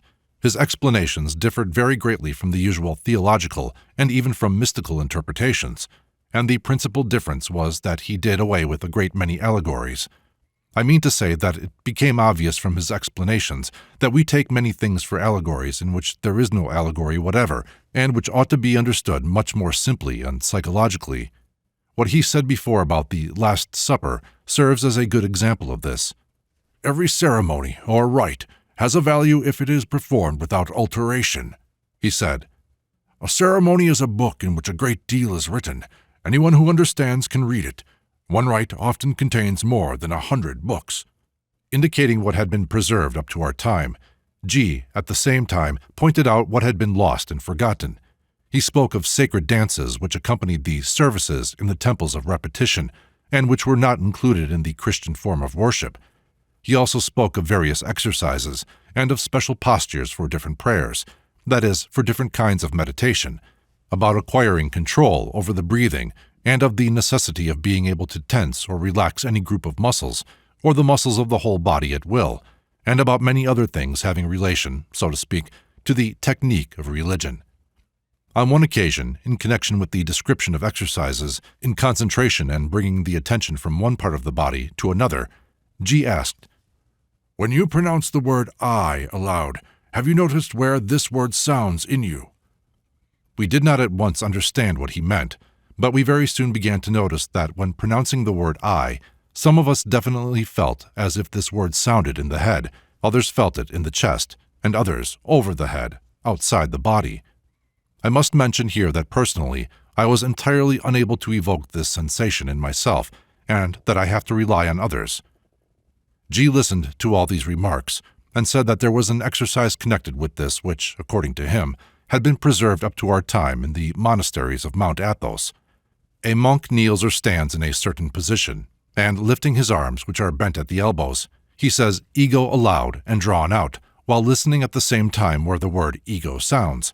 The purpose of this exercise is to feel I every moment a man thinks of himself, and to bring I from one center to another.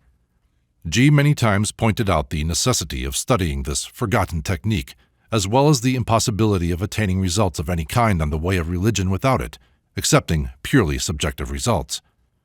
"You must understand," he said, "that every real religion, that is, one that has been created by learned people for a definite aim, consists of two parts. One part teaches what is to be done. This part becomes common knowledge, and in the course of time is distorted and departs from the original. The other part teaches how to do what the first part teaches. This part is preserved in secret in special schools, and with its help it is always possible to rectify what has been distorted in the first part, or to restore what has been forgotten. Without this second part there can be no knowledge of religion, or in any case such knowledge would be incomplete and very subjective. This secret part exists in Christianity also, as well as in other religions, and it teaches how to carry out the precepts of Christ and what they really mean." I must quote here still one more talk with G, once again in connection with cosmoses. "This is connected with Kant's ideas of phenomena and noumena," I said, "but after all this is the whole point. The Earth as a three-dimensional body is the phenomenon, as a six-dimensional body, the noumenon." "Perfectly true," said G. "Only add here also the idea of scale. If Kant had introduced the idea of scale into his arguments, many things he wrote would be very valuable. This was the only thing he lacked." I thought while listening to G that Kant would have been very surprised at this pronouncement, but the idea of scale was very near to me, and I realized that with this as a starting point, it was possible to find very much that is new and unexpected in things which we think we know. About a year afterwards, while developing the ideas of the cosmoses in connection with problems of time, I obtained a table of time in different cosmoses, of which I will speak later on. On one occasion, when speaking of the orderly connectedness of everything in the universe, G dwelt on organic life on Earth. "To ordinary knowledge," he said, "organic life is a kind of accidental appendage, violating the integrity of a mechanical system. Ordinary knowledge does not connect it with anything and draws no conclusions from the fact of its existence. But you should already understand that there is nothing accidental or unnecessary in nature, and that there can be nothing. Everything has a definite function, everything serves a definite purpose. Thus, organic life is an indispensable link in the chain of the worlds, which cannot exist without it, just as it cannot exist without them. It has been said before that organic life transmits planetary influences of various kinds to the Earth, and that it serves to feed the moon and to enable it to grow and strengthen. But the Earth is also growing, not in the sense of size, but in the sense of greater consciousness, greater receptivity. The planetary influences which were sufficient for her at one period of her existence become insufficient. She needs the reception of her finer influences. To receive finer influences, a finer, more sensitive receptive apparatus is necessary. Organic life, therefore, has to evolve, to adapt itself to the needs of the planets and the Earth. Likewise also, the moon can be satisfied at one period with the food which is given her by organic life of a certain quality, but afterwards the time comes when she ceases to be satisfied with this food, cannot grow on it, and begins to get hungry. Organic life must be able to satisfy this hunger, otherwise it does not fulfill its function, does not answer its purpose. This means that in order to answer its purpose, organic life must evolve and stand on the level of the needs of the planets, the Earth, and the moon. We must remember that the ray of creation, as we have taken it, from the absolute to the moon, is like a branch of a tree, a growing branch. The end of this branch, the end out of which come new shoots, is the moon. If the moon does not grow, if it neither gives nor promises to give new shoots, it means that either the growth of the whole ray of creation will stop, or that it must find another path for its growth, give out some kind of lateral branch. At the same time, from what has been said before, we see that the growth of the moon depends on organic life on Earth. It follows that the growth of the ray of creation depends on organic life on Earth. If this organic life disappears or dies, the whole branch will immediately wither. In any case, all that part of the branch which lies beyond organic life. The same thing must happen, only more slowly, if organic life is arrested in its development, in its evolution, and fails to respond to the demands made upon it. The branch may wither. This must be remembered. To the ray of creation, or let us say to its part earth-moon, exactly the same possibility of development and growth has been given as is given to each separate branch of a big tree. But the accomplishment of this growth is not at all guaranteed. It depends upon the harmonious and right action of its own tissues. The development of one tissue stops, and all the others stop. Everything that can be said of the ray of creation or of its part earth-moon equally refers to organic life on Earth. Organic life on Earth is a complex phenomenon in which the separate parts depend upon one another. General growth is possible only on the condition that the end of the branch grows. Or, speaking more precisely, there are in organic life tissues which are evolving, and there are tissues which serve as food and medium for those which are evolving. Then there are evolving cells within the evolving tissues, and cells which serve as a food and medium for those which are evolving. In each separate evolving cell there are evolving parts, and there are parts which serve as food for those which are evolving. But always and in everything, it must be remembered that evolution is never guaranteed. It is possible only, and it can stop at any moment and in any place. The evolving part of organic life is humanity. Humanity also has its evolving part, but we will speak of this later. In the meantime, we will take humanity as a whole. If humanity does not evolve, it means that the evolution of organic life will stop, and this in its turn will cause the growth of the ray of creation to stop. At the same time, if humanity ceases to evolve, it becomes useless from the point of view of the aims for which it was created, and as such it may be destroyed. In this way, the cessation of evolution may mean the destruction of humanity. We have no clues from which we are able to tell in what period of planetary evolution we exist, and whether the moon and the earth have time to await the corresponding evolution of organic life or not. But people who know may, of course, have exact information about it. That is, they may know at what stage in their possible evolution are the earth, the moon, and humanity. We cannot know this, but we should bear in mind that the number of possibilities is never infinite. At the same time, in examining the life of humanity as we know it, historically, we are bound to acknowledge that humanity is moving in a circle. In one century, it destroys everything it creates in another, and the progress in mechanical things of the past 100 years has proceeded at the cost of losing many other things, which perhaps were much more important for it. Speaking in general, there is every reason to think and to assert that humanity is at a standstill, and from a standstill there is a straight path to downfall and degeneration. A standstill means that a process has become balanced. The appearance of any one quality immediately evokes the appearance of another quality opposed to it. The growth of knowledge in one domain evokes the growth of ignorance in another.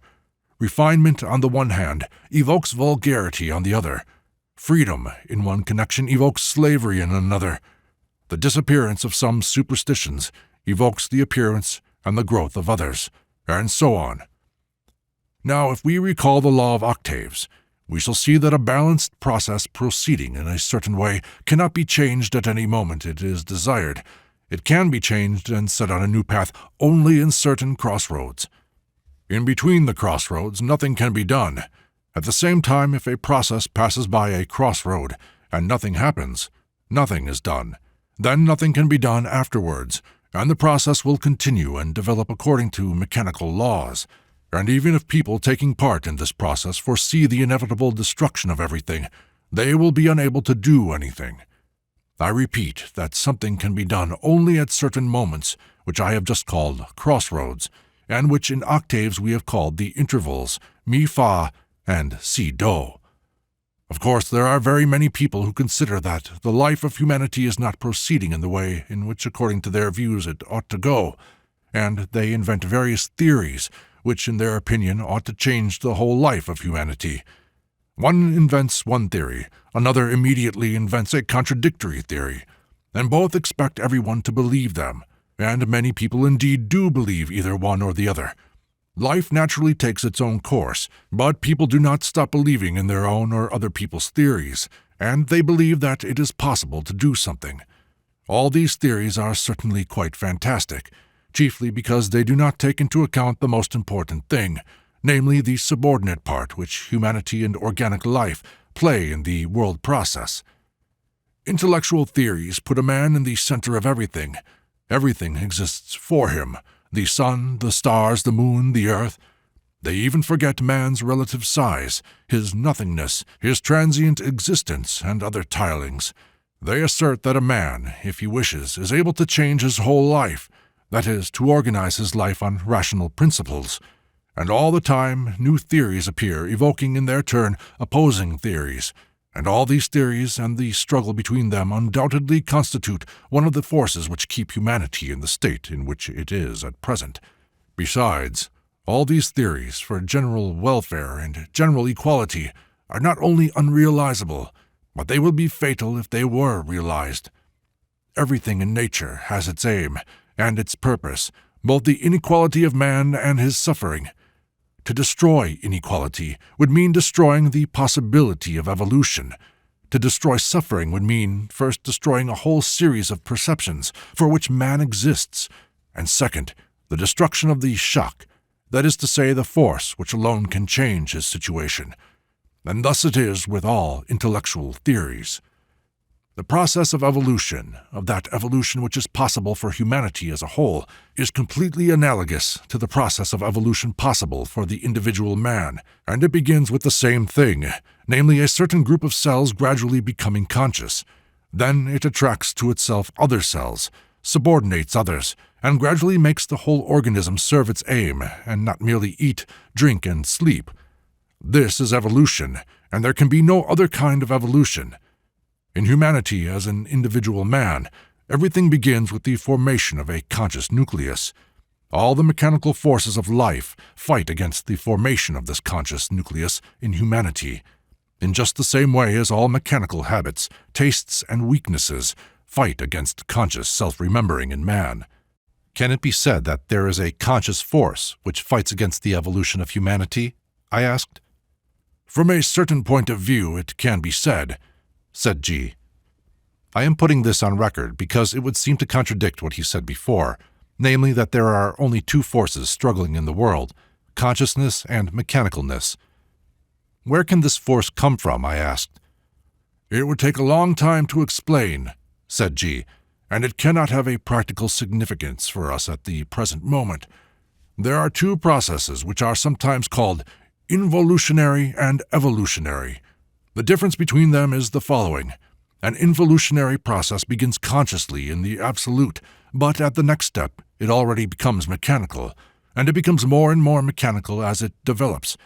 An evolutionary process begins half-consciously, but it becomes more and more conscious as it develops. But consciousness and conscious opposition to the evolutionary process can also appear at certain moments in the involutionary process. From where does this consciousness come from? From the evolutionary process, of course. The evolutionary process must proceed without interruption. Any stop causes a separation from the fundamental process. Such separate fragments of consciousness which have been stopped in their development can also unite and, at any rate for a certain time, can live by struggling against the evolutionary process. After all, it merely makes the evolutionary process more interesting. Instead of struggling against mechanical forces, there may, at certain moments, be a struggle against the intentional opposition of fairly powerful forces, though they are not, of course, comparable with those which direct the evolutionary process. These opposing forces may sometimes even conquer. The reason for this consists in the fact that the forces guiding evolution have a more limited choice of means. In other words, they can only make use of certain means and certain methods. The opposing forces are not limited in their choice of means, and they are able to make use of every means, even those which only give rise to a temporary success, and in the final result they destroy both evolution and involution at the point in question. But, as I have already said, this question has no practical significance for us. It is only important for us to establish the indications of evolution beginning and the indications of evolution proceeding, and if we remember the full analogy between humanity and man, it will not be difficult to establish whether humanity can be regarded as evolving. Are we able to say, for instance, that life is governed by a group of conscious people? Where are they? Who are they? We see exactly the opposite, that life is governed by those who are the least conscious, by those who are most asleep. Are we able to say that we observe in life a preponderance of the best, the strongest, and the most courageous elements? Nothing of the sort. On the contrary, we see a preponderance of vulgarity and stupidity of all kinds. Are we able to say that aspirations towards unity, towards unification, can be observed in life? Nothing of the kind, of course. We only see new divisions, new hostility, new misunderstandings, so that in the actual situation of humanity there is nothing that points to evolution proceeding.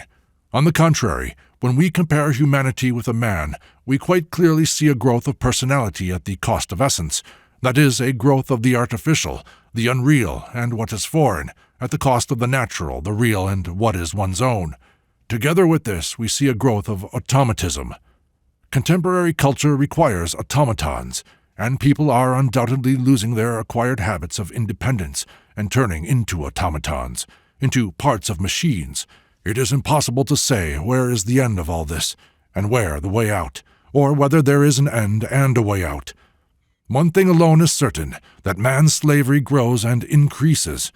Man is becoming a willing slave. He no longer needs chains. He begins to grow fond of his slavery, to be proud of it. And this is the most terrible thing that can happen to a man. Everything I have said till now, I have said about the whole of humanity. But as I pointed out before, the evolution of humanity can proceed only through the evolution of a certain group, which, in its turn, will influence and lead the rest of humanity. Are we able to say that such a group exists? Perhaps we can on the basis of certain signs, but in any event, we have to acknowledge that it is a very small group, quite insufficient at any rate to subjugate the rest of humanity. Or, looking at it from another point of view, we can say that humanity is in such a state that it is unable to accept the guidance of a conscious group. How many people could there be in this conscious group? Someone asked.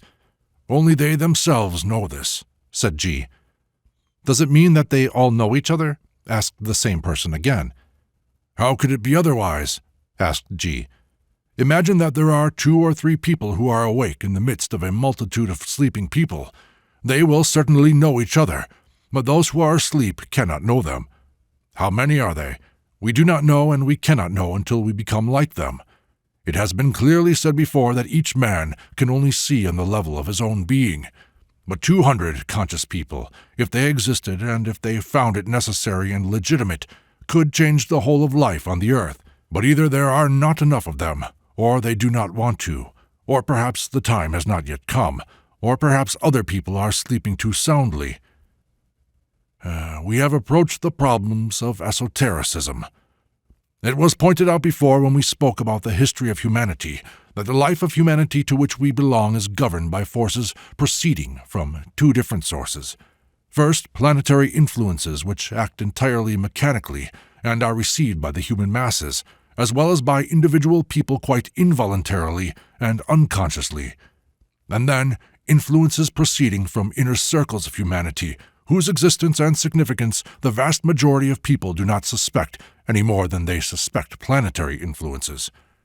The humanity to which we belong, namely the whole of historic and prehistoric humanity known to science and civilization, in reality constitutes only the outer circle of humanity, within which there are several other circles, so that we can imagine the whole of humanity, known as well as unknown to us, as consisting, so to speak, of several concentric circles.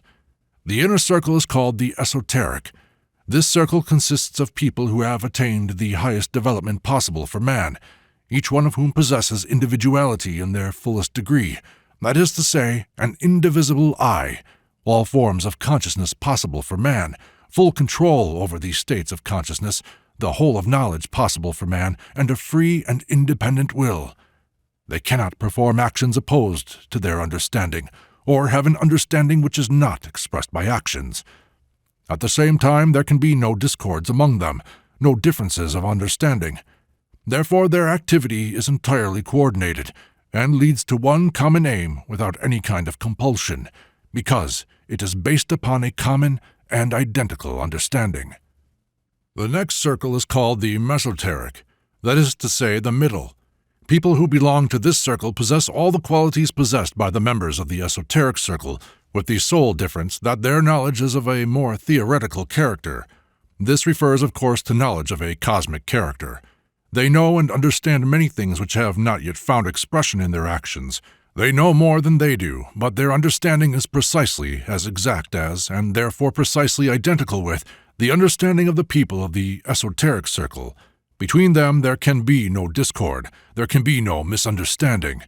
One understands in the way they all understand, and all understand in the way one understands. But as was said before, this understanding compared with the understanding of the esoteric circle is somewhat more theoretical. The third circle is called the exoteric, that is, the outer, because it is the outer circle of the inner part of humanity.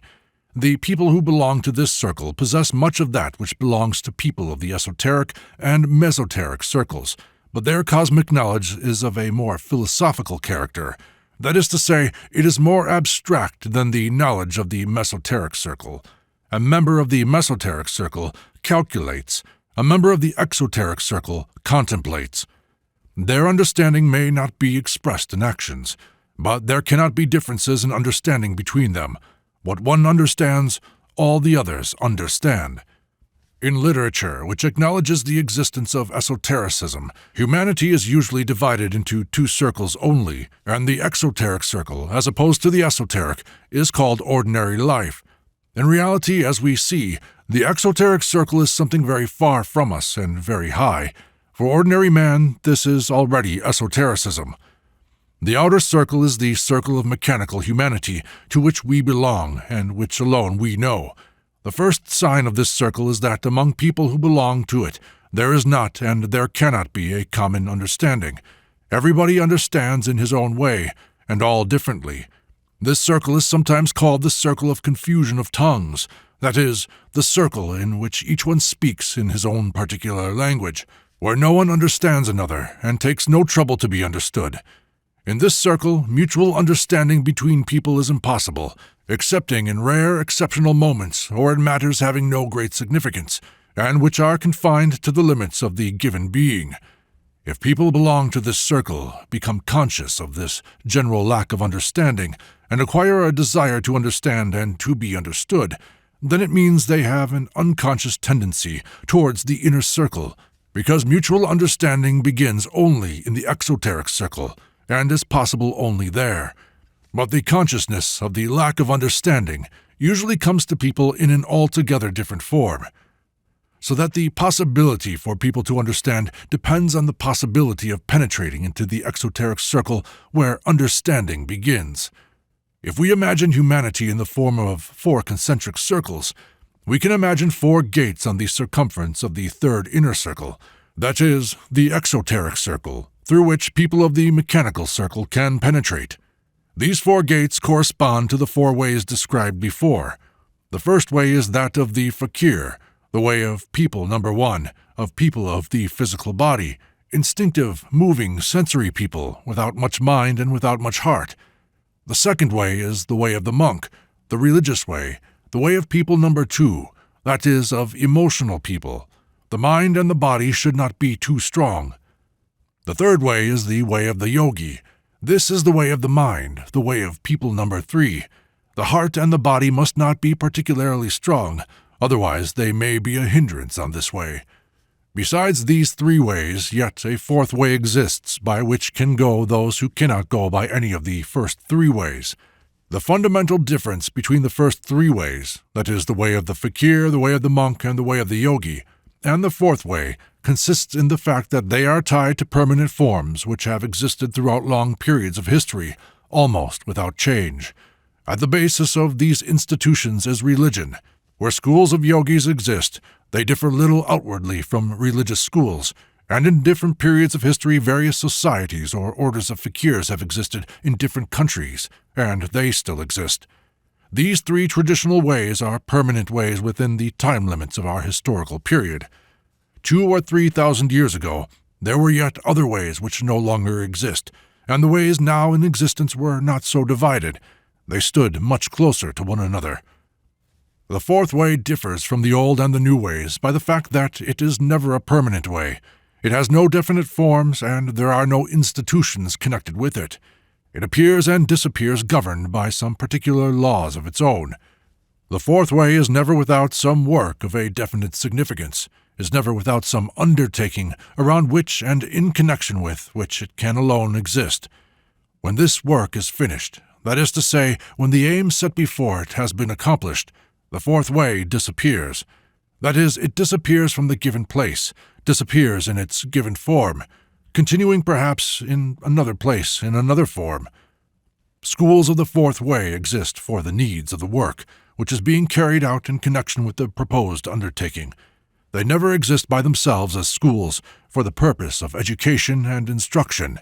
Mechanical help cannot be required in any work of the fourth way. Only conscious work can be useful in all the undertakings of the fourth way. Mechanical man cannot give conscious work, so that the first task of the people who begin such a work is to create conscious assistance. The work itself of schools of the fourth way can have very many forms and many meanings. In the midst of the ordinary conditions of life, the only chance a man has of finding a way is in the possibility of meeting with the beginning of work of this kind. But the chance of meeting with such work, as well as the possibility of profiting by this chance, depends upon many circumstances and conditions. The quicker a man grasps the aim of the work which is being executed, the quicker he can become useful to it, and the more he will be able to get from it for himself. But no matter what the fundamental aim of the work is, the schools continue to exist only while this work is going on. When the work is done, the schools close. The people who began the work leave the stage. Those who have learned from them what was possible to learn and have reached the possibility of continuing on the way independently begin in one form or another their own personal work. But it happens sometimes that when the school closes, a number of people are left who were round about the work, who saw the outward aspect of it, and saw the whole of the work in this outward aspect. Having no doubts whatever of themselves or in the correctness of their conclusions and understanding, they decide to continue the work. To continue this work, they form new schools, teach people what they have themselves learned, and give them the same promises that they themselves received. All this, naturally, can only be outward imitation.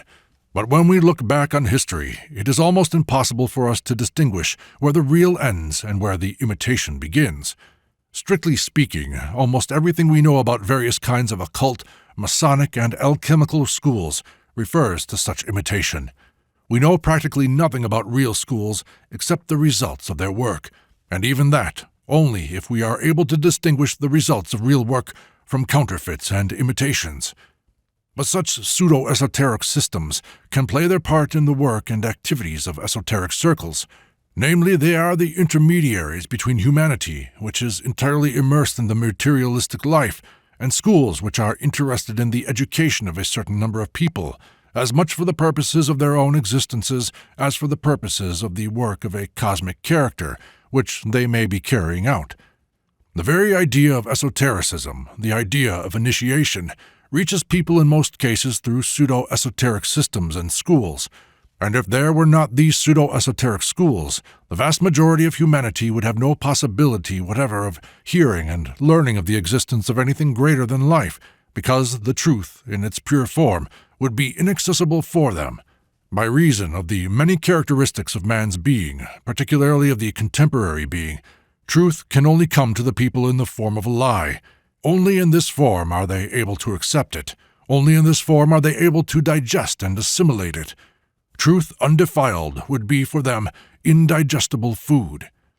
Besides, a grain of truth in an unaltered form is sometimes found in pseudo-esoteric movements, in church religions, in occult and theosophical schools. It may be preserved in their writings, their rituals, their traditions, their conceptions of the hierarchy, their dogmas, and their rules. Esoteric schools, that is, not pseudo-esoteric schools, which perhaps exist in some countries of the East, are difficult to find because they exist there in the guise of ordinary monasteries and temples.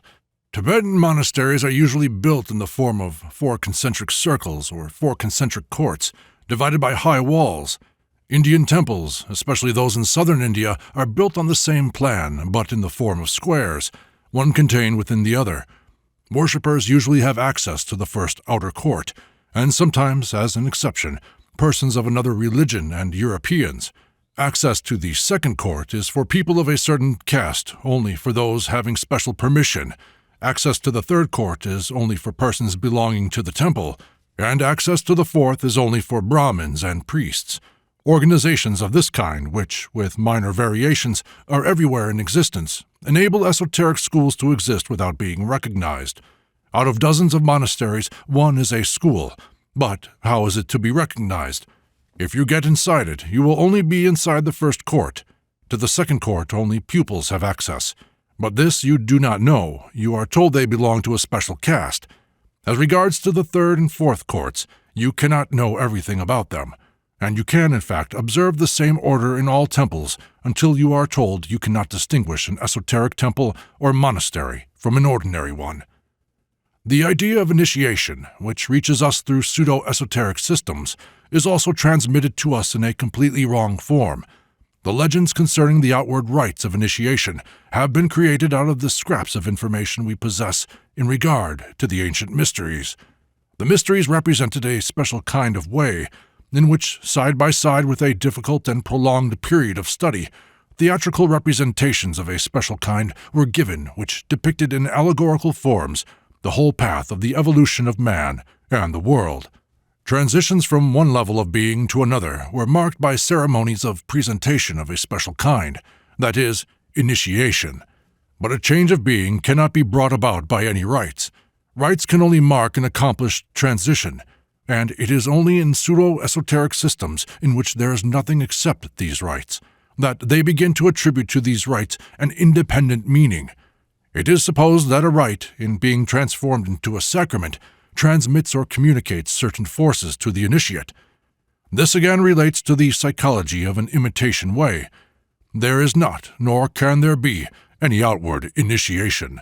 In reality, only self-initiation, self-presentation exist. Systems and schools can indicate methods and ways, but no system or school whatever can do for a man the work he must do himself. Inner growth, a change of being, depend entirely upon the work which a man must do on himself. Chapter 16. By this time, that is, by November 1916, the position of affairs in Russia had begun to assume a very gloomy aspect. Up to this time, we, at any rate most of us, had by some miracle kept clear of events. Now events were drawing nearer to us. That is to say, they were drawing nearer to each one of us personally, and we could no longer fail to notice them. It in no way enters into my task either to describe or to analyze what was taking place. At the same time, it was such an exceptional period that I cannot altogether avoid all mention of what was going on around us. Otherwise, I should have to admit that I had been both blind and deaf. Besides, nothing could have given such material for the study of the mechanicalness of events, that is, of the entire and complete absence of any element of will, as the observation of events at this period. Some things appeared or might have appeared to be dependent on somebody's will, but even this was illusion, and in reality it had never been so clear that everything happens, that no one does anything. In the first place, it was clear to everyone who was able and who wanted to see it that the war was coming to an end, and that it was coming to an end by itself, through some deep inner weariness, and from the realization, though dull and obscure, yet firmly rooted, of the senselessness of all this horror. No one believed now in words of any kind. No attempts of any kind to galvanize the war were able to lead to anything. At the same time, it was impossible to stop anything, and all talk about the necessity of continuing the war or of the necessity of stopping the war merely showed the helplessness of the human mind, which was even incapable of realizing its own helplessness. In the second place, it was clear that the crash was approaching, and it was clear that nobody could stop anything, nor could they avert events or direct them into some safe channel.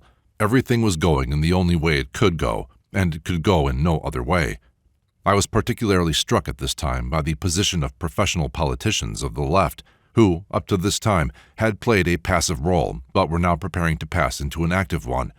To be precise, they showed themselves to be the blindest, most unprepared, and the most incapable of understanding what they were really doing, where they were going to, what they were preparing, even for themselves. I remember Petersburg so well during the last winter of its life. Who could have known then, even assuming the very worst, that this was its last winter? But too many people hated this city, and too many people feared it, and its last days were numbered. Our meetings continued. During the last months of 1916, G did not come to Petersburg, but some of the members of our group went to Moscow and brought back new diagrams and some notes which had been made by G's Moscow pupils under his instruction.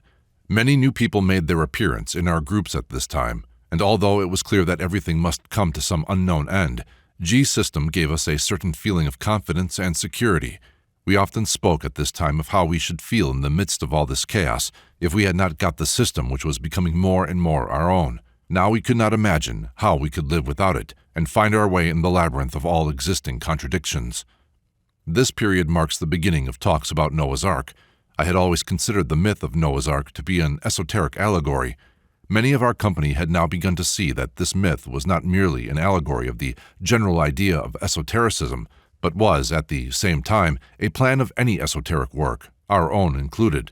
The system itself was an ark in which we could hope to save ourselves at the time of the flood. G arrived only at the beginning of February 1917.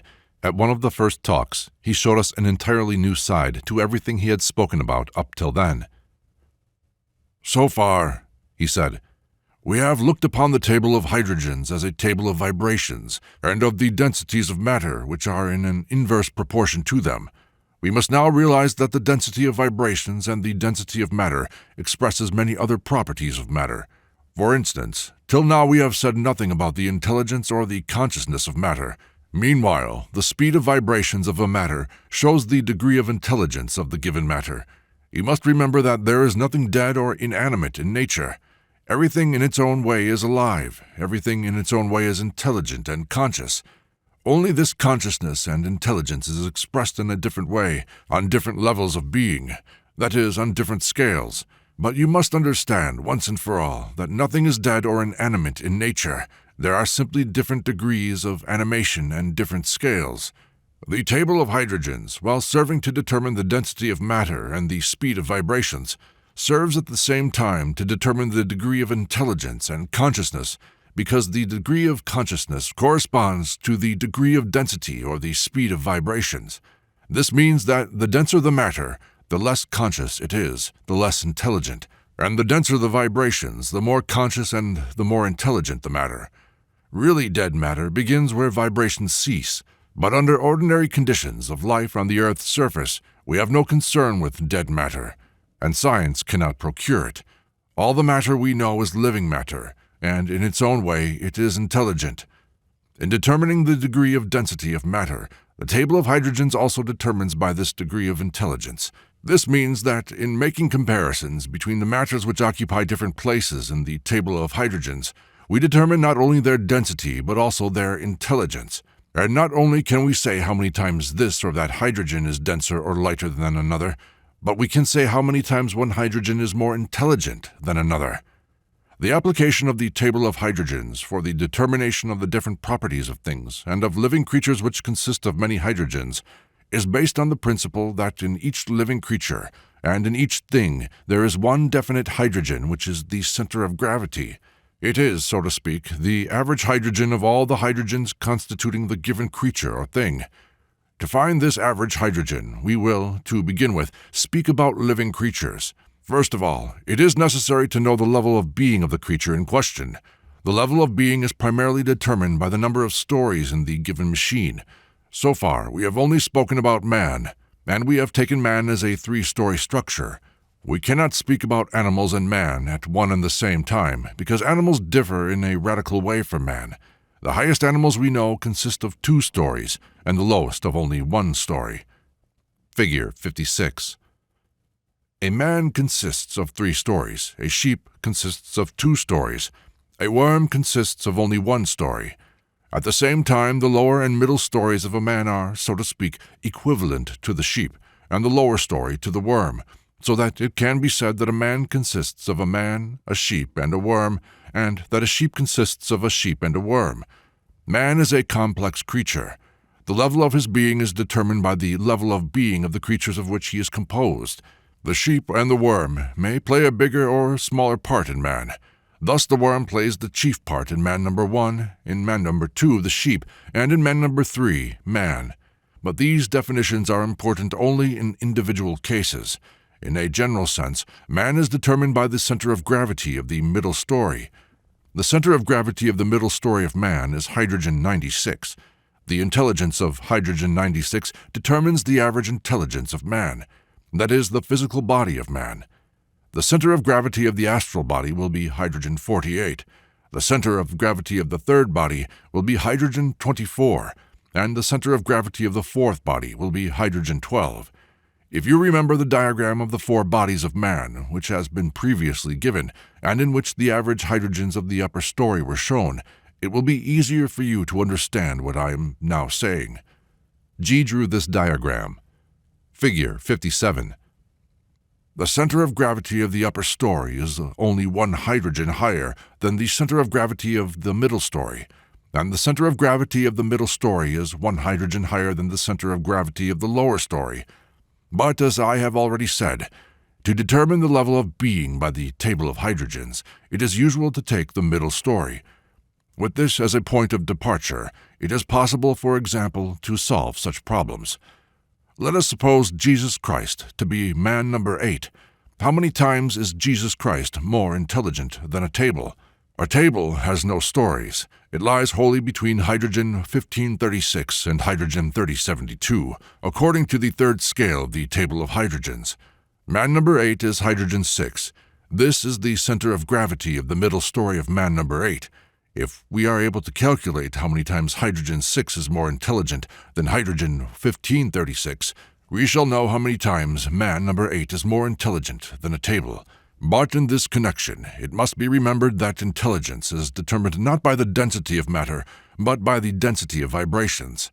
The density of vibrations, however, increases not by doubling as in the octaves of hydrogens, but in an entirely different progression, which many times outnumbers the first. If you know the exact coefficient of this increase, you will be in a position to solve this problem. I only want to show you that, however strange it looks, the problem can be solved. Partly in connection with what I have just said, it is imperative that you should understand the principles of the classification and the definition of living beings from the cosmic point of view, from the point of view of their cosmic existence. In ordinary science, classification is made according to external traits, bones, teeth, functions, mammals, vertebrates, rodents, and so on. In exact knowledge, classification is made according to cosmic traits. As a matter of fact, there are exact traits, identical for every living thing, which allows us to establish the class and the species of a given creature with the utmost exactitude, both in relation to other creatures as well as to its own place in the universe. These traits are the traits of being. The cosmic level of being of every living creature is determined, first of all, by what this creature eats, secondly, by what he breathes, and thirdly, by the medium in which it lives. These are the three cosmic traits of being. Take, for instance, man. He feeds on hydrogen-768, breathes hydrogen-192, and lives in hydrogen-192. There is no other being like him on our planet, although there are beings higher than he is. Animals such as the dog can feed on hydrogen-768, but they can also feed on a lower hydrogen, not 768, but approaching 1536, food of a kind impossible for man. A bee feeds on a hydrogen much higher than 768, even higher than 384, but it lives in a hive in an atmosphere where man could not live. From an outward point of view, man is an animal, but he is an animal of a different order from other animals. Let us take another example, a flower worm. It feeds on flour, a hydrogen far coarser than hydrogen-768, because the worm can also live on rotten flour. Let us say that this also is 1536. It breathes hydrogen-192 and lives in hydrogen-1536. A fish feeds on hydrogen-1536, lives in hydrogen-384, and breathes hydrogen-192. A tree feeds on hydrogen-1536, breathes only partly hydrogen-192 and partly hydrogen-96, and lives partly in hydrogen-192 and partly in hydrogen-3072, or soil. If you try to continue these definitions, you will see that this plan, so simple at first glance, makes it possible to determine the most subtle distinctions between classes of living beings, especially if you bear in mind that hydrogens, taking them as we have by octaves, are very broad concepts. For example, we took it that a dog, a fish, and a flower worm alike feed on hydrogen 1536, implying by this hydrogen substances of organic origin, which are not good for human food. Now, if we realize that these substances in their turn can be divided into definite classes, we shall see the possibility of very exact definitions. It is the same with air and exactly the same with the medium. These cosmic traits of being are immediately connected with the definition of intelligence, according to the table of hydrogens. The intelligence of a matter is determined by the creature for whom it can serve as food. For example, which is more intelligent from this point of view, a raw potato or a baked potato? A raw potato can serve as food for pigs, and a baked potato as food for man. A baked potato is more intelligent than a raw potato. If these principles of classification and definition are understood in the right way, many things become clear and comprehensible. No living being can change its food at will, or the air it breathes, or the medium in which it lives. The cosmic order of each being determines its food, as well as the air it breathes, and the medium in which it lives. When we talked before about the octaves of food in the three-story factory, we saw that all the finer hydrogens needed for the working, the growth, and the evolution of the organism were prepared from three kinds of food, that is, from food in the strict meaning of the word, eatables and drink, from air which we breathe, and from impressions. Now let us suppose that we could improve the quality of food and air, feed, let us say, on hydrogen 384 instead of 768, and breathe hydrogen 96 instead of 192. How much simpler and easier the preparation of fine matters in the organism would be then. But the whole point is that this is impossible. The organism is adapted to transform precisely these coarse matters into fine matters, and if you give it fine matters instead of coarse matters, it will not be in a position to transform them, and it will very soon die. Neither air nor food can be changed. But impressions, that is, the quality of the impressions possible to man, are not subject to any cosmic law. Man cannot improve his food. He cannot improve the air. Improvement in this case would be actually making things worse. For instance, hydrogen 96 instead of 192 would be either very rarefied air or very hot incandescent gases, which man cannot possibly breathe. Fire is hydrogen 96. It is exactly the same with food. Hydrogen 384 is water. If man could improve his food, that is, make it finer, he would have to feed on water and breathe fire. It is clear that this is impossible, but while it is not impossible for him to improve his food and air, he can improve his impressions to a very high degree, and in this way introduce very fine hydrogens into the organism. It is precisely on this that the possibility of evolution is based. A man is not at all obliged to feed on the dull impressions of H48. He can have both H24, H12, and H6, and even H3. This changes the whole picture, and a man who makes higher hydrogens, the food for the upper story of his machine, will certainly differ from one who feeds on the lower hydrogens. In one of the following conversations, G again returned to the subject of classification according to cosmic traits.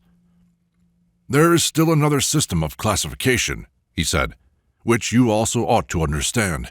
This is a classification in an altogether different ratio of octaves.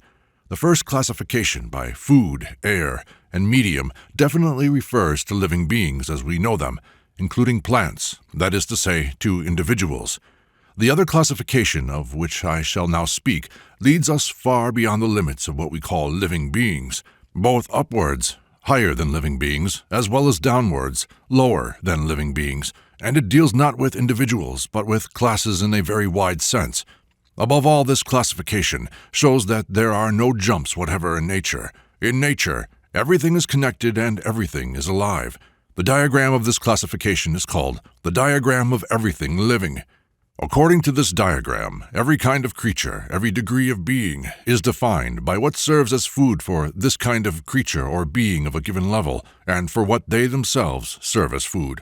Because in the cosmic order, each class of creature feeds on a definite class of lower creature, and is food for a definite class of higher creatures. G drew a diagram in the form of a ladder with 11 squares, and in each square, excepting the two higher, he put 3 circles with numbers. See figure 58. Each square denotes a level of being, he said, The hydrogen in the lower circle shows what the given class of creatures feeds on.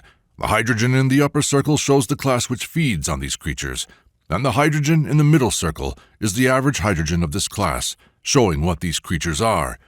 The place of man is the 7th square from the bottom, or the 5th square from the top. According to this diagram, man is hydrogen 24. He feeds on hydrogen 96, and is himself food for hydrogen 6. The next square below man will be vertebrates, the next invertebrates.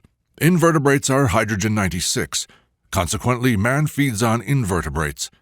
Do not, for the moment, look for contradictions, but try to understand what this may mean, and equally, do not compare this diagram with others. According to the diagram of food, man feeds on hydrogen 768. According to this diagram, on hydrogen 96. Why? What does it mean? Both the one is right and the other is right. Later, when you grasp this, you will piece everything together into one. The square next below is plants, the next minerals, the next metals, which constitute a separate cosmic group among minerals, and the following square has no name in our language because we never meet with matter in this state on the Earth's surface. This square comes into contact with the Absolute. You remember we spoke before about Holy the Firm. This is Holy the Firm. At the bottom of the last square, he placed a small triangle with its apex below. Now on the other side of man is square 31248. This is a class of creatures which we do not know. Let us call them angels. The next square, 1,624. Let us call these beings archangels.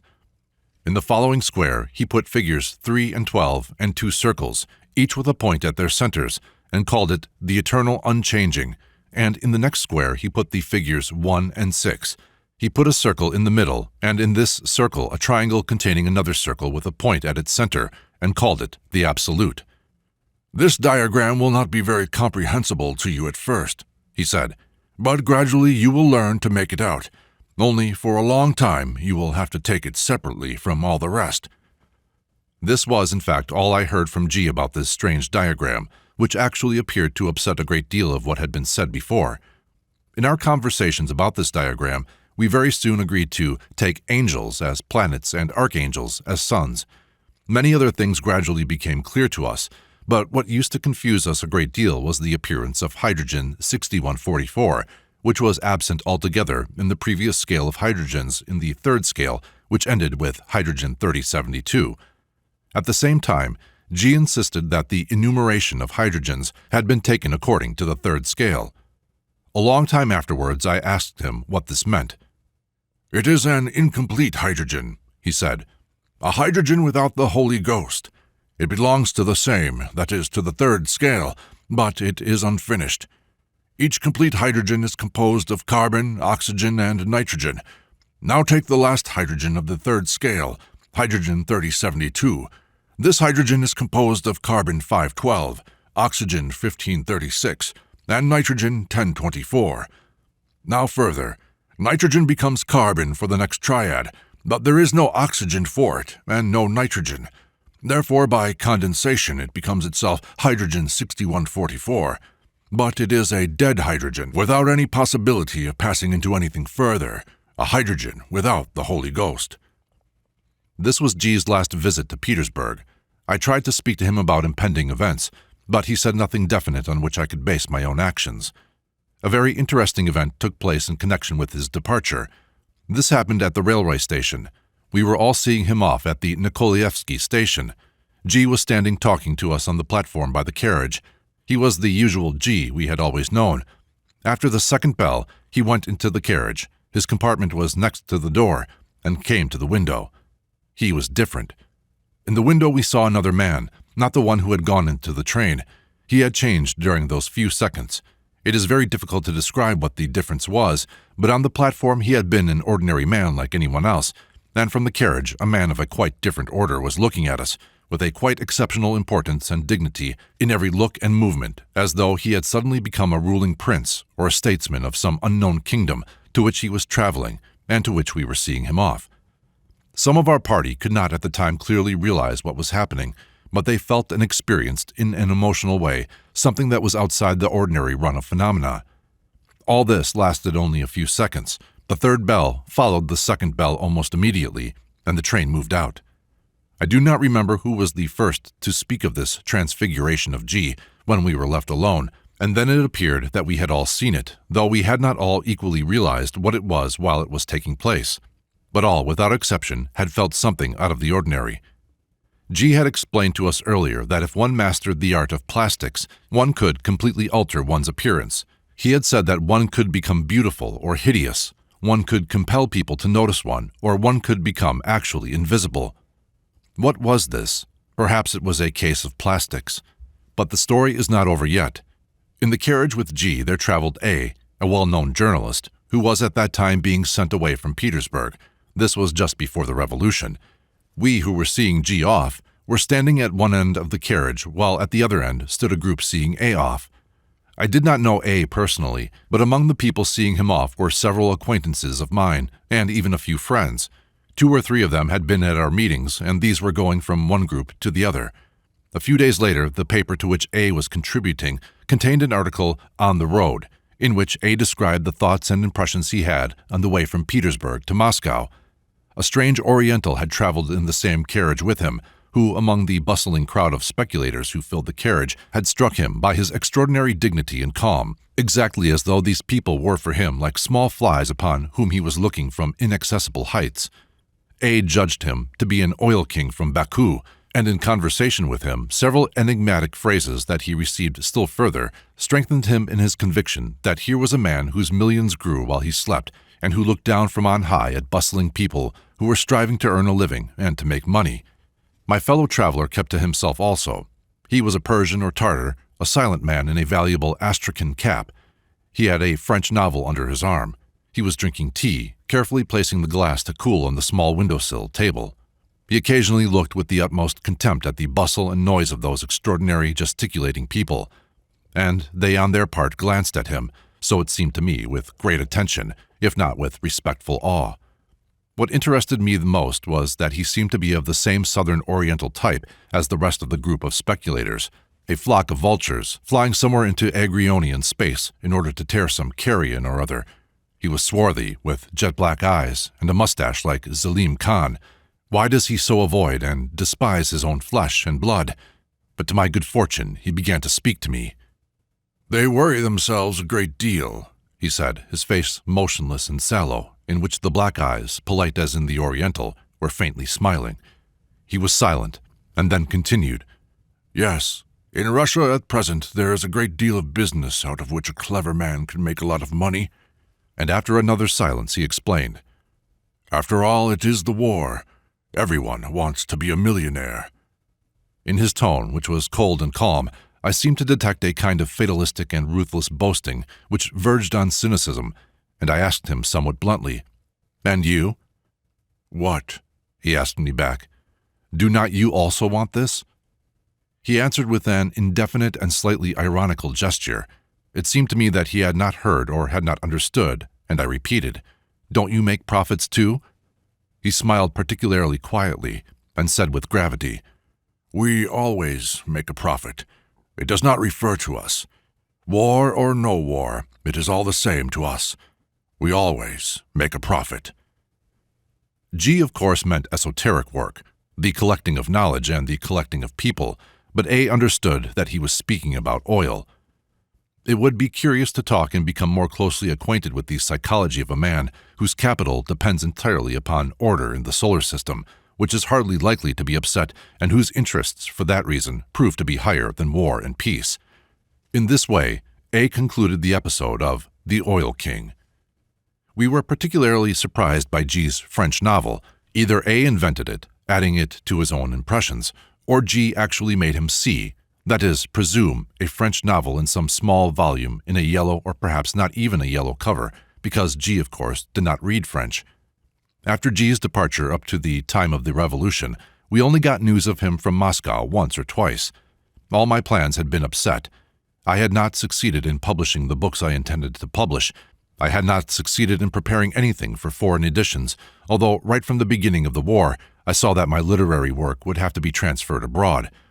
During the past 2 years, I had given up all my time to G's work, to his groups, to talks connected with this work, to journeys from Petersburg, and had completely neglected my own affairs.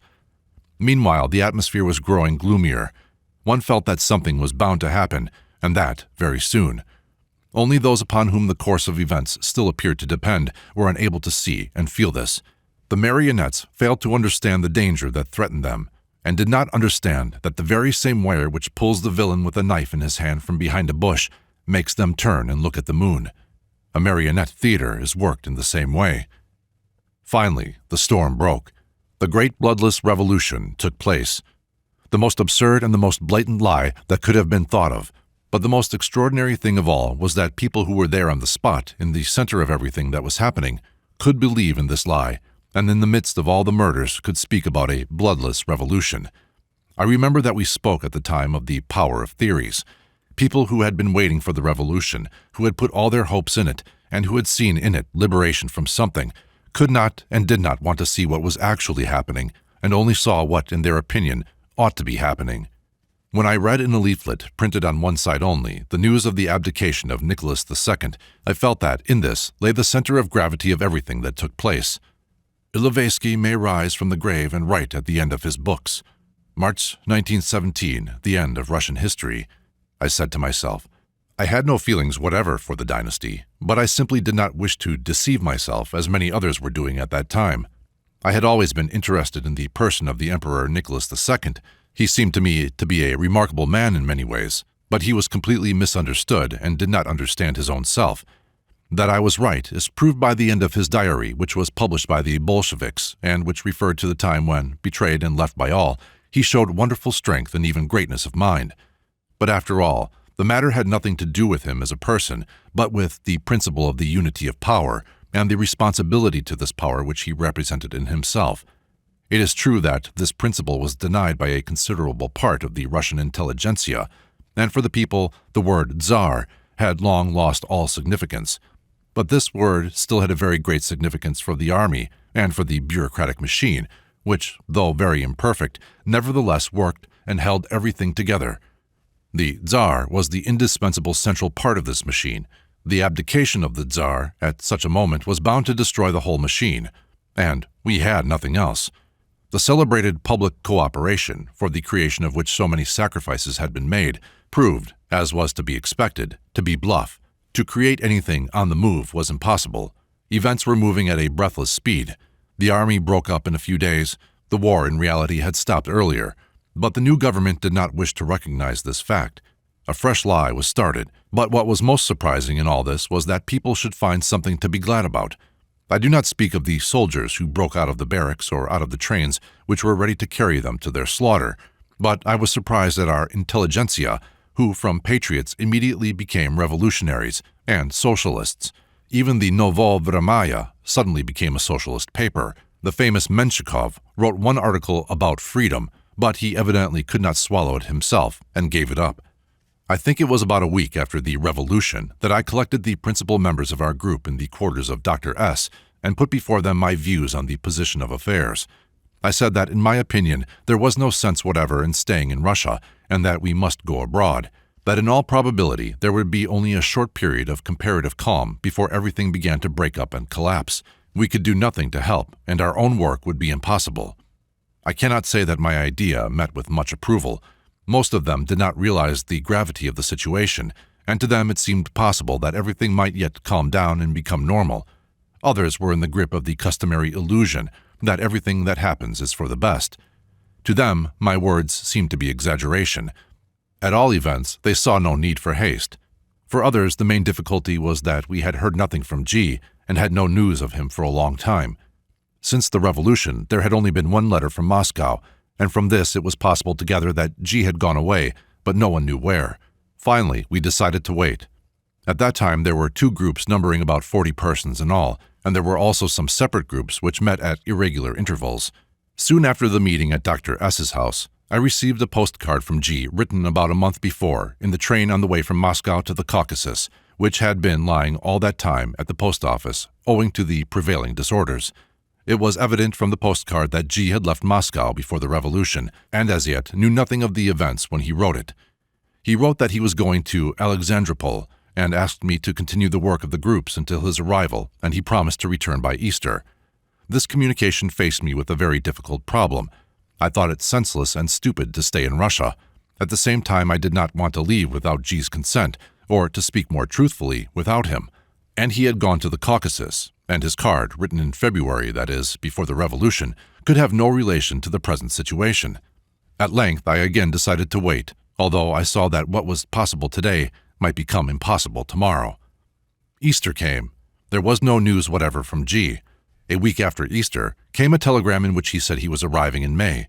The first provisional government came to an end. It was already more difficult to get abroad. Our groups continued to meet and awaited G. Our conversations used often to come back to the diagrams, especially when we had to talk to new people in our groups.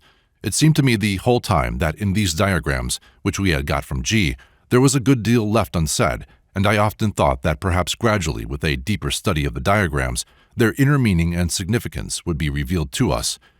Once, when looking through some notes made the year before, I paused at the cosmoses. I wrote earlier that the cosmoses particularly attracted me because they coincided completely with the period of dimensions of the new model of the universe. I mentioned also the difficulties which arose for us at one time in the connection with the different understanding of the microcosmos and the tritocosmos. But by this time, we had already decided to understand man as the microcosmos and organic life on Earth as the tritocosmos. And in the last conversation, G silently approved of this. G's words about different time and different cosmoses intrigued me very much, and I tried to remember what P had said to me about our sleep and waking and about the breath of organic life. For a long time, I could make nothing of it. Then I remembered G's words that time is breath. What is breath? I asked myself. 3 seconds. Man in a normal state takes about 20 full breaths, that is, inhalations and exhalations, to the minute. Consequently, a full breath takes about 3 seconds. Why are sleep and waking the breath of organic life? What are sleep and waking? For man and for all organisms, commensurable with him and living in similar conditions to him, even for plants, this is 24 hours. Besides this, sleep and waking are breath, as for instance plants when asleep, that is at night, exhale, and when awake, that is by day, inhale. In exactly the same way for all mammals as well as for man, there is a difference in the absorption of oxygen and CO2 by night and day, in sleep and waking. Reasoning in this way, I arranged the periods of breath and of sleep and waking in the following way. Table 5. I obtained a simple rule of 3. By dividing 24 hours by 3 seconds, I got 28,800. By dividing 28,800 days and nights by 365, I got within a small fraction 79 years. This interested me. 79 years, continuing the former reasoning, made up the sleep and waking of organic life. This did not correspond to anything that I could think of in organic life, but it represented the life of man. Could not one continue the parallel further? I asked myself. I arranged the figures I had obtained in the following way. Table 6. Again, 79 years meant nothing in the life of the Earth. I thereupon multiplied 79 years by 28,800 and got a little less than 2.5 million years. By multiplying 2,500,000 years by 30,000 for shortness, I got a number of 11 figures, 75 billion years. This figure should signify the duration of life on the Earth. So far, these figures appear logically possible. 2.5 million years for organic life and 75 milliards of years for the Earth. But then there are cosmoses lower than man, I said to myself. Let us try to see in what relation they will stand to this. I decided to take 2 cosmoses on the left, on the diagram, from the microcosmos, understanding by them first comparatively large microscopic cells, and then the smallest admissible, almost invisible cells. Such a division of cells into 2 categories cannot be said to have been definitely accepted by science, but if we think of dimensions within the micro-world, then it is impossible not to admit that this world consists of 2 worlds as distinct in themselves as is the world of people and the world of comparatively large microorganisms and cells. I got the following picture. Table 7. This was coming out very interestingly. 24 hours made up the period of the life of the cell, and although the period of life of individual cells can in no way be considered as established, many investigators have arrived at the fact that for a specialized cell, such as a cell of the human organism, the period of life appears to be precisely 24 hours.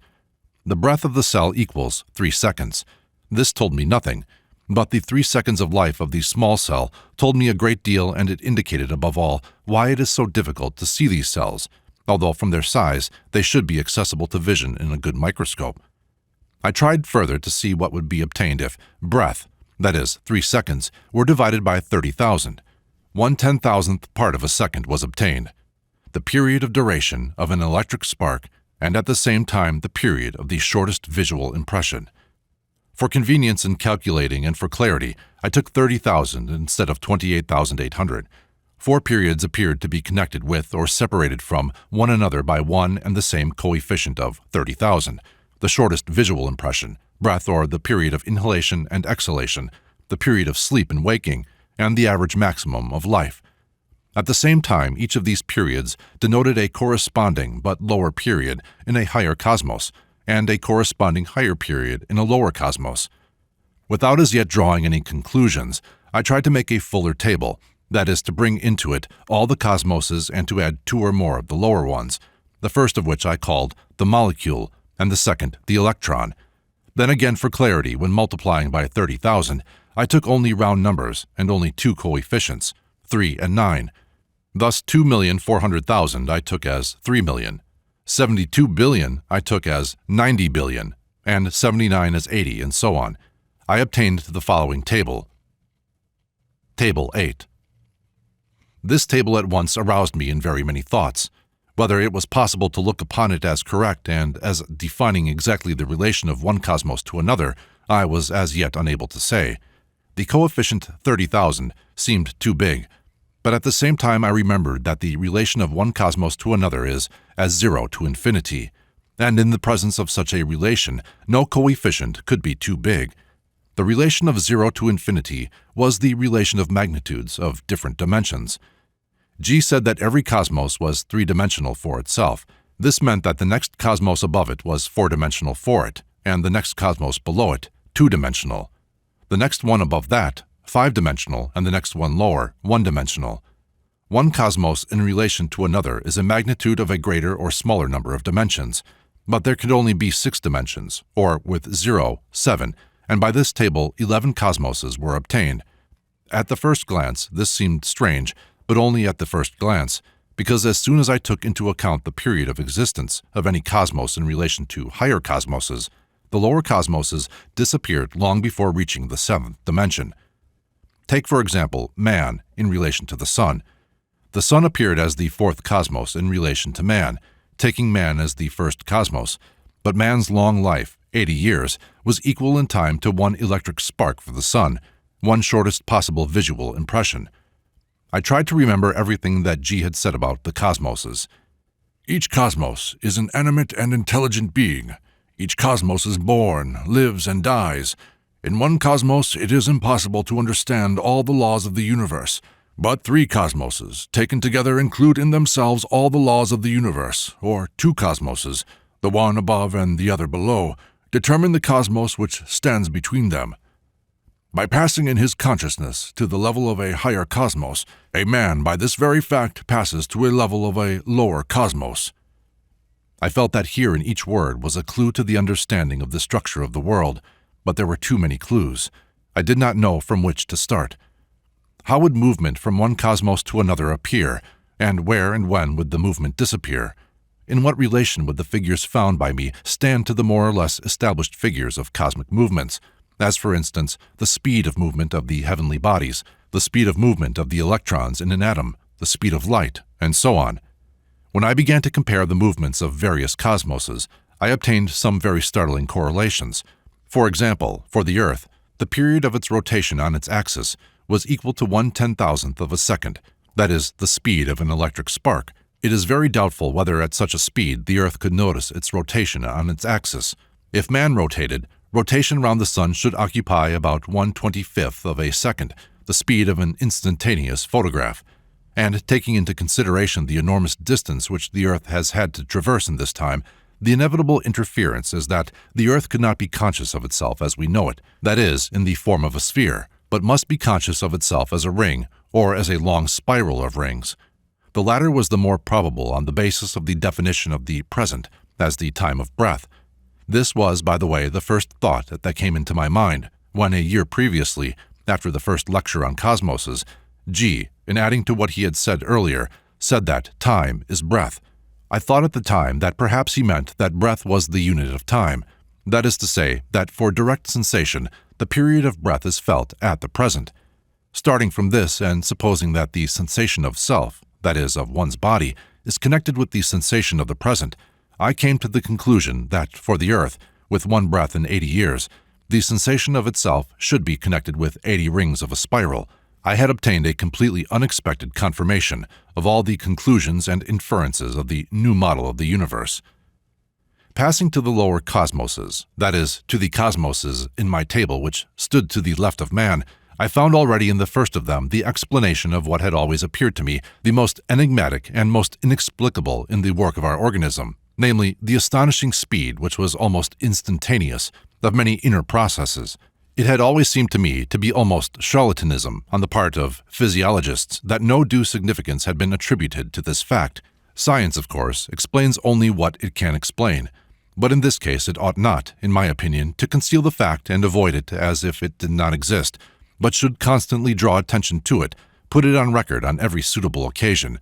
A man who gives no thought to questions of physiology may not be astonished at the fact that the drinking of a cup of strong coffee or a glass of brandy or inhaling the smoke of a cigarette is immediately felt in the whole body, changes all the inner correlation of forces and the form and character of the reactions. But it ought to be clear to a physiologist that in this quite imperceptible interval of time, approximately equal to one breath, a long series of complicated chemical and other processes are accomplished in the organism.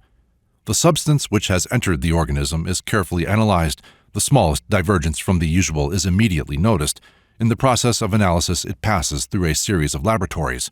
It is resolved into its component parts and mixed with other substances, and in the form of these mixtures, it is added to the fuel which nourishes the various nerve centers. All this must occupy a great deal of time. The seconds in our time in which this is accomplished make all this entirely fantastic and miraculous. But the fantastic side falls away when we realize that for the large cells which obviously govern the life of the organism, our one breath continues for over 24 hours. In 24 hours, even in half that time, even in a third, that is, in 8 hours, which is equal to 1 second, it is possible to imagine all the processes which have been indicated being completed in an orderly way, exactly as they would be completed in a large and well-arranged chemical factory, with various laboratories at its service. Passing further to the cosmos of small cells, which stand on the border or beyond the border of microscopic vision, I again saw an explanation for the inexplicable. For example, cases of almost instantaneous infection by epidemic and infectious diseases in general, particularly those where the causes responsible for the infection have not yet been found. If 3 seconds is the limit of life for a small cell of this kind and is equal to the long life of man, then what would be the speed at which these cells multiply when for them 15 seconds would be equal to 4 centuries? Further, passing to the world of molecules, I first of all came face to face with the fact that the brevity of the existence of a molecule is an almost unexpected idea. It is usually supposed that a molecule, although structurally very complicated, taken as the basic, so to speak, living interior of the bricks from which matter is built up, exists as long as the matter exists. We are obliged to part from this pleasant and soothing thought. The molecule, which is alive inside, cannot be dead outside, and in remaining alive it must, like everything living, be born, live, and die, the term of its life equal to an electric spark, or to 1/10,000th part of a second, is too small for it to act directly on our imagination. Some comparison, some analogy is necessary in order to understand what this means. The dying cells of our organism and their replacement by others bring us near to this idea. Dead matter, iron, copper, granite, must be renewed from within more quickly than our organism. In reality, it changes under our eyes.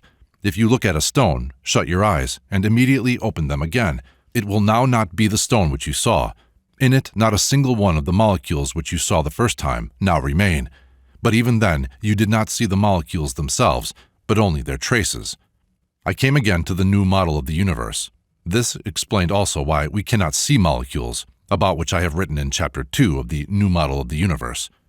Further, in the last cosmos, that is, in the world of the electron, I felt myself from the very beginning in the world of 6 dimensions. The question arose for me as to whether the relation of dimensions could not be worked on.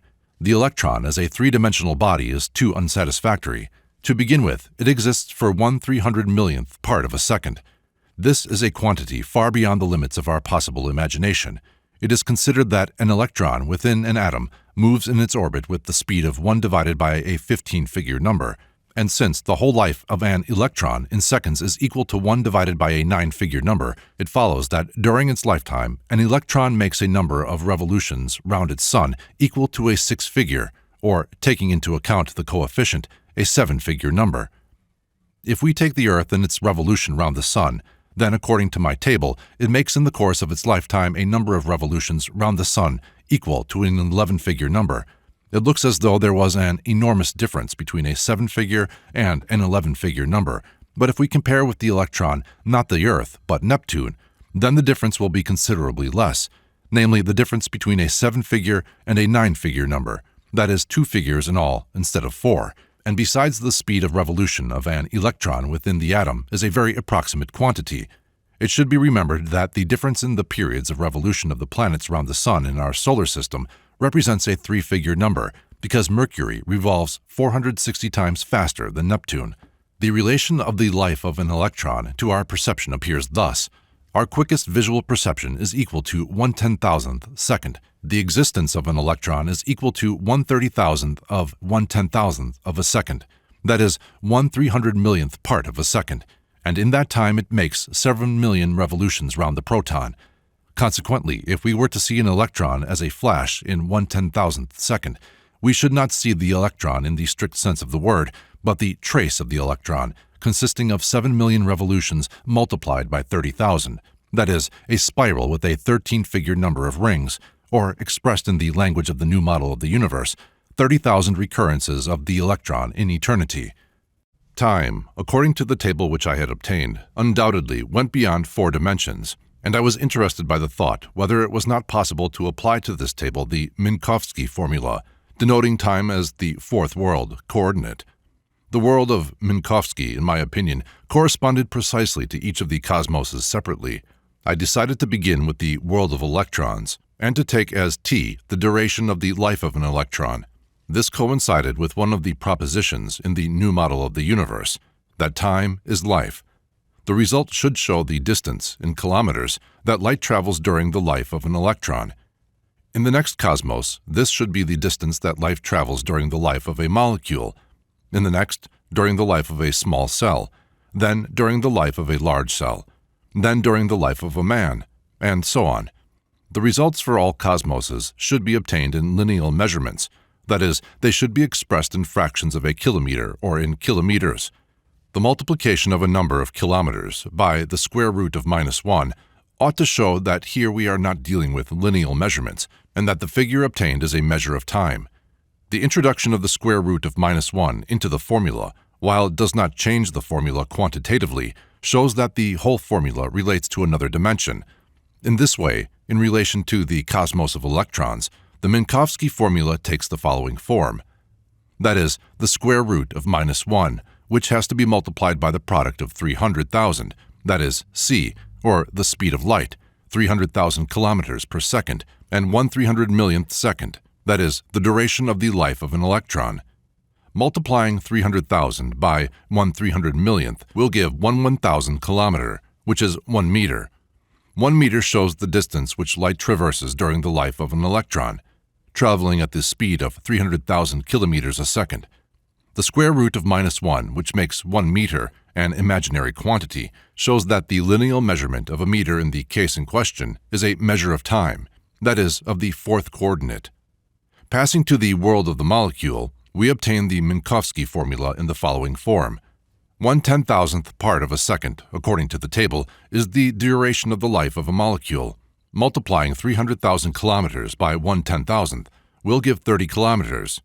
Time in the world of molecules is obtained in the form of the formula square root -1. 30 kilometers represents the distance which light travels during the life of a molecule, or in 1/10,000th second. Further, in the world of small cells, The Minkowski formula takes the following form. That is, 900,000 kilometers multiplied by the square root of -1. 900,000 kilometers represents the distance which light travels during the life of a small cell, that is, in 3 seconds. Continuing similar calculations for further cosmoses, I obtained for large cells an 11-figure number showing the distance which light travels in 24 hours. For the microcosmos, a 16-figure number showing the distance in kilometers which light travels in 80 years. For the tritocosmos, a 20-figure number. For the mesocosmos, a 25-figure number. For the deuterocosmos, a 29-figure number. For the macrocosmos, a 34-figure number. For the eocosmos, a 38-figure number. For the protocosmos, a 42-figure number, or square root -1. In other words, it means that during the life of the protocosmos, a ray of light travels 900 duodecillion. The application of the Minkowski formula to the table of time, as I had obtained it, in my opinion showed very clearly that the fourth coordinate can be established only for one cosmos at a time, which then appears as the fourth-dimensional world of Minkowski. 2, 3, or more cosmoses cannot be considered as a four-dimensional world, and they require for their description 5 or 6 coordinates.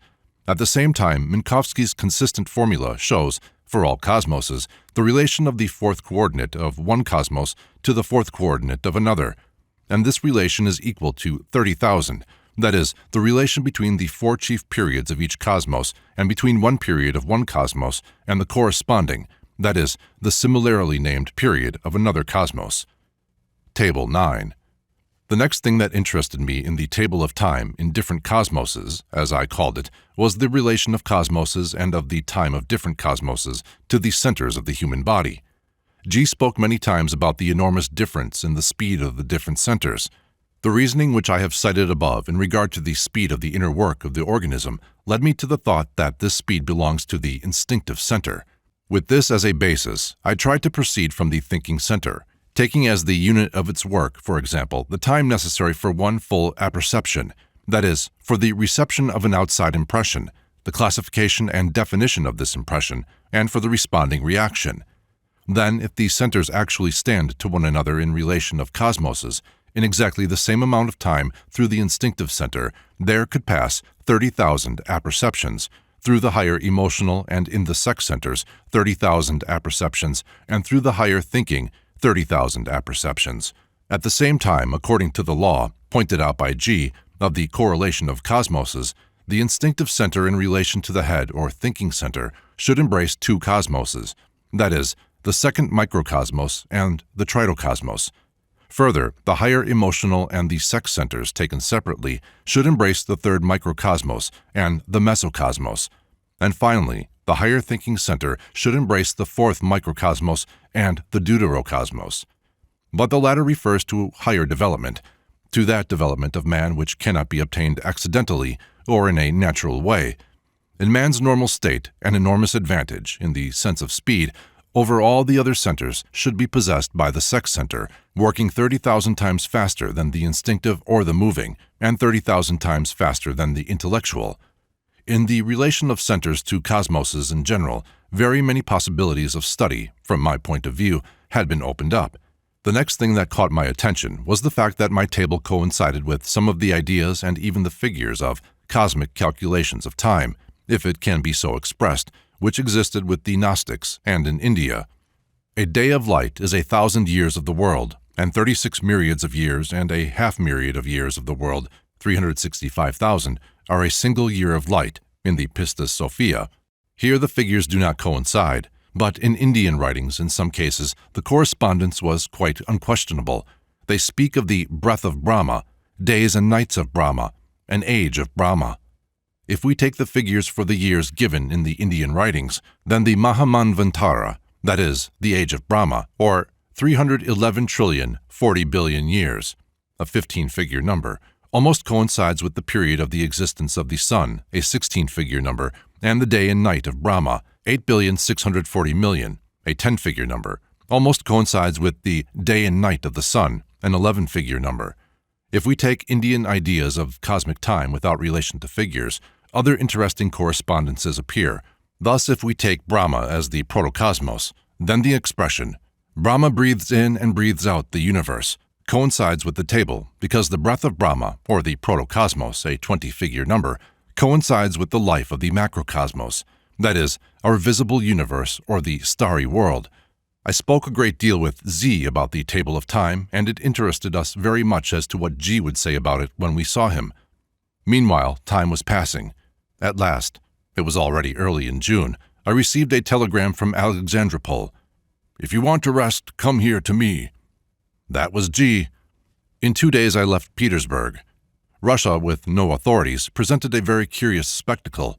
It felt as though everything was existing and holding together simply by momentum, but the trains still ran regularly, and at the stations, the sentries turned a deeply indignant crowd of ticketless travelers out of the carriages. I was traveling for 5 days to Tiflis instead of the normal 3. The train arrived at Tiflis at night. It was not possible to walk about the town.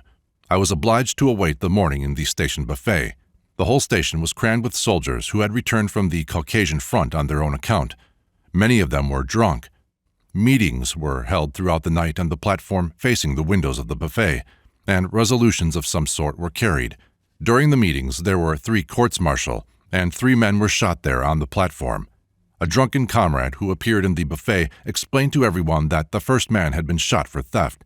The second was shot by mistake because he had been mistaken for the first, and the third was also shot by mistake because he had been mistaken for the second. I was obliged to spend the day in Tiflis. The train to Alexandropol went in the evening only. The following morning I was there.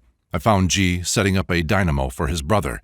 And again I observed, as before, his remarkable capacity for adapting himself to any kind of work, to any kind of business. I met his family, his father and his mother. They were people of a very old and peculiar culture. G's father was an amateur of local tales, legends, and traditions, something in the nature of a bard, and he knew by heart thousands and thousands of verses in the local idioms. They were Greeks from Asia Minor, but the language of the house, as of all the others in Alexandropol, was Armenian. For the first few days after my arrival, G was so busy that I had no opportunity to ask him what he thought of the general situation, or what he thought of doing. But when at length I spoke to him about it, G told me that he disagreed with me, that in his opinion everything would soon quiet down, and that we would be able to work in Russia. He then added that, in any case, he wanted to go to Petersburg to see the Nevsky with hawkers selling sunflower seeds that I had told him about, and to decide on the spot what had best be done. I could not take what he said seriously because I knew by now his manner of speaking, and I waited for something further. Indeed, while saying this with apparent seriousness, G, along with it, said something altogether different, that it would be good to go to Persia, or even further, that he knew a place in the Transcaucasian mountains where one could live for several years without anyone knowing, and so on. On the whole, there remained with me a feeling of uncertainty, but all the same, I hoped on the way to Petersburg to persuade him to go abroad if this were still possible. G was evidently waiting for something. The dynamo was working faultlessly, but we made no move. In the house there was an interesting portrait of G which told me very many things about him. It was a big, enlarged portrait of G when he was quite young, dressed in a black frock coat, with his curly hair brushed straight back. G's portrait determined for me with undoubted accuracy what his profession was at the time the portrait was made, though G never spoke of it. This discovery gave me many interesting ideas, but since this was my own personal discovery, I shall keep it to myself. Several times I tried to speak to G about my table of time in different cosmoses, but he dismissed all theoretical conversations. I liked Alexandropol very much. It contained a great deal which was peculiar and original. Outwardly, the Armenian part of the town calls to mind a town in Egypt or northern India, the houses with their flat roofs upon which grass grows. There is a very ancient Armenian cemetery on a hill from which the snow-clad summit of Mount Ararat can be seen. There is a wonderful image of the Virgin in one of the Armenian churches. The center of the town calls to mind a Russian country town, but alongside it is the bazaar, which is entirely oriental, especially the coppersmiths' row where they work in open booths. There is also the Greek quarter, the least interesting of all outwardly, where G's house was situated, and a Tartar suburb in the ravines, a very picturesque but, according to those in the other parts of the town, a rather dangerous place. I do not know what is left of Alexandropol after all these autonomies, republics, federations, and so on. I think one could only answer for the view of Mount Ararat. I hardly saw G alone and seldom succeeded in speaking to him. He spent a great deal of time with his father and mother. I very much liked his relationship with his father, which was full of extraordinary consideration. G's father was still a robust old man of medium height, with an inevitable pipe in his mouth and wearing an astrakhan cap. It was difficult to believe that he was over 80. He spoke very little Russian, but with G he used to speak for hours on end, and I always liked to watch how G listened to him, occasionally laughing a little, but evidently never for a second losing the line of the conversation, and the whole time sustaining the conversation with questions and comments. The old man evidently enjoyed these conversations, and G devoted to him all his spare time, and not only did not evince the least impatience, but on the contrary, the whole time showed a very great deal of interest in what the old man was saying. Even if this was partly acting, it could not in any case have been all acting, otherwise there would have been no sense in it. I was very interested and attracted by this display of feeling on the part of G. I spent in all about 2 weeks in Alexandropol. At length, on one fine morning, G said that we would be going to Petersburg in 2 days, and we set off. In Tiflis, we saw General S., who at one time used to come to our Petersburg group, and it looked as though the talk with him gave G a fresh view on the general situation and made him somewhat change his plans. On the journey from Tiflis, I remember an interesting talk with G at one of these small stations between Baku and Derbent. Our train stood there a long time letting through trains with comrades from the Caucasian front. It was very hot. A quarter of a mile away, the surface of the Caspian Sea was glittering, and all around us was nothing but fine, shining flint, with the outlines of 2 camels in the distance. I tried to lead G to talk about the immediate future of our work. I wanted to understand what he was going to do and what he wanted from us. Events are against us, I said. It is by now clear that it is not possible to do anything in the midst of this mass madness. It is only now that it is possible, G replied, and events are not against us at all. They are merely moving too quickly. This is the whole trouble. But wait 5 years and you will see for yourself how what hinders today will prove useful to us. I did not understand what G meant by this. Neither after 5 years nor after 15 years did this become any clearer. Looked at from the point of view of facts, it was difficult to imagine in what way we could be helped by events in the nature of civil war, murder, epidemics, hunger, the whole of Russia becoming savage, and the endless lying of European politics and the general crisis which was undoubtedly the result of this lying. But if looked at, not from the point of view of facts, but from the point of view of esoteric principles, then what G meant becomes more comprehensible. Why were there not these ideas earlier? Why did we not have them when Russia existed, and when Europe was a comfortable and pleasant place abroad?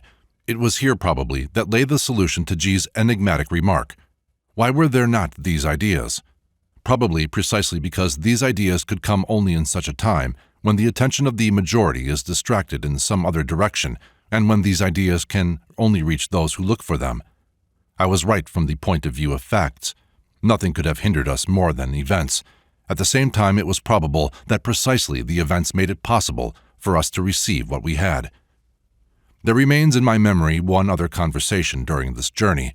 Once, when the train was standing a long time in some station and our fellow travelers were walking on the platform, I put one question to G which I could not answer for myself.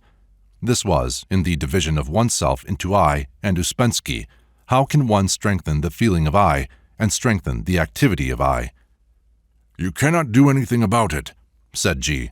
This should come as a result of all your efforts. He emphasized the word all. Take, for example, by now you should have felt your I differently. Try to ask yourself whether you noticed the difference or not. I tried to feel myself, as G had shown us, but I must say that I did not notice any difference from the way I felt before. That will come, said G, and when it does come, you will know. No doubt whatever is possible. It is quite a different feeling. Later, I understood about what he was speaking, that is, about which kind of feeling and which kind of change, but I began to notice this only 2 years after this conversation. On the 3rd day of our journey from Tiflis, while the train was waiting at Mozdok, G said to us, there were 4 of us, that I was to go alone to Petersburg, while he and the others would stop at Mineralny Vody and go to Kislovodsk. You will stop at Moscow and go to Petersburg afterwards, he said to me, and tell them in Moscow and Petersburg that I am beginning new work here. Those who want to work with me can come, and I advise you not to stay there long. I said goodbye to G and his companions at Mineralny Vody and traveled on alone. It was clear that nothing remained of my plans for going abroad, but now this no longer troubled me. I did not doubt that we should have to live through a very difficult time, but now it hardly mattered to me. I realized what I had been afraid of. I was not afraid of actual dangers. I was afraid of acting stupidly, that is, of not going away in time when I knew perfectly well what must be expected. Now, all responsibility towards myself seemed to have been taken from me. I had not altered my opinions. I could say as before that to stay in Russia was madness, but my attitude towards this was quite different. It was not my decision. I traveled still in the old way, alone in a first-class compartment, and near Moscow they charged me excess fare on my ticket because the reservation was issued for one direction and the ticket for another. In other words, everything was as it ought to be. But the papers which I got on the way were full of news about shooting in the streets of Petersburg. Moreover, it was now the Bolsheviks who were shooting into the crowd. They were trying their strength. The situation at this time was beginning to become defined. On the one side were the Bolsheviks, as yet not fully realizing the incredible success which was awaiting them, but already beginning to feel the absence of resistance and to act more and more insolently. On the other side was the Second Provisional Government, with many serious people who understood the situation in the minor posts, and with altogether insignificant babblers and theorists in the major posts. Then there was the intelligentsia, greatly decimated by the war. Then the remains of former parties and the military circles. All these taken together were divided in their turn into two groups. One who, in the face of all the facts and common sense, accepted the possibility of peace parleys with the Bolsheviks, who very cleverly made use of this while gradually occupying one position after another, and the other, who, while realizing the impossibility of any negotiations whatever with the Bolsheviks, were at the same time not united and did not come out actively into the open. The people were silent, although never perhaps in history has the will of the people been so clearly expressed, and that will was to stop the war. Who could stop the war? This was the chief question of the moment. The provisional government did not dare. Naturally, it could not come from the military circles, and yet power was bound to pass to whoever should be the first to pronounce the word peace. And as often happens in such cases, the right word came from the wrong side. The Bolsheviks pronounced the word peace. First of all, because it was a matter of complete indifference to them what they said. They had no intention of meeting their promissory notes. Therefore, they could issue as many of them as they liked. This was their chief advantage and chief strength. There was something else here besides this. Destruction is always far easier than construction. How much easier it is to burn a house than to build one. The Bolsheviks were the agents of destruction. Neither then nor since could they, or can they, be anything else notwithstanding all their boasting and notwithstanding all the support of their open and their hidden friends. But they could and they can destroy very well, not so much by their own activity as by their very existence, which corrupts and disintegrates everything around them. This special property of theirs explained their approaching victory and all that happened much later. We who were looking at things from the point of view of the system could see not only the fact that everything happens, but even how it happens, that is, how easily everything goes downhill and breaks up once a single impulse is given to it. I did not stay in Moscow, but I managed to see a few people while waiting for the evening train to Petersburg, and I passed on to them what G had said. Then I went to Petersburg and passed on the same message to the members of our groups. In 12 days' time, I was again in the Caucasus. In Pyatigorsk, I learned that G was not living at Kislovodsk, but at Ouspensky, and in 2 hours' time I was with him in a small country villa in Panteleimon Street. G asked me in detail about everyone I had seen, what each had said, who was going to come and who not, and so on. Next day 3 more people followed me from Petersburg, then 2 more, and so on. In all, excluding G and myself, there foregathered 12 people. Chapter 17. I always have a very strange feeling when I remember this period. On this occasion we spent about 6 weeks in Essentuki, but this now seems to be altogether incredible. Whenever I chance to speak with any one of those who were there, they can hardly believe that it lasted only 6 weeks. It would be difficult, even in 6 years, to find room for everything that was connected with this time. To such an extent was it filled. Half of our number, myself among them, lived throughout this period with G in a small house on the outskirts of the village. The others came in the morning and stayed late into the night. We went to bed very late and got up very early. We slept for 4 hours, at the most 5. We did all the housework, and the rest of the time was occupied with exercises of which I will speak later. G several times arranged excursions to Kislovodsk, Jeleznovodsk, Pyatagorsk, Beshtau, and so on. G superintended the kitchen and often prepared dinner himself. He proved to be a wonderful cook and knew hundreds of remarkable Eastern dishes. Every day we had dinner in the style of some Eastern country. We ate Tibetan, Persian, and other dishes. I am not attempting to describe everything that took place in Essentuki. A whole book would have to be written in order to do this. G led us at a fast pace without losing a single minute. He explained many things during our walks while music was being played in the Essentuki Park and in the midst of housework. In general, during the short period of our stay at Essentuki, G unfolded to us the plan of the whole work. We saw the beginnings of all the methods, the beginnings of all the ideas, their links, their connections and direction. Many things remained obscure for us. Many things we did not rightly understand. Quite the contrary. But in any case, we were given some general propositions by which I thought we could be guided later on.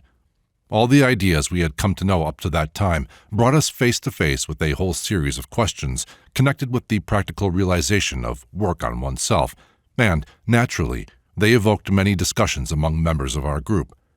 G always took part in these discussions and explained different aspects of the organizations of schools. "Schools are imperative," he once said. "First of all, because of the complexity of man's organization, a man is unable to keep watch on the whole of himself, that is, all his different sides.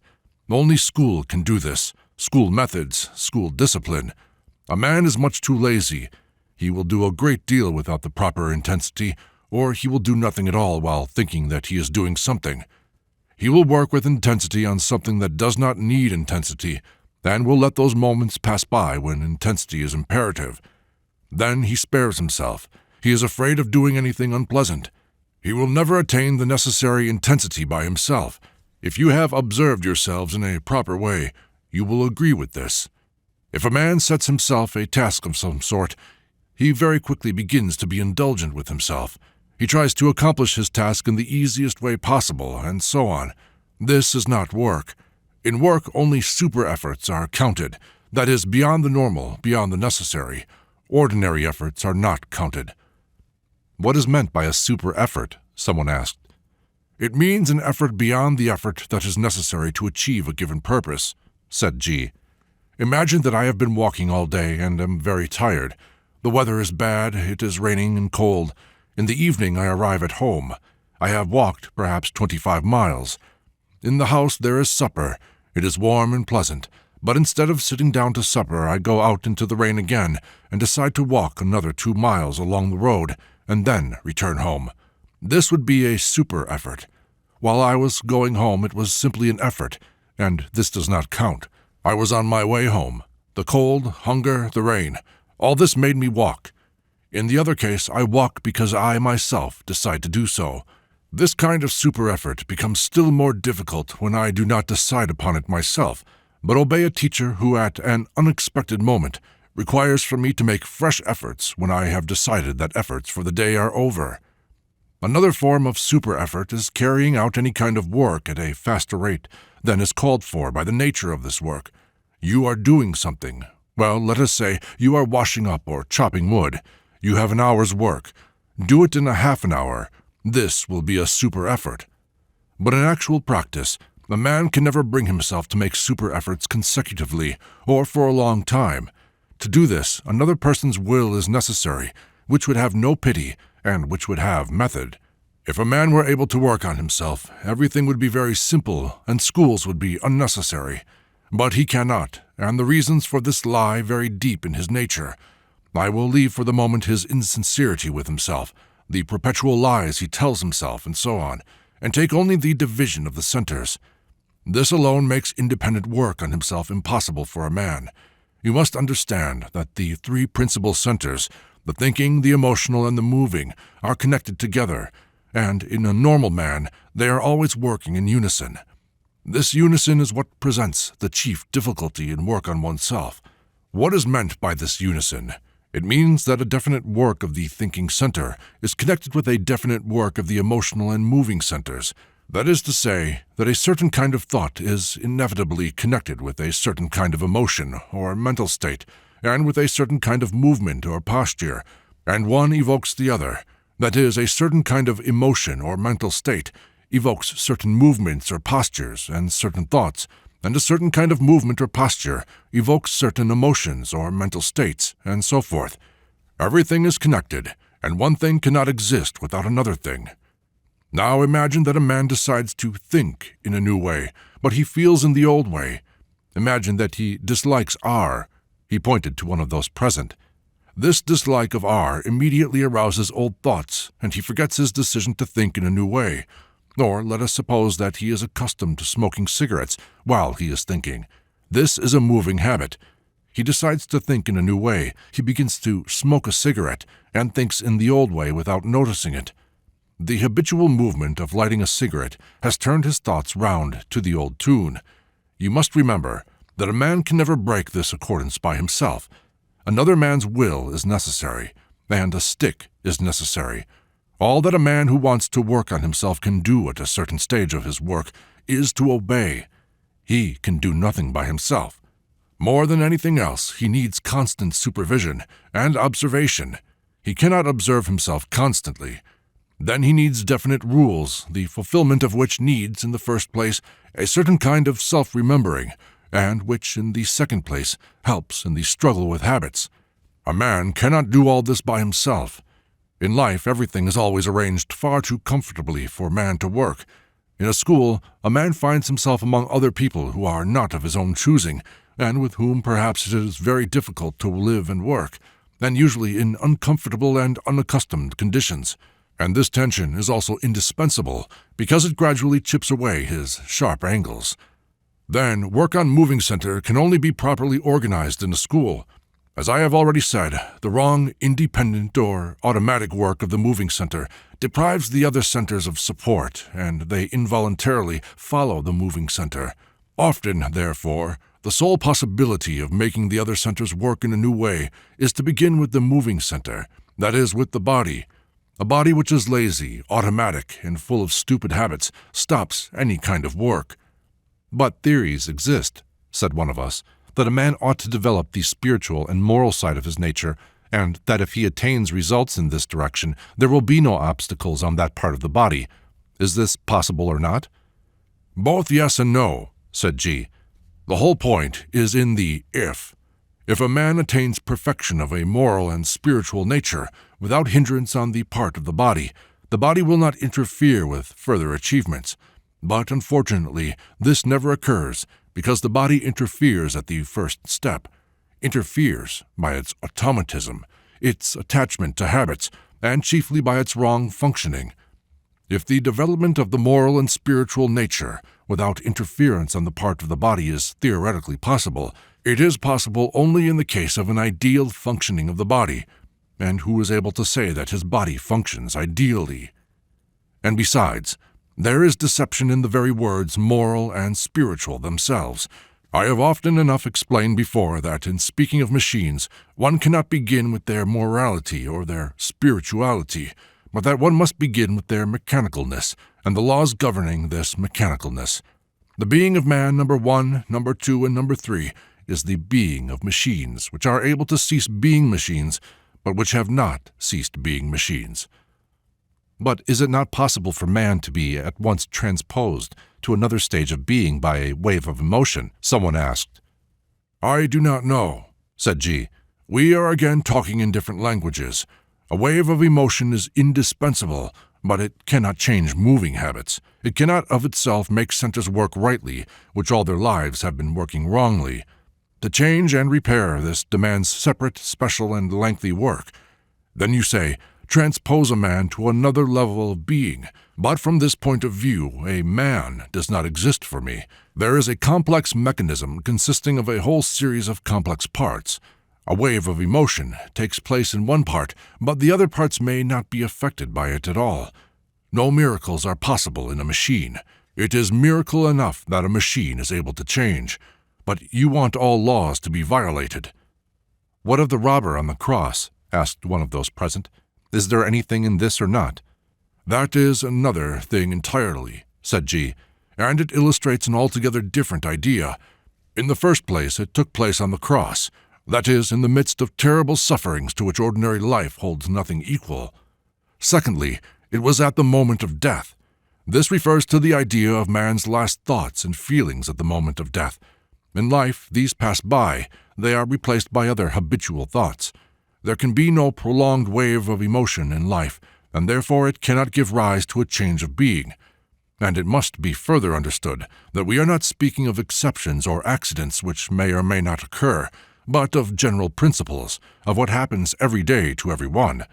Ordinary man, even if he comes to the conclusion that work on himself is indispensable, is the slave of his body.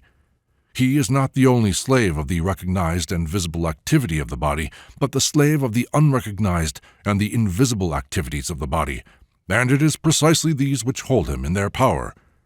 Therefore, when a man decides to struggle for freedom, he has first of all to struggle with his own body.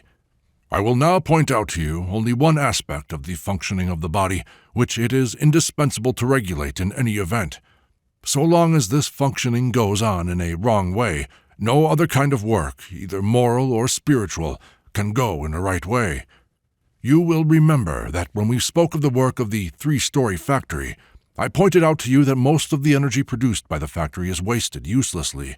Among other things, energy is wasted on unnecessary muscular tension. This unnecessary muscular tension eats up an enormous amount of energy, and with work on oneself, attention must first be turned to this. In speaking of the work of the factory in general, it is indispensable to establish that it is necessary to stop useless waste before there can be any sense in increasing the production.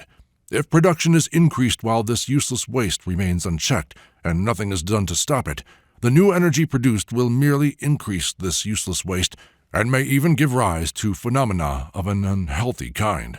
Therefore, one of the first things a man must learn previous to any physical work on himself is to observe and feel muscular tension and to be able to relax the muscles when it is necessary, that is to say, chiefly to relax unnecessary tension of the muscles. In this connection, G showed us a number of different exercises for obtaining control over muscular tension, and he showed us certain postures adopted in schools when praying or contemplating, which a man can only adopt if he learns to relax unnecessary tension of the muscles.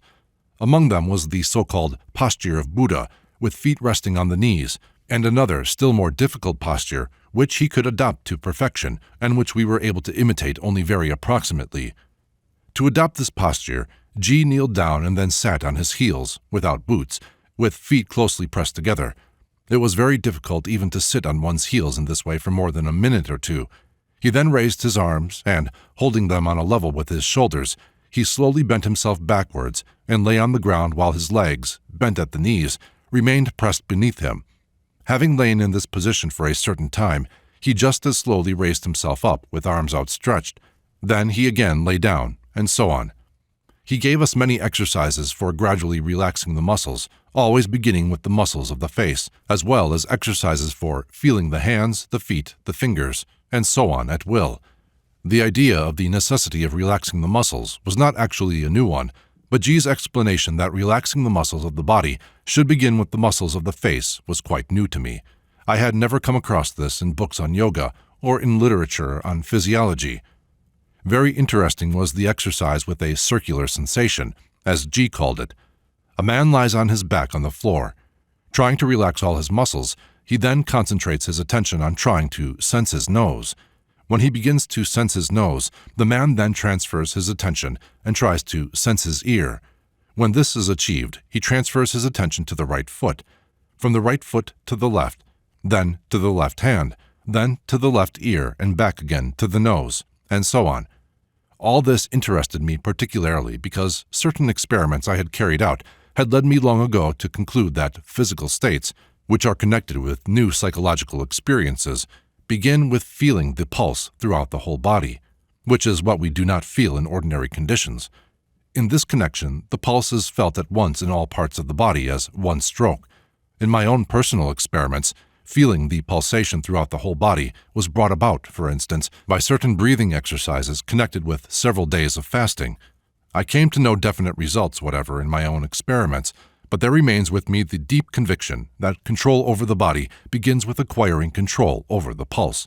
Acquiring for a short time the possibility of regulating, quickening, and slowing the pulse, I was able to slow down or quicken the heartbeat, and this in its turn gave me very interesting psychological results. I understood in a general way that control over the heart could not come from the heart muscles, but that it depended upon controlling the pulse, the second stroke, or the big heart, and G had explained a great deal to me in pointing out that control over the second heart depends upon controlling the tension of the muscles, because we do not possess this control chiefly in consequence of the wrong and irregular tension of various groups of muscles.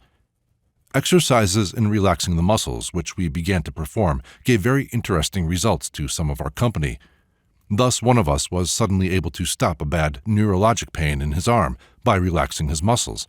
Then relaxation of the muscles had an immense significance in proper sleep, and whoever did exercises in relaxation seriously very quickly noticed that his sleep became sounder and that he needed fewer hours of sleep.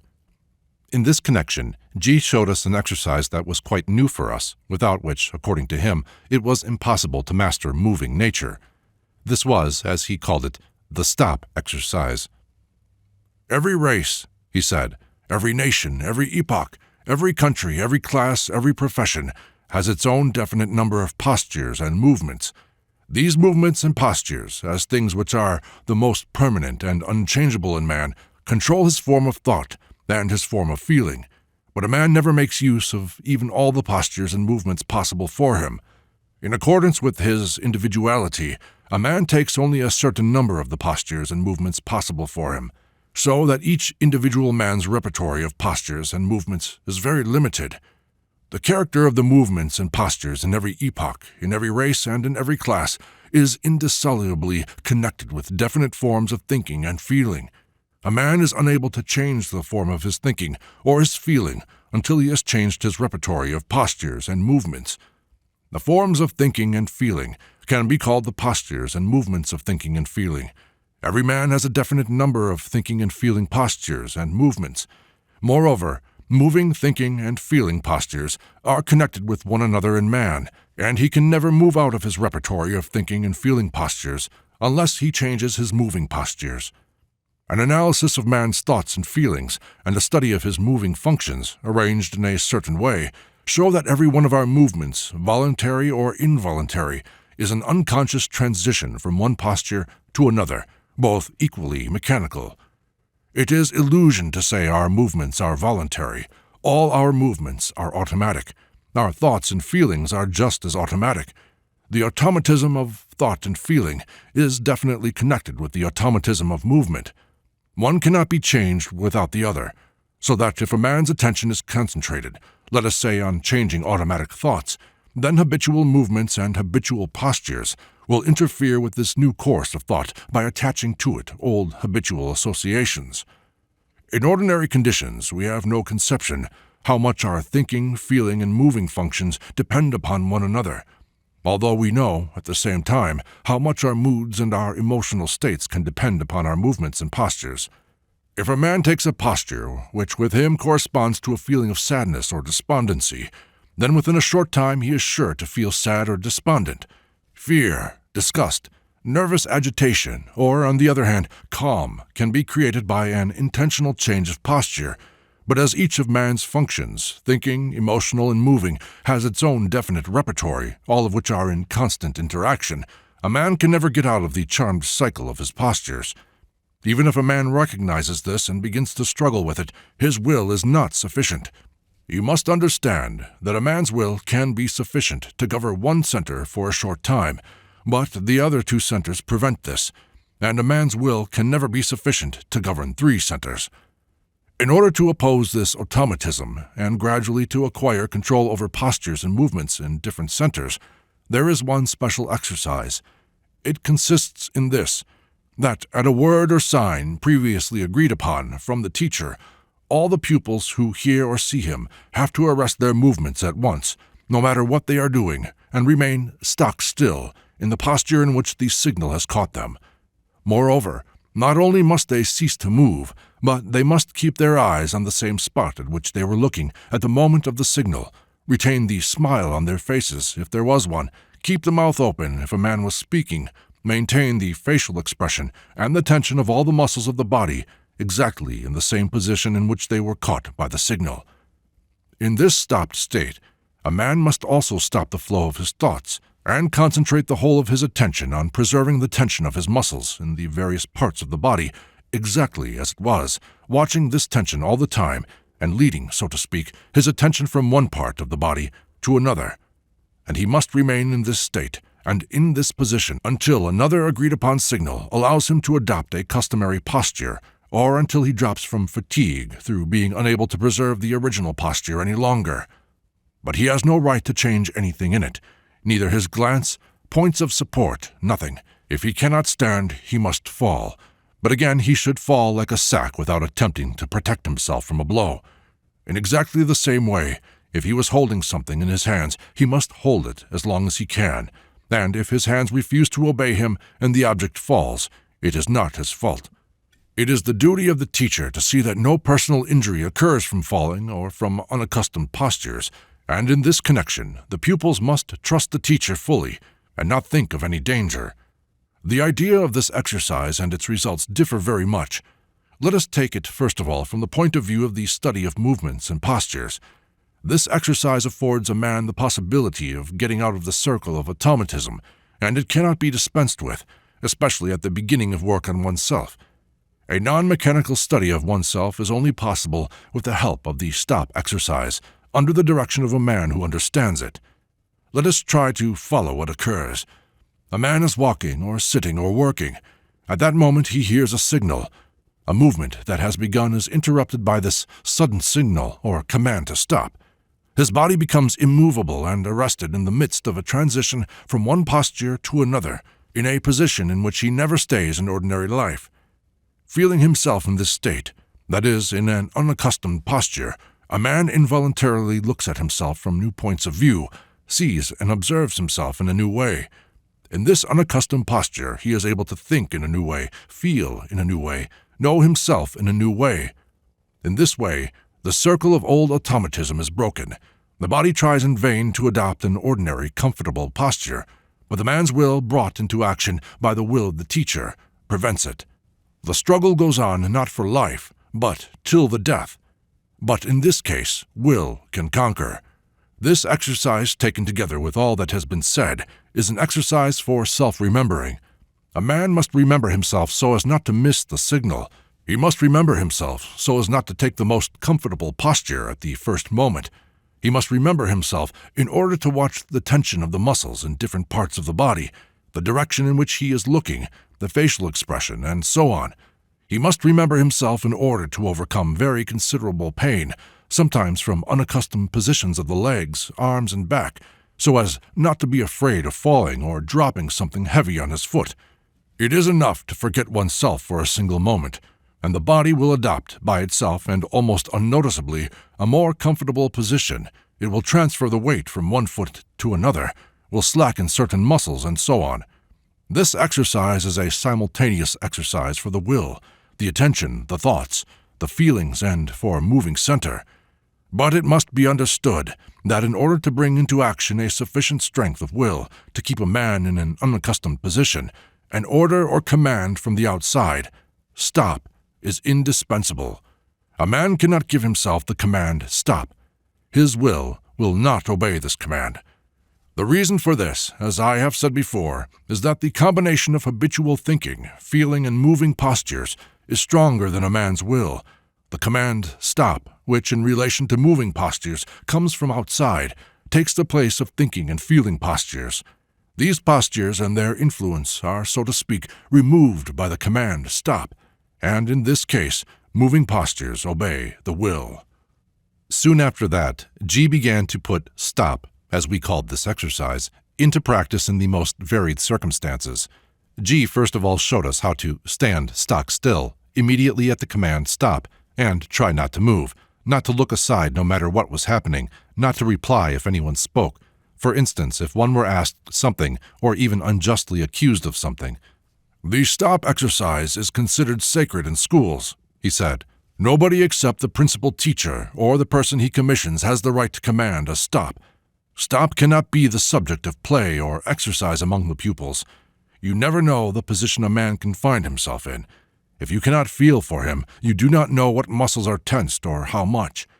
Meanwhile, if a difficult tension is continued, it can cause the rupture of some important vessel, and in some cases, it can even cause immediate death.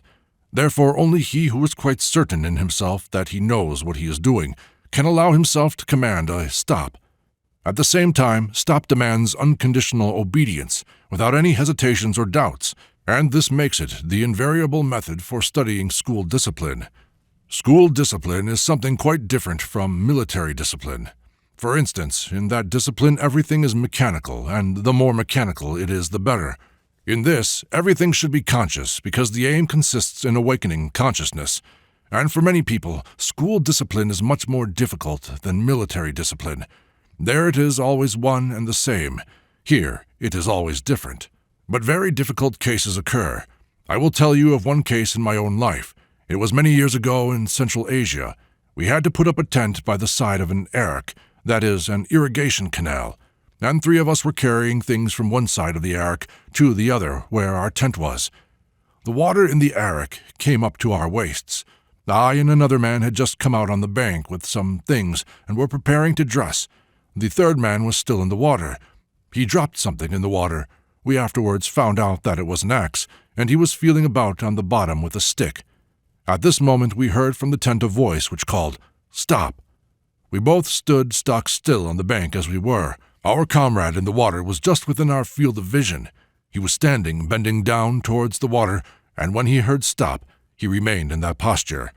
1 or 2 minutes passed by, and suddenly we saw that the water in the erik was rising. Someone, perhaps a mile away, had opened a sluice to let water into the small erik. The water rose very rapidly, and soon reached the chin of the man in the water. We did not know if the man in the tent knew that the water was rising. We could not call out to him. We could not even turn our heads to see where he was. We could not look at each other. I could only hear my friend breathing. The water began to rise very rapidly, and soon the head of the man in the water was completely covered. Only one hand was raised, supported by a long staff. Only this hand was to be seen. It seemed to me that a very long time passed. At length we heard, "Enough!" We both sprang into the water and dragged our friend out of it. He had been almost suffocated. We also very soon became convinced that the stop exercise was not at all a joke. In the first place, it required us to be constantly on the alert, constantly ready to interrupt what we were saying or doing, and secondly, it sometimes required endurance and determination of quite a special kind. Stop occurred at any moment of the day. Once during tea, P, who was sitting opposite me, had raised to his lips a glass of hot tea, just poured out, and he was blowing on it. At this moment we heard "stop" from the next room. P's face and his hand holding the glass were just in front of my eyes. I saw him grow purple, and I saw a little muscle near his eye quiver, but he held on to the glass. He said afterwards that his fingers only pained him during the first minute. The chief difficulty afterwards was with his arm, which was bent awkwardly at the elbow, that is, stopped halfway through a movement, but he had large blisters on his fingers, and they were painful for a long time. Another time a stop caught Z when he had just inhaled smoke from his cigarette. He said afterwards that never in his life had he experienced anything so unpleasant. He could not exhale the smoke, and he sat with eyes full of tears and smoke slowly coming out of his mouth. Stop had an immense influence on the whole of our life, on the understanding of our work and our attitude towards it.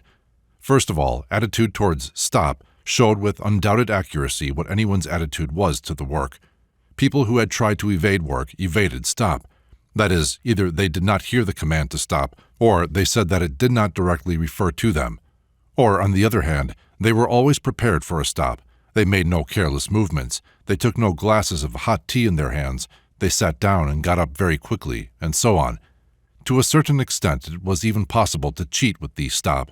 But of course, this would be seen and would at once show who was sparing himself and who was able not to spare himself, able to take the work seriously, and who was trying to apply ordinary methods to it, to avoid difficulties, to adapt themselves.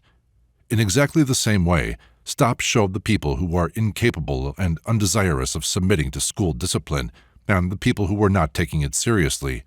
We saw quite clearly that without Stop and other exercises which accompanied it, nothing whatever could be attained in a purely psychological way. But later work showed us the methods of the psychological way. The chief difficulty for most people, as it soon appeared, was the habit of talking. No one saw this habit in himself. No one could struggle with it, because it was always connected with some characteristic which the man considered to be positive in himself. Either he wanted to be sincere, or he wanted to know what another man thought, or he wanted to help someone by speaking of himself or of others, and so on and so on. I very soon saw that the struggle with the habit of talking, of speaking in general, more than is necessary, could become the center of gravity of work on oneself, because this habit touched everything, penetrated everything, and was for many people the least noticed. It was very curious to observe how this habit, I say habit simply for lack of another word, it would be more correct to say this sin or this misfortune, at once took possession of everything no matter what a man might begin to do. In Essentuki at that time, G made us, among other things, carry out a small experiment in fasting. I had carried out experiments of this kind before, and a good deal was familiar to me, but for many others the feeling of days which were endlessly long, of complete emptiness, of a kind of futility of existence, was new. "Well, now I clearly understand," said one of our people, "what we live for and the place that food occupies in our lives." But I personally was particularly interested in observing the place that talk occupied in life. In my opinion, our first fast consisted in everybody talking without stopping for several days about the fast. That is, everybody spoke about himself. In this respect, I remember very early talks with a Moscow friend about the fact that voluntary silence could be the most severe discipline to which a man could subject himself. But at that time we meant absolute silence. Even into this, G brought that wonderfully practical element which distinguished his system and his methods from anything I had known previously. "Complete silence is easier," he said, when I began once to tell him my ideas. "Complete silence is simply a way out of life. A man should be in the desert or in a monastery. We speak of work in life, and a man can keep silence in such a way that no one will even notice it. The whole point is that we say a good deal too much. If we limited ourselves to what is actually necessary, this alone would be keeping silence. And it is the same with everything else, with food, with pleasures, with sleep. With everything, there is a limit to what is necessary. After this, sin begins. This is something that must be grasped. A sin is something which is not necessary." But if people abstain from everything that is unnecessary now, at once, what will the whole of life become like? I said, and how can they know what is necessary and what is not necessary? "Again you speak in your own way," said G. "I was not talking of people at all. They are going nowhere, and for them there are no sins. Sins are what keep a man on one spot if he has decided to move, and if he is able to move. Sins only exist for people who are on the way or approaching the way. And then sin is what stops a man, helps him to deceive himself, and to think that he is working when he is simply asleep. Sin is what puts a man to sleep when he has already decided to awaken. And what puts a man to sleep? Again, everything that is unnecessary, everything that is not indispensable. The indispensable is always permitted, but beyond this, hypnosis begins at once.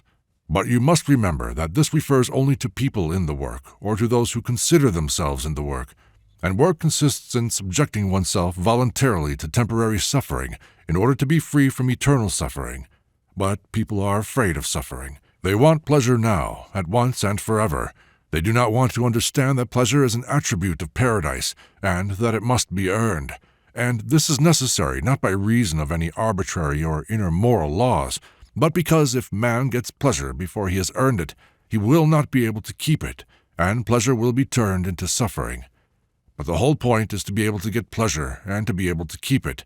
Whoever can do this has nothing to learn, but the way to it lies through suffering. Whoever thinks that, as he can avail himself of pleasure is much mistaken, and if he is capable of being sincere with himself, then the moment will come when he will see this. But I will return to the physical exercises we carried out at that time. G showed us the different methods that were used in schools. Very interesting but unbelievably difficult were exercises in which a whole series of consecutive movements were performed in connection with taking the attention from one part of the body to another. For instance, a man sits on the ground with knees bent and holding his arms, with the palms of the hands close together between his feet. Then he has to lift one leg, and during this time count Om, Om, Om, Om, Om, Om, Om, Om, Om, up to the 10th Om, and then 9 times Om, 8 times Om, 7 times Om, and so on, down to 1, and then again twice Om, 3 times Om, and so on, and at the same time sense his right eye. Then separate the thumb and sense his left ear, and so on and so on. It was necessary first to remember the order of the movements and sensing, then not to go wrong in the counting, to remember the count of movements and sensing. This was very difficult, but it did not end the affair. When a man had mastered this exercise and could do it, say, for about 10 or 15 minutes, he was given, in addition, a special form of breathing, namely, he must inhale while pronouncing Om several times and exhale pronouncing Om several times. Moreover, the count had to be made aloud. Beyond this, there were still greater and greater complications of the exercise, up to almost impossible things, and G told us he had seen people who, for days, did exercises of this kind. The short fast of which I spoke was also accompanied by special exercises. In the first place, G explained at the beginning of the fast that the difficulty in fasting consisted in not leaving unused substances which are prepared in the organism for the digestion of food. "These substances consist of very strong solutions," he said, "and if they are left without attention, they will poison the organism. They must be used up. But how can they be used up if the organism gets no food? Only by an increase of work, an increase of perspiration. People make a tremendous mistake when they try to save their strength, make fewer movements, and so on when fasting. On the contrary, it is necessary to expend as much energy as possible. Then fasting can be beneficial." And when we began our fast, we were not left in peace for a single second. G made us run in the heat, doing a round of 2 miles, or stand with extended arms, or mark time at the double, or carry out a whole series of curious gymnastic exercises which he showed us. And he, all the time, constantly said that these exercises we were doing were not real ones, but merely preliminary and preparatory exercises. One experiment in connection with what G said about breathing and fatigue explained many things to me, and chiefly it explained why it is so difficult to attain anything in the ordinary conditions of life. I had gone to a room where nobody could see me, and began to mark time at the double, trying at the same time to breathe according to a particular count, that is, to inhale during a definite number of steps and exhale during a definite number. After a certain time, when I had begun to tire, I noticed, that is, to speak more correctly, I felt quite clearly that my breathing was artificial and unreliable. I felt that in a very short time I would be unable to breathe in that way while continuing to mark time at the double, and that ordinary breathing, very accelerated of course, without any count, would gain the upper hand. It became more and more difficult for me to breathe and to mark time, and to observe the count of breaths and steps. I was pouring with sweat, my head began to turn round, and I thought I should fall. I began to despair of obtaining results of any kind, and I had almost stopped when suddenly something seemed to crack or move inside me, and my breathing went on evenly and properly at the rate I wanted it to go, but without any effort on my part, while affording me all the amount of air I needed. It was an extraordinarily pleasant sensation. I shut my eyes and continued to mark time, breathing easily and freely, and feeling exactly as though strength was increasing in me, and that I was getting lighter and stronger. I thought that if I could continue to run in this way for a certain time, I should get still more interesting results, because waves of a sort of joyful trembling had already begun to go through my body, which, as I knew from previous experiments, preceded what I called the opening of the inner consciousness. But at this moment, someone came into the room, and I stopped. Afterwards, my heart beat strongly for a long time, but not unpleasantly. I had marked time and breathed for about half an hour. I do not recommend this exercise to people with weak hearts. At all events, this experiment showed me with accuracy that a given exercise could be transferred to the moving center, that is, that it was possible to make the moving center work in a new way. But at the same time, I was convinced that the condition for this transition was extreme fatigue. A man begins any exercise with his mind. Only when the last stage of fatigue is reached can the control pass to the moving center. This explained what G had said about super efforts and made many of his later requirements intelligible. But afterwards, however much I tried, I did not succeed in repeating the experiment, that is to say, in evoking the same sensations. It is true that the fast had come to an end, and that the success of my experiment had been, to a considerable extent, connected with it. When I told G about this experiment, he said that without general work, that is, without work on the whole organism, such things could only succeed by chance. Later on, I several times heard descriptions of experiences very similar to mine from people who were studying dances and dervish movements with G. The more we saw and realized the complexity and the diversity of methods of work on oneself, the clearer became for us the difficulties of the way. We saw the indispensability of great knowledge, of immense efforts, and of help such as none of us either could or had the right to count upon.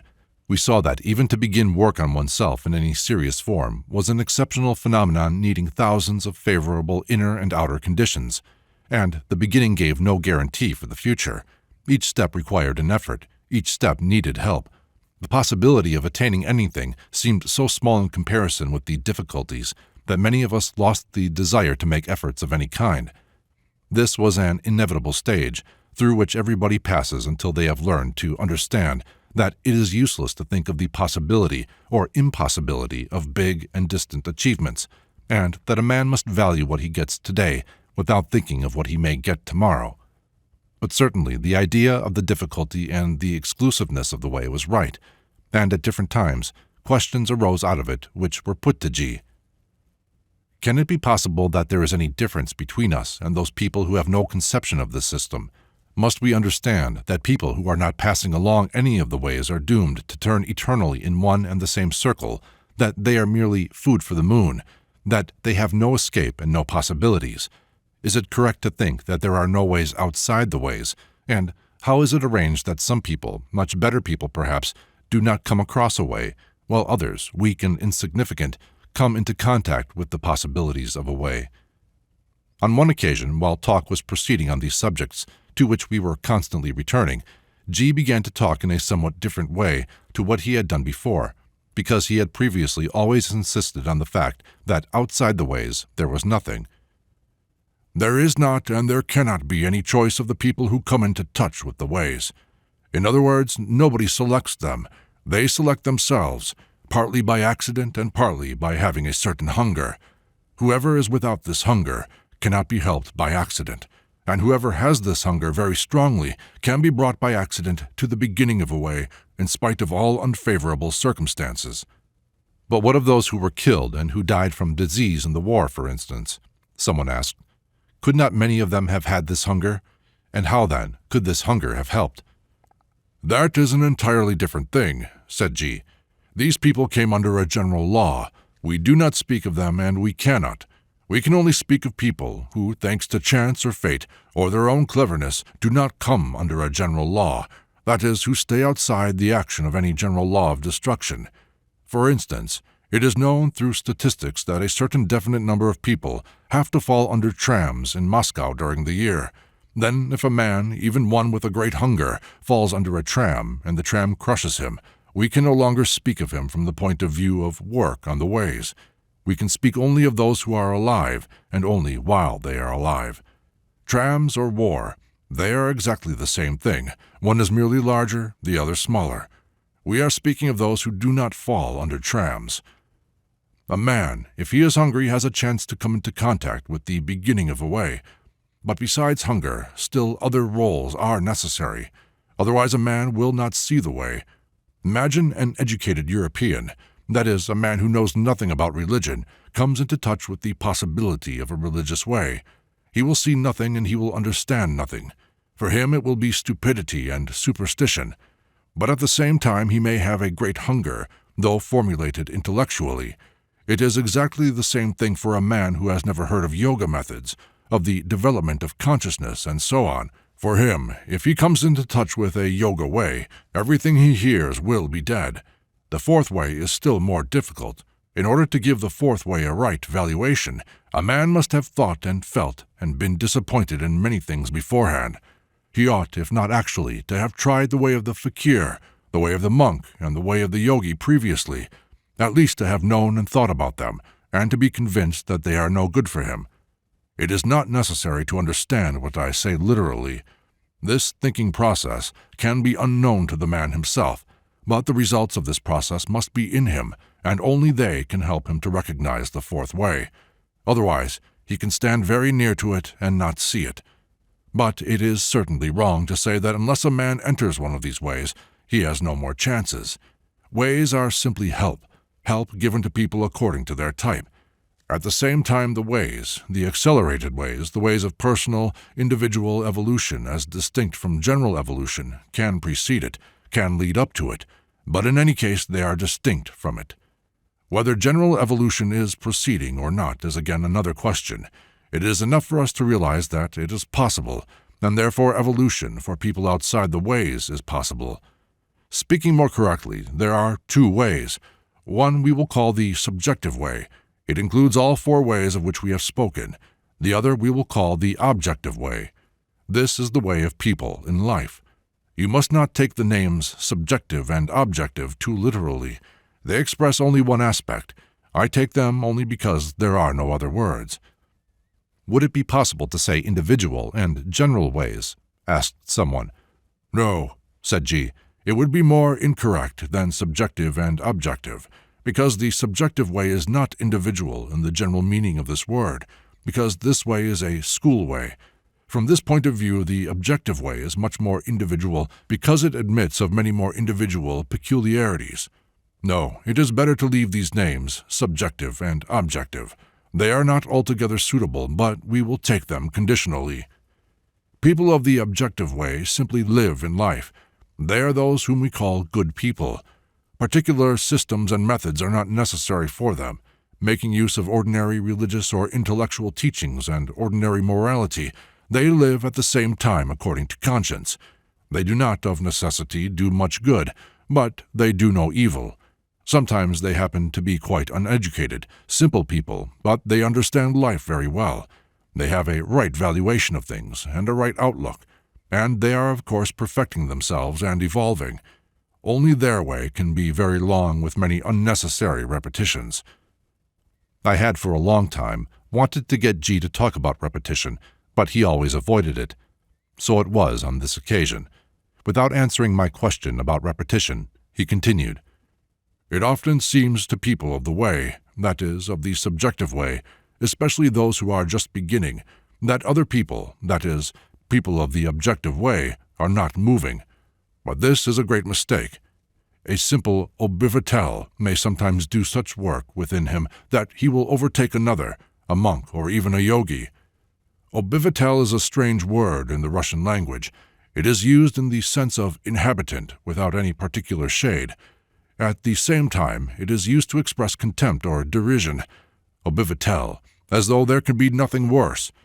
But those who speak in this way do not understand that the obivitel is the healthy kernel of life, and from the point of view of the possibility of evolution, a good obivitel has many more chances than a lunatic or a tramp. Afterwards I will perhaps explain what I mean by these two words. In the meantime we will talk about the obivitel. I do not at all wish to say that all obivitels are people of the subjective way. Nothing of the kind. Among them are thieves, rascals, and fools, but there are others.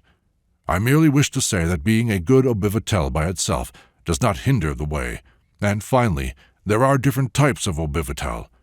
Imagine, for example, the type of obivitel who lives all his life just as the other people around him, conspicuous in nothing, perhaps a good master who makes money, and is perhaps even close-fisted. At the same time he dreams all his life of monasteries, for instance, and dreams that some time or other he will leave everything and go into a monastery. And such things happen in the East and in Russia. A man lives and works, then, when his children or his grandchildren are grown up, he gives everything to them and goes to the monastery. This is the obivitel of which I speak. Perhaps he does not go into a monastery. Perhaps he does not need this. His own life as an obivitel can be his way. People who are definitely thinking about ways, particularly people of intellectual ways, very often look down on the obivitel and in general despise the virtues of the Ouspensky.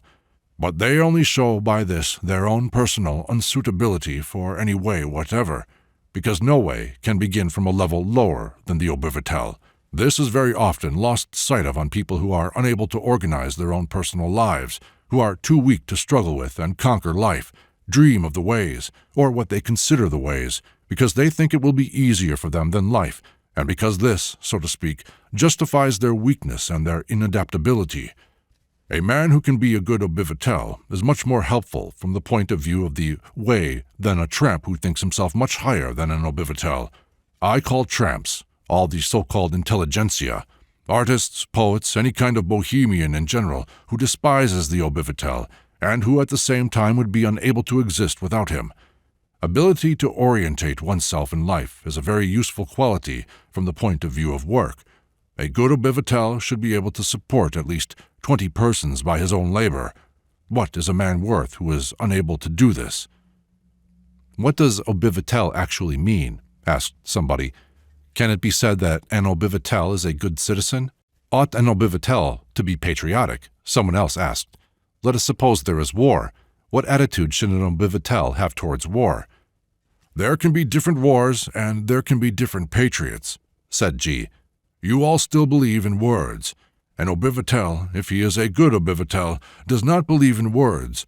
He realizes how much idle talk is hidden behind them. People who shout about their patriotism are psychopaths for him, and he looks upon them as such. And how would an Ouspensky look upon pacifists or upon people who refuse to go to the war? Equally as lunatics. They are probably still worse. On another occasion, in connection with the same question, G said, A good deal is incomprehensible to you because you do not take into account the meaning of some of the most simple words. For instance, you have never thought what to be serious means. Try to give yourselves an answer to the question what being serious means. To have a serious attitude towards things, someone said. That is exactly what everybody thinks. Actually, it is exactly the reverse, said G. To have a serious attitude towards things does not at all mean being serious, because the principal question is, towards what things? Very many people have a serious attitude towards trivial things. Can they be called serious? Of course not. The mistake is that the concept serious is taken conditionally. One thing is serious for one man, and another thing for another man. In reality, seriousness is one of the concepts which can never, and under no circumstances, be taken conditionally. Only one thing is serious for all people at all times. A man may be more aware of it or less aware of it, but the seriousness of things will not alter on this account. If a man could understand all the horror of the lives of ordinary people who are turning round in a circle of insignificant interests and insignificant aims, if he could understand what they are losing, he would understand that there can be only one thing that is serious for him, to escape from the general law, to be free. What can be serious for a man in prison who is condemned to death? Only one thing, how to save himself, how to escape. Nothing else is serious.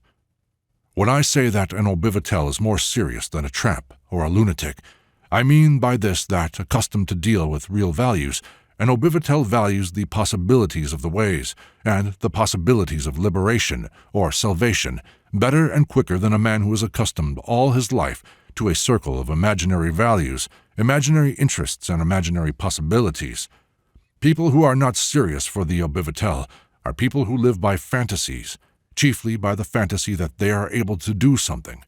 The Ouspensky knows that they only deceive people, promise them God knows what, and that actually they are simply arranging affairs for themselves, or they are lunatics, which is still worse, and in other words, they believe everything that people say.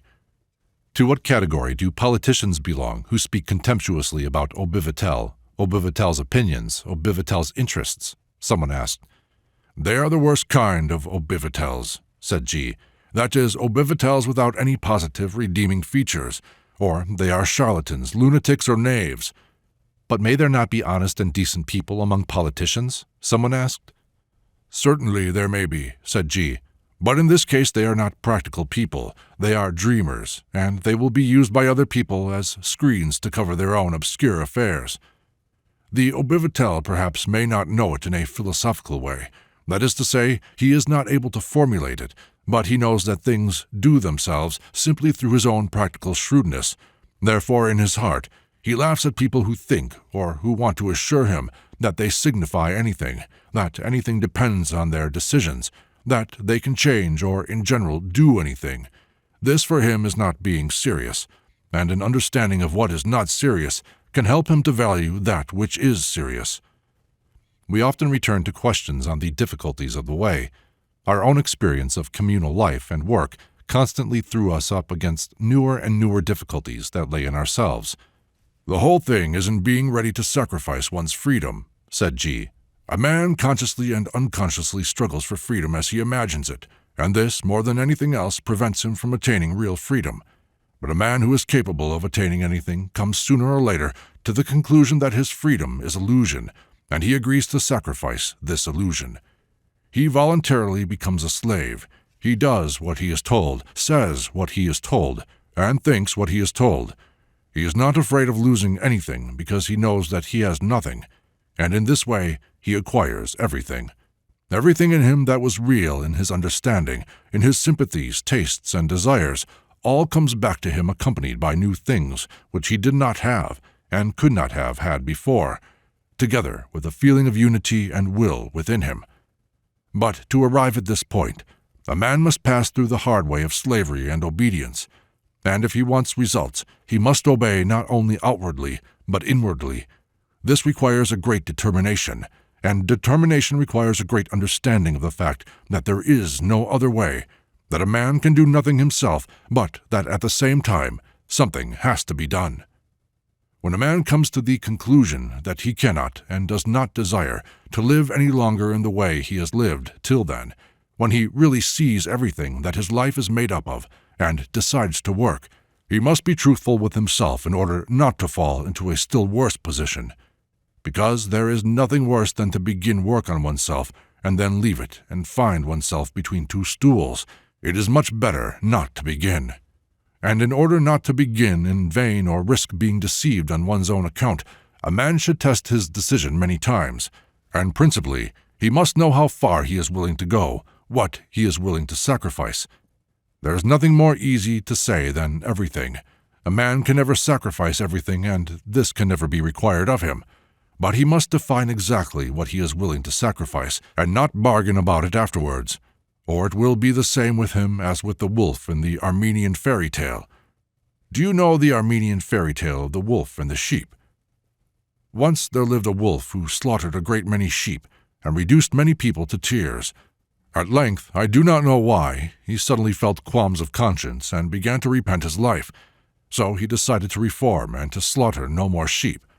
In order to do this seriously, he went to a priest and asked him to hold a Thanksgiving service. The priest began the service, and the wolf stood weeping and praying in the church. The service was long. The wolf had slaughtered many of the priest's sheep. Therefore the priest prayed earnestly that the wolf would indeed reform. Suddenly, the wolf looked through a window and saw that sheep were being driven home. He began to fidget, but the priest went on and on without end. At last, the wolf could contain himself no longer, and he shouted, "Finish it, priest, or all the sheep will be driven home, and I shall be left without supper." This is a very good fairy tale, because it describes man very well. He is ready to sacrifice everything, but after all, today's dinner is a different matter. A man always wishes to begin with something big, but this is impossible. There can be no choice.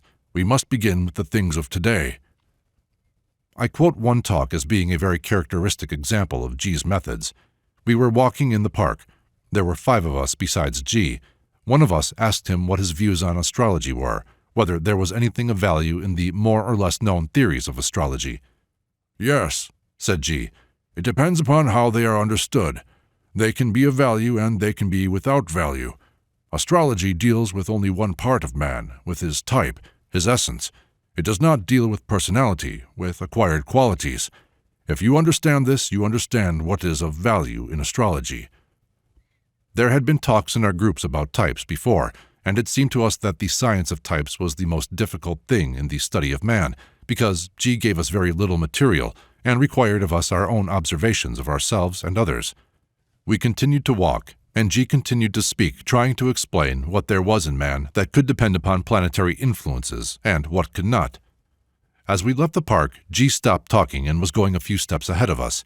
We five walked behind him, talking together. In going round a tree, G dropped the stick, ebony with a Caucasian silver handle, he was carrying, and one of us bent down, picked it up, and gave it to him. G walked on for a few steps, then turned to us and said, "That was astrology. Do you understand? You all saw me drop the stick. Why did one of you pick it up? Let each of you speak for himself." One said he had not seen G drop the stick, as he was looking another way. The second said he had noticed that G had not dropped the stick accidentally, as happens when a stick gets caught in something, but that he had intentionally loosened his hand and let the stick fall. This had excited his curiosity, and he had waited to see what would happen next.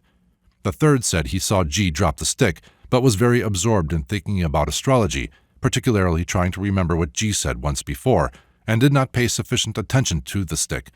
The fourth saw the stick fall, and thought of picking it up, but at that moment the other picked up the stick and gave it to G. The fifth said he saw the stick fall, and then he saw himself picking it up and giving it to G. G smiled as he listened to us. "This is astrology," he said. "In the same situation, one man sees and does one thing, another thing, a third thing, and so on, and each one acted according to his type. Observe people and yourselves in this way, and then perhaps we will afterwards talk of a different astrology." Time passed by very quickly. The short Essentuki summer was drawing to a close. We had begun to think of the winter and to make a variety of plans. And suddenly everything changed, for a reason that seemed to me to be accidental, and which was the result of friction between certain members of our small group. G announced that he was dispersing the whole group and stopping all work. At first, we simply did not believe him, thinking he was putting us to a test, and when he said he was going to the Black Sea coast with Z alone, all excepting a few of us who had to return to Moscow or Petersburg, announced that they would follow him wherever he went. G consented to this, but he said that we must look after ourselves and that there would be no work no matter how much we counted on it. All this surprised me very much. I considered the moment most inappropriate for acting, and if what G said was serious, then why had the whole business been started? During this period nothing new had appeared in us, and if G had started work with us, such as we were, then why was he stopping it now? This altered nothing for me materially. I had decided to pass the winter in the Caucasus in any case, but it changed a good many things for some of the other members of our group who were still slightly uncertain and made the difficulty for them insuperable. And I have to confess that my confidence in G began to waver from this moment. What the matter was and what particularly provoked me is difficult for me to define even now, but the fact is that from this moment there began to take place in me a separation between G himself and his ideas. Until then I had not separated them. At the end of August, I first followed G to Tuops, and from there went to Petersburg with the intention of bringing back some things. Unfortunately, I had to leave behind all my books. I thought at the time that it would be risking very much to take them to the Caucasus, but in Petersburg, of course, everything was lost. Chapter 18. I was kept in St. Petersburg longer than I had thought to be, and I only left there on the 15th of October, a week before the Bolshevik Revolution. It was quite impossible to stay there any longer. Something disgusting and clammy was drawing near. A sickly tension and the expectation of something inevitable could be felt in everything. Rumors were creeping about, each one more absurd and stupid than the other. Nobody understood anything. Nobody could imagine what was coming later on. The temporary government, having vanquished Kornilov, conducted the most correct negotiations with the Bolsheviks, who openly showed they did not care a hang for the socialist ministers and tried only to gain time. The Germans, for some reason, did not march upon St. Petersburg, although the front was open. People now thought of them as saviors, both from the temporary government and from the Bolsheviks. I did not share the hopes based upon the Germans because, in my opinion, what was taking place in Russia had to a considerable extent got out of hand. In Tuops, there was still comparative calm. Some kind of Soviet was sitting in the country house of the Shah of Persia, but plunderings had not yet begun. G settled down at a fair distance from Tuops to the south, a little over 15 miles from Sochi. He hired a country house there overlooking the sea, bought a pair of horses, and lived with a small company of people. Altogether about 10 persons were gathered there. I went there too. It was a wonderful place, full of roses, with a view of the sea on one side and a chain of mountains already covered with snow on the other. I was very sorry for those of our people who had stayed in Moscow and St. Petersburg. But even on the day following my arrival, I noticed that there was something wrong. There was not a trace of the Essentuki atmosphere. I was particularly astonished at Z's position. When I had left for St. Petersburg in the beginning of September, Z was full of enthusiasm. He continually urged me not to stay in St. Petersburg, since it might become so difficult to get through. "Do you ever intend to be in St. Petersburg anymore?" I asked him then. "One who flees to the mountains does not turn back," Z replied.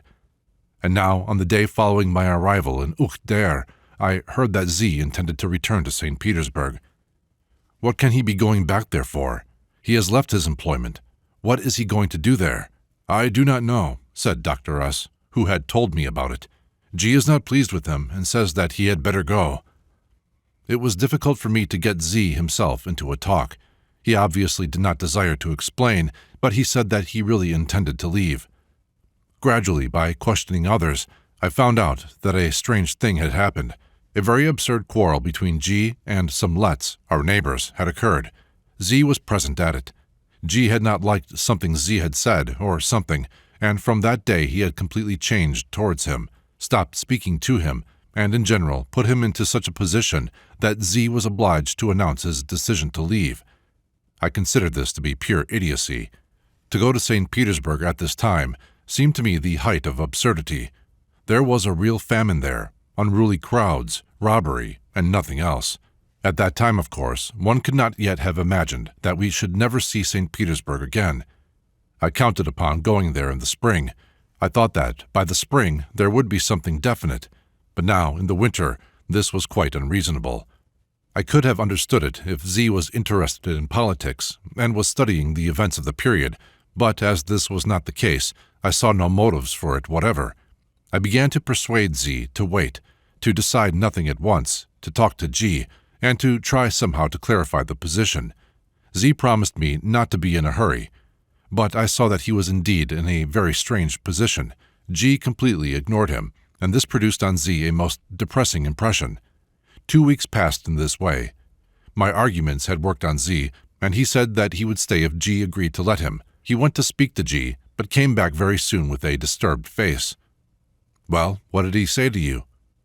"Nothing in particular. He said that once I had decided to go, I had better go." Z went. I could not understand it. I would not have let a dog go to St. Petersburg at that time. G intended to pass the winter at Ukhter. We lived in several houses, spread over a large plot of land. There was no kind of work in the sense of what had been at Essentuki. We chopped up trees for winter firewood. We collected wild pears. G often went to Sochi, where one of our people was in hospital, having contracted typhoid before my arrival from St. Petersburg. Unexpectedly, G decided to go to another place. He found that here we might easily be cut off from all communication with the rest of Russia and be left without provisions. G went away with half of our company, and afterwards sent Dr. S. for the rest. We again foregathered in Tuops, and from there we began to make excursions along the seashore to the north, where there was no railway. During one of these trips, S. found some of his St. Petersburg acquaintances, who had a country house 24 miles north of Tuops. We stayed the night with them, and the next morning G hired a house half a mile away from them. Here our small company again foregathered. 4 went to Essentuki. Here we lived for 2 months. It was a very interesting time. G, Dr. S., and I went to Tuops every week for provisions for ourselves and fodder for the horses. These trips will always remain in my memory. They were full of the most improbable adventures and very interesting talks. Our house stood overlooking the sea 3 miles from the big village of Olgniki. I had hoped that we would live there a longer time.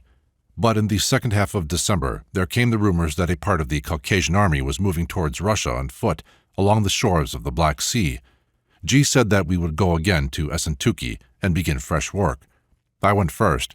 I took part of our belongings to Pyatigorsk and returned.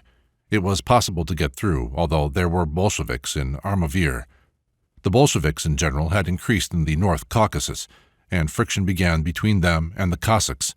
At Mineralny Vody, when we all passed through there, everything was outwardly quiet, although murders of many persons whom the Bolsheviks disliked had already occurred. G hired a large house in Essentuki and sent out a circular letter, dated the 12th of February, over my signature, to all the members of our Moscow and St. Petersburg groups, inviting them to come with those near to them, to live and to work with him. There was already famine in St. Petersburg and Moscow, but there was still an abundance of everything in the Caucasus. To get through now was not easy, and several failed in spite of their desire to do so, but many came. Altogether about 40 people assembled. With them came Z, to whom also a letter had been sent. He arrived quite ill. In February, while we were still waiting, G once said, when he was showing me the house and everything he had arranged, "Now do you understand why we collected money in Moscow and St. Petersburg? You said then that 1,000 rubles was too much, and will even this money be enough? 1.5 persons paid. I have now already spent more than was collected then." G intended to hire or buy a plot of land, arrange kitchen gardens, and in general to organize a colony, but he was prevented by the events which had begun during the summer. When our people assembled in March 1918, very strict rules were established in our house. It was forbidden to leave the grounds.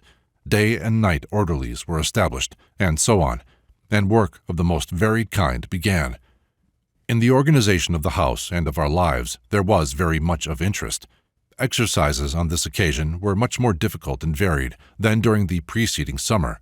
We began rhythmic exercises to music, dervish dances, different kinds of mental exercises, the study of different ways of breathing, and so on. Particularly intensive were the exercises for studying various imitations of psychic phenomena, thought reading, clairvoyance, mediumistic displays, and so forth. Before these exercises began, G explained to us that the study of these tricks, as he called them, was an obligatory subject in all Eastern schools, because without having studied all possible counterfeits and imitations, it was not possible to begin the study of phenomena of a supernormal character. A man is in a position to distinguish the real from the sham in this sphere only when he knows all the shams and is able to reproduce them himself. Besides this, G said that a practical study of these psychic tricks was in itself an exercise which could be replaced by nothing else, which was the best of all for developing certain special characteristics, keenness of observation, shrewdness, and more particularly for the enlargement of other characteristics for which there are no words in ordinary psychological language, but which must certainly be developed. But the principal part of the work which began at that time were the rhythmics to music and similar strange dances, which afterwards led to the reproduction of exercises of various dervishes. G did not explain his aims and intentions, but according to things he had said before, it was possible to think that the result of these exercises would be to bring under control the physical body. In addition to exercises, dances, gymnastics, talks, lectures, and housework, special work was organized for those without means. I remember that, when we were leaving Alexandropol the year before, G took with him a box of skein silk, which he told me he had bought cheaply at a sale. This silk always traveled with him. When our people assembled in Essentuki, G gave this silk to the women and children to wind onto star-shaped cards, which were also made in our house. Then some of our people who possessed commercial talents sold this silk to shops in Pyatigorsk, Kislovodsk, and Essentuki itself. One must remember that time. There were absolutely no goods whatever. Shops were empty, and the silk was snapped up at once because such things as silk, cotton, and so on were unbelievably difficult to obtain. This work continued for 2 months, and gave a sure and regular income quite out of proportion with the original cost of the silk. In normal times, a colony like ours could not have existed in Essentuki, nor probably anywhere else in Russia. We should have excited curiosity, we should have attracted attention, the police would have appeared, some kind of scandal would undoubtedly have arisen, all possible kinds of accusations would have made their appearance. Political tendencies would certainly have been ascribed to us, or sectarian or anti-moral.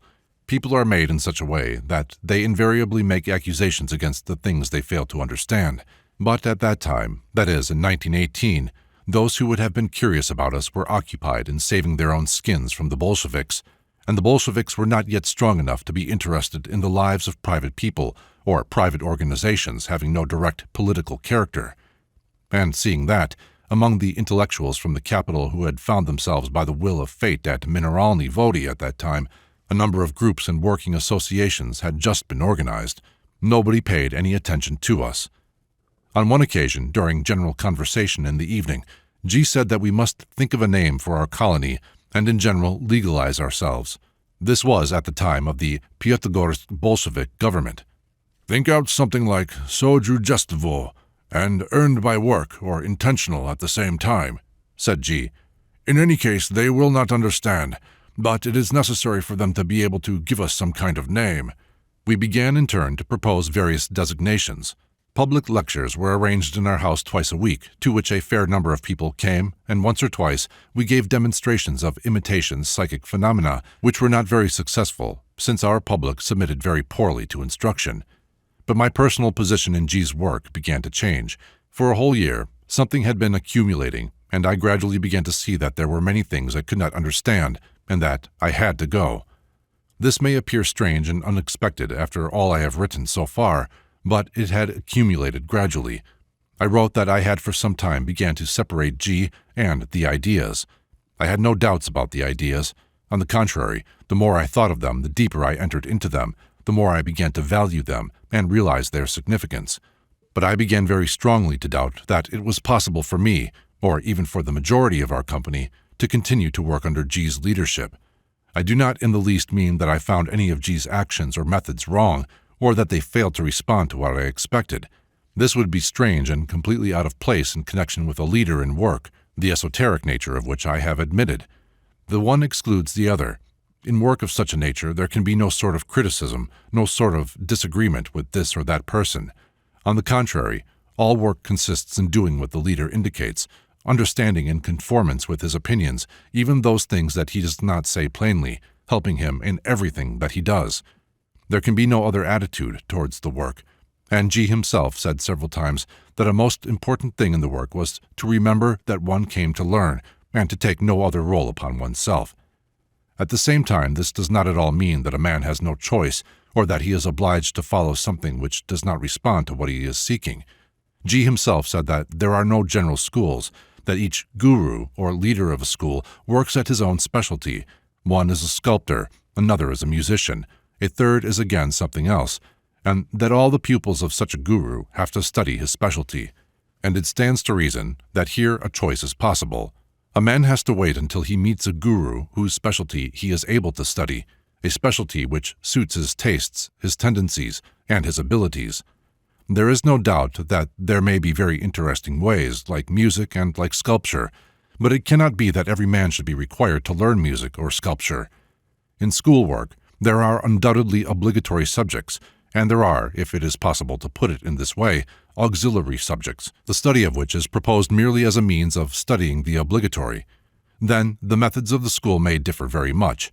According to the three ways, the methods of each guru may approximate either to the way of the fakir, the way of the monk, or the way of the yogi, and it is of course possible that a man who is beginning work will make a mistake, will follow a leader such as he cannot follow for any distance. It stands to reason that it is the task of the leader to see to it that people do not begin to work with him for whom his methods or his special subjects will always be alien, incomprehensible, and unattainable. But if this does happen, and if a man had begun to work with a leader whom he cannot follow, then of course, having noticed and realized this, he ought to go and seek another leader or work independently, if he is able to do so. In regard to my relations with G, I saw clearly at that time that I had been mistaken about many things that I had ascribed to G, and that by staying with him now, I should not be going in the same direction I went at the beginning, and I thought that all the members of our small group, with very few exceptions, were in the same or in a similar situation. This was a very strange observation, but it was absolutely a right one. I had nothing to say against G's methods except that they did not suit me. A very clear example came to my mind then. I had never had a negative attitude towards the way of the monk, to religious mystical ways. At the same time, I could never have thought for one moment that such a way was possible for me or suitable. And so, if after 3 years of work, I perceived that G was leading us in fact towards the way of religion, of the monastery, and required the observance of all religious forms and ceremonies, there would be, of course, a motive for disagreeing with this and for going away, even though at the risk of losing direct leadership. And certainly this would not, at the same time, mean that I considered the religious way a wrong way in general. It may even be a more correct way than my way, but it is not my way. The decision to leave G's work, and leave him, exacted from me a great inner struggle. I had built very much upon it, and it was difficult for me now to reconstruct everything from the beginning. But there was nothing else to do. Of course, all that I had learned during those 3 years I retained, but a whole year passed by while I was going into all this, and until I found it possible to continue to work in the same direction as G, but independently. I went into a separate house, and again began work abandoned in St. Petersburg, on my book which afterwards appeared under the title A New Model of the Universe. In the home lectures and demonstrations still continued for a certain time and then stopped. Sometimes I met G in the park or on the street, sometimes he came to my house, but I avoided going to the home. At this time, the position of affairs in the North Caucasus began to get very much worse. We were completely cut off from Central Russia. What was going on there, we did not know. After the first Cossack raid on Essentuki, the position quickly began to change for the worse, and G decided to leave Mineralny Vody. Where he actually intended to go, he did not say, and it was difficult to say, having regard to the circumstances of the time. The public who had left Mineralny Vody at that time had tried to get through to Novorossiysk, and I supposed that he would also go in that direction. I also decided to leave Essentuki, but I did not want to leave before he did. In this respect, I had a strange kind of feeling. I wanted to wait until the end, to do everything that depended upon me so that afterwards I could tell myself that I had not let a single possibility escape me. It was very difficult for me to reject the idea of working with G. In the beginning of August, G left Essentuki. Most of those living in the home left with him. A few people had gone earlier. About 10 persons were left in Essentuki. I decided to go to Novorossiysk, but circumstances began to change swiftly. Within a week of G's departure, communications, even with places nearest to us, came to a stop. Cossacks began to raid the branch line to Mineralny Vody, and where we were, Bolshevik robberies, requisitions, and so on began. This was the time of the massacre of hostages in Pyatigorsk, when General Ruski, General Radko Dmitriev, and Prince Urusov, and many others perished. I must confess that I felt very silly. I had not gone abroad when it was possible in order to work with G, and the final outcome was that I had parted from G and stopped with the Bolsheviks. All of us who had stayed in Essentuki had to live through a very difficult time. For me and my family, things turned out comparatively favorably. Only 2 people out of 4 got ill with typhoid. No one died. Not once were we robbed. And all the time I had worked and earned money. Things were much worse for others. In January 1919, we were set free by the Cossacks of Denikin's army, but I was only able to leave Essentuki in the following summer of 1919. The news we had of G was very brief. He had traveled by railway to Maykop, and from there the whole of the party with him went on foot by a very interesting but very difficult way, through the mountains to the sea at Sochi, which had been seized by the Georgians. Carrying with them the whole of their baggage, they walked, with all possible kinds of adventures and dangers, over lofty passes where there were no roads and where hunters crossed but seldom. It was, apparently, only about a month after their departure from Essentuki that they reached Sochi. But the inner situation had changed. In Sochi, the greater part of the company, as I had foreseen, parted company with G. Among them were P and Z. Only 4 people stayed with G, of whom Dr. S alone belonged to the original St. Petersburg group. The others had only been in young groups. In February, P, who had established himself in Maykop after the rupture with G, came to Essentuki for his mother who had remained there, and from him we learned the details of everything that had taken place on the way to and on arrival at Sochi. Moscow people had gone to Kiev. G, with his 4 companions, had gone to Tiflis. In the spring we learned that he was continuing to work in Tiflis with new people, and in a new direction, basing it principally on art, that is, on music, dances, and rhythmic exercises. At the end of winter, when conditions of living became slightly easier, I began to look through my notes and drawings of G's diagrams, which, with G's permission, I had preserved since St. Petersburg. My attention was particularly attracted to the Enneagram. The explanation of the Enneagram had clearly not been finished, and I felt that there were in it hints at a possible continuation. I very soon saw that a continuation must be sought in connection with the wrong situation of the shock which came into the Enneagram at the interval Sol-La. Then I turned my attention to what the Moscow notes, in connection with commentaries on the Enneagram, said about the influences of the 3 octaves on one another in the food diagram.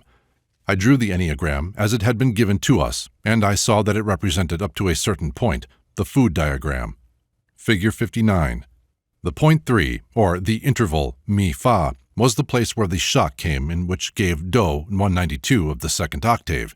When I added the beginning of this octave to the Enneagram, I saw that the point 6 came at the interval mi-fa of the 2nd octave, and the shock in the form of the 3rd octave, Do 48, which begins at this point. The completed drawing of the octaves came out as follows. Figure 60. This signified that there was no wrong place for a shock at all. Point 6 showed the entry of the shock in the 2nd octave, and the shock was the Do which began the 3rd octave. All 3 octaves reached Mi 2. In one it was Si, in the 2nd Sol, and the 3rd Mi. The 2nd octave, which ended at 12 in the Enneagram, ought to have gone on further, but C12 and Mi12 required an additional shock. I thought a great deal about the nature of these shocks at that time, but I will speak of them later. I felt that there was very much material in the Enneagram. Points 1, 2, 4, 5, 7, 8 represented, according to the food diagram, different systems of the organism. 1. The digestive system. 2. The breathing system. 4. The bloodstream. 5. The brain. 7. The spinal cord. 8. The sympathetic system and the sex organs. According to this, the direction of the inner lines, 1, 4, 2, 8, 5, 7, 1, that is, the content of fraction 7, showed the direction of the flow or distribution of arterial blood in the organism, and then its return in the form of venous blood. It was particularly interesting that the point of return was not the heart, but the digestive system, which indeed is the case, since venous blood is first of all mixed with the products of digestion. It then goes to the right auricle, through the right ventricle, then to the lungs to absorb oxygen, and from there goes to the left auricle, and then the left ventricle, and then through the aorta into the arterial system. Examining the Enneagram further, I saw that the 7 points could represent the 7 planets of the ancient world. In other words, the Enneagram could be an astronomical symbol, and when I took the order of the planets in the order of the days of the week, I obtained the following picture. Figure 61. I did not try to go any further, as I did not have the necessary books to hand, and there was very little time. Events gave no time to go into philosophical speculations. One had to think about living, that is to say, simply and quite plainly to think about where one could live and work. The revolution, and everything connected with it, aroused in me deep physical disgust. At the same time, in spite of my sympathy with the whites, I could not believe in their success. The Bolsheviks did not hesitate to promise things that neither they nor anyone else could perform. In this was their principal strength. It was something in which nobody could compete with them. In addition to this, they had the support of Germany, who saw in them a possibility of revenge in the future. The volunteer army, which had freed us from the Bolsheviks, was able to fight them and conquer them, but it was not able to organize in a proper way the course of life in the liberated provinces. Its leaders had neither program, knowledge, nor experience in this direction. Of course, this cannot be demanded of them, but facts are facts. The situation was very unstable, and the wave which was still rolling towards Moscow at the time could be rolled back again any day. It was necessary to get abroad. I had marked down London as my final aim, first because I knew more people there, and second because I thought that among the English I should find the greater response and a greater interest in the new ideas I now had than anywhere else. Besides, when I was in London on my way to India before the war and on my return voyage at the beginning of the war, I had decided to go there to write and publish my book, which had been begun in 1911 under the title of The Wisdom of the Gods, and which subsequently appeared under the title of A New Model of the Universe. As a matter of fact, this book, in which I touched upon questions of religion and in particular upon methods for studying the New Testament, could not have been published in Russia, so I decided to travel to London and to try to organize lectures and groups there like those at St. Petersburg. This only came to pass 3.5 years later. In the beginning of June 1919, I at last succeeded in leaving Essentuki. At that time it had become quite calm there, and life had been a little re-established, but I did not trust this calm. It was necessary to go abroad. At first I went to Rostov, and then to Ekaterinodar and Novorossiysk, and then returned again to Ekaterinodar. Ekaterinodar at that time was the capital of Russia, There I met some of our company who had left Ouspensky before me, as well as some friends and acquaintances from St. Petersburg. There remains in my memory one of my first talks. My friend from St. Petersburg asked me, when we had spoken of G's system and of work on oneself, whether I could indicate any practical results of this work. Remembering all I had experienced during the preceding year, particularly after G's departure, I said that I had acquired a strange confidence, one which I could not define in one word, but which I must describe.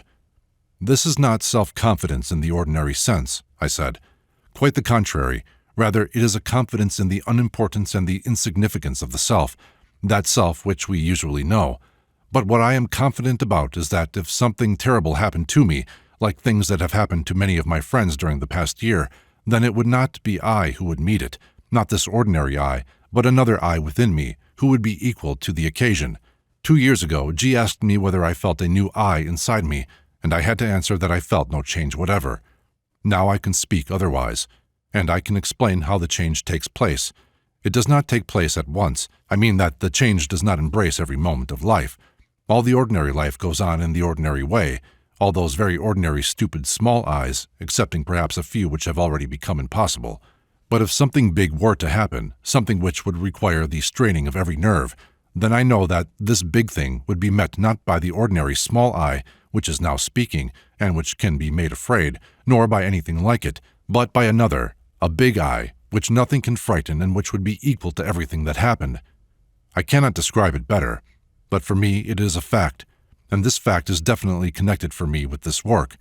You know my life, and you know that I was not afraid of many things, both inward and outward, that people are often afraid of. But this is something different, a different taste. Therefore I know, for myself, that this new confidence has not come simply as a result of a great experience of life. It is the result of that work on myself which I began 4 years ago.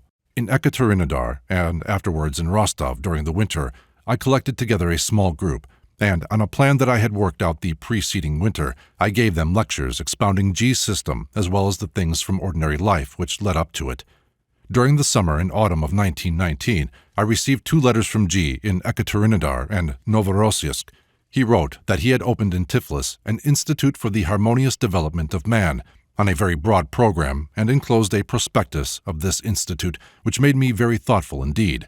The prospectus began in this way. With the permission of the Minister for National Education, the Institute for the Harmonious Development of Man, based on GIG's system, is being opened in Tiflis. The institute accepts children and adults of both sexes. Study will take place morning and evening. The subjects of study are gymnastics of all kind, rhythmical, medicinal, and others, exercises for the development of will, memory, attention, hearing, thinking, emotion, instinct, and so on. To this was added that GIG's system was already in operation in a whole series of large cities such as Bombay, Alexandria, Kabul, New York, Chicago, Christiania, Stockholm, Moscow, Ouspensky, and in all departments and homes of the true international and laboring fraternities. At the end of the prospectus, in a list of specialist teachers of the Institute for the Harmonious Development of Man, I found my own name as well as the names of mechanical engineer, P., and still another of our company, who was living at that time in Novorossiysk and had no intention whatever of going to Tiflis. G wrote in this letter that he was preparing his ballet, The Struggle of the Magicians, and without making any reference at all to past difficulties, he invited me to go and work with him in Tiflis.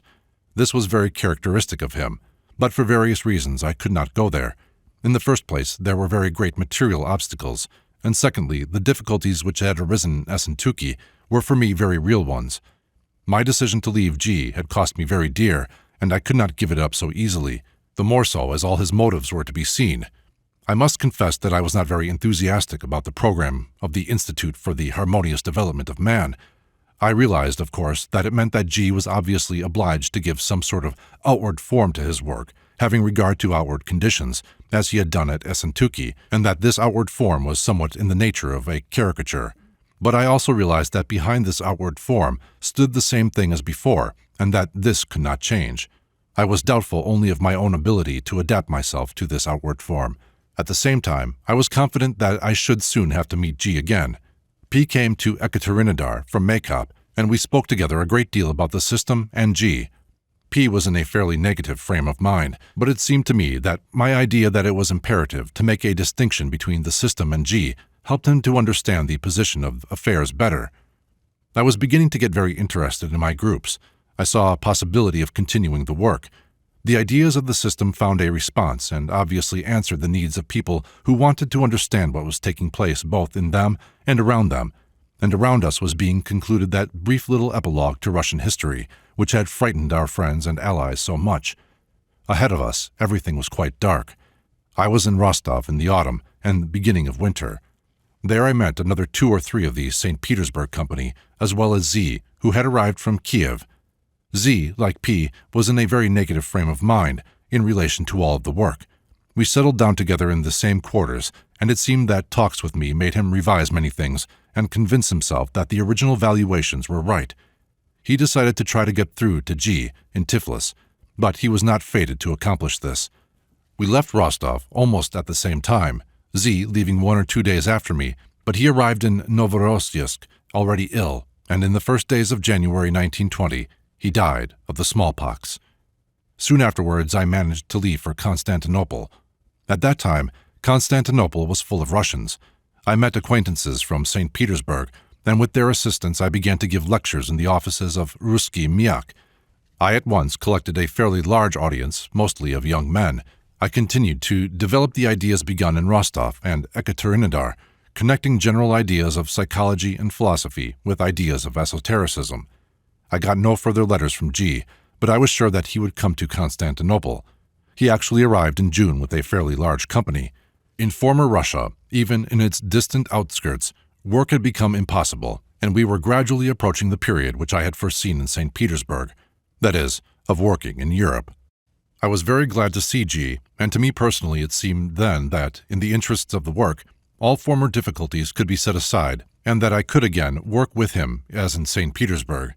I brought G to my lectures and handed over to him all the people who came to my lectures, particularly the small group of about 30 persons who met upstairs in the offices of the Miak. G gave to the ballet the central position of his work at that time. Besides this, he wanted to organize a continuation of his Tiflis Institute in Constantinople, the principal place in which would be taken by dances and rhythmic exercises, which would prepare people to take part in the ballet. According to his ideas, the ballet should become a school. I worked out the scenario of the ballet for him and began to understand this idea better. The dances and all the other numbers of the ballet, or rather revue, demanded a long and entirely special preparation. The people who were being prepared for the ballet and who were taking part in it would, in doing so, be obliged to study and to acquire control over themselves, in this way approaching the disclosure of the higher forms of consciousness. Into the ballet there entered, and as a necessary part of it, dances, exercises, and the ceremonies of various dervishes, as well as many little-known Eastern dances. It was a very interesting time for me. G often came to me in Prinkipo. We went to the Melevi dervishes, and he explained something to me that I had not been able to understand before, and this was that the whirling of the Melevi dervishes was an exercise for the brain based upon counting, like those exercises that he had shown to us in Essentuki. Sometimes I worked for him for entire days and nights. One such night in particular remains in my memory, when we translated a dervish song for the Struggle of the Magicians. I saw G, the artist, and G, the poet, whom he had so carefully hidden inside him, particularly the latter. This translation took the form of G recalling the Persian verses, sometimes repeating them to himself in a quiet voice, and then translating them for me into Russian. After a quarter of an hour, let us say when I had completely disappeared beneath forms, symbols, and assimilations, he said, "There, now make one line out of that." I did not try to create any measure or to find a rhythm. This was quite impossible. G continued, and again after a quarter of an hour he said, "That is another line." We sat until the morning. This was in Kumbaraji Street, a little below the former Russian consulate. At length the town began to wake. I had written, I think, 5 verses, and had stopped at the last line of the 5th verse. No kind of effort could make my brain turn any more. G laughed, but he was also tired, and could not go on.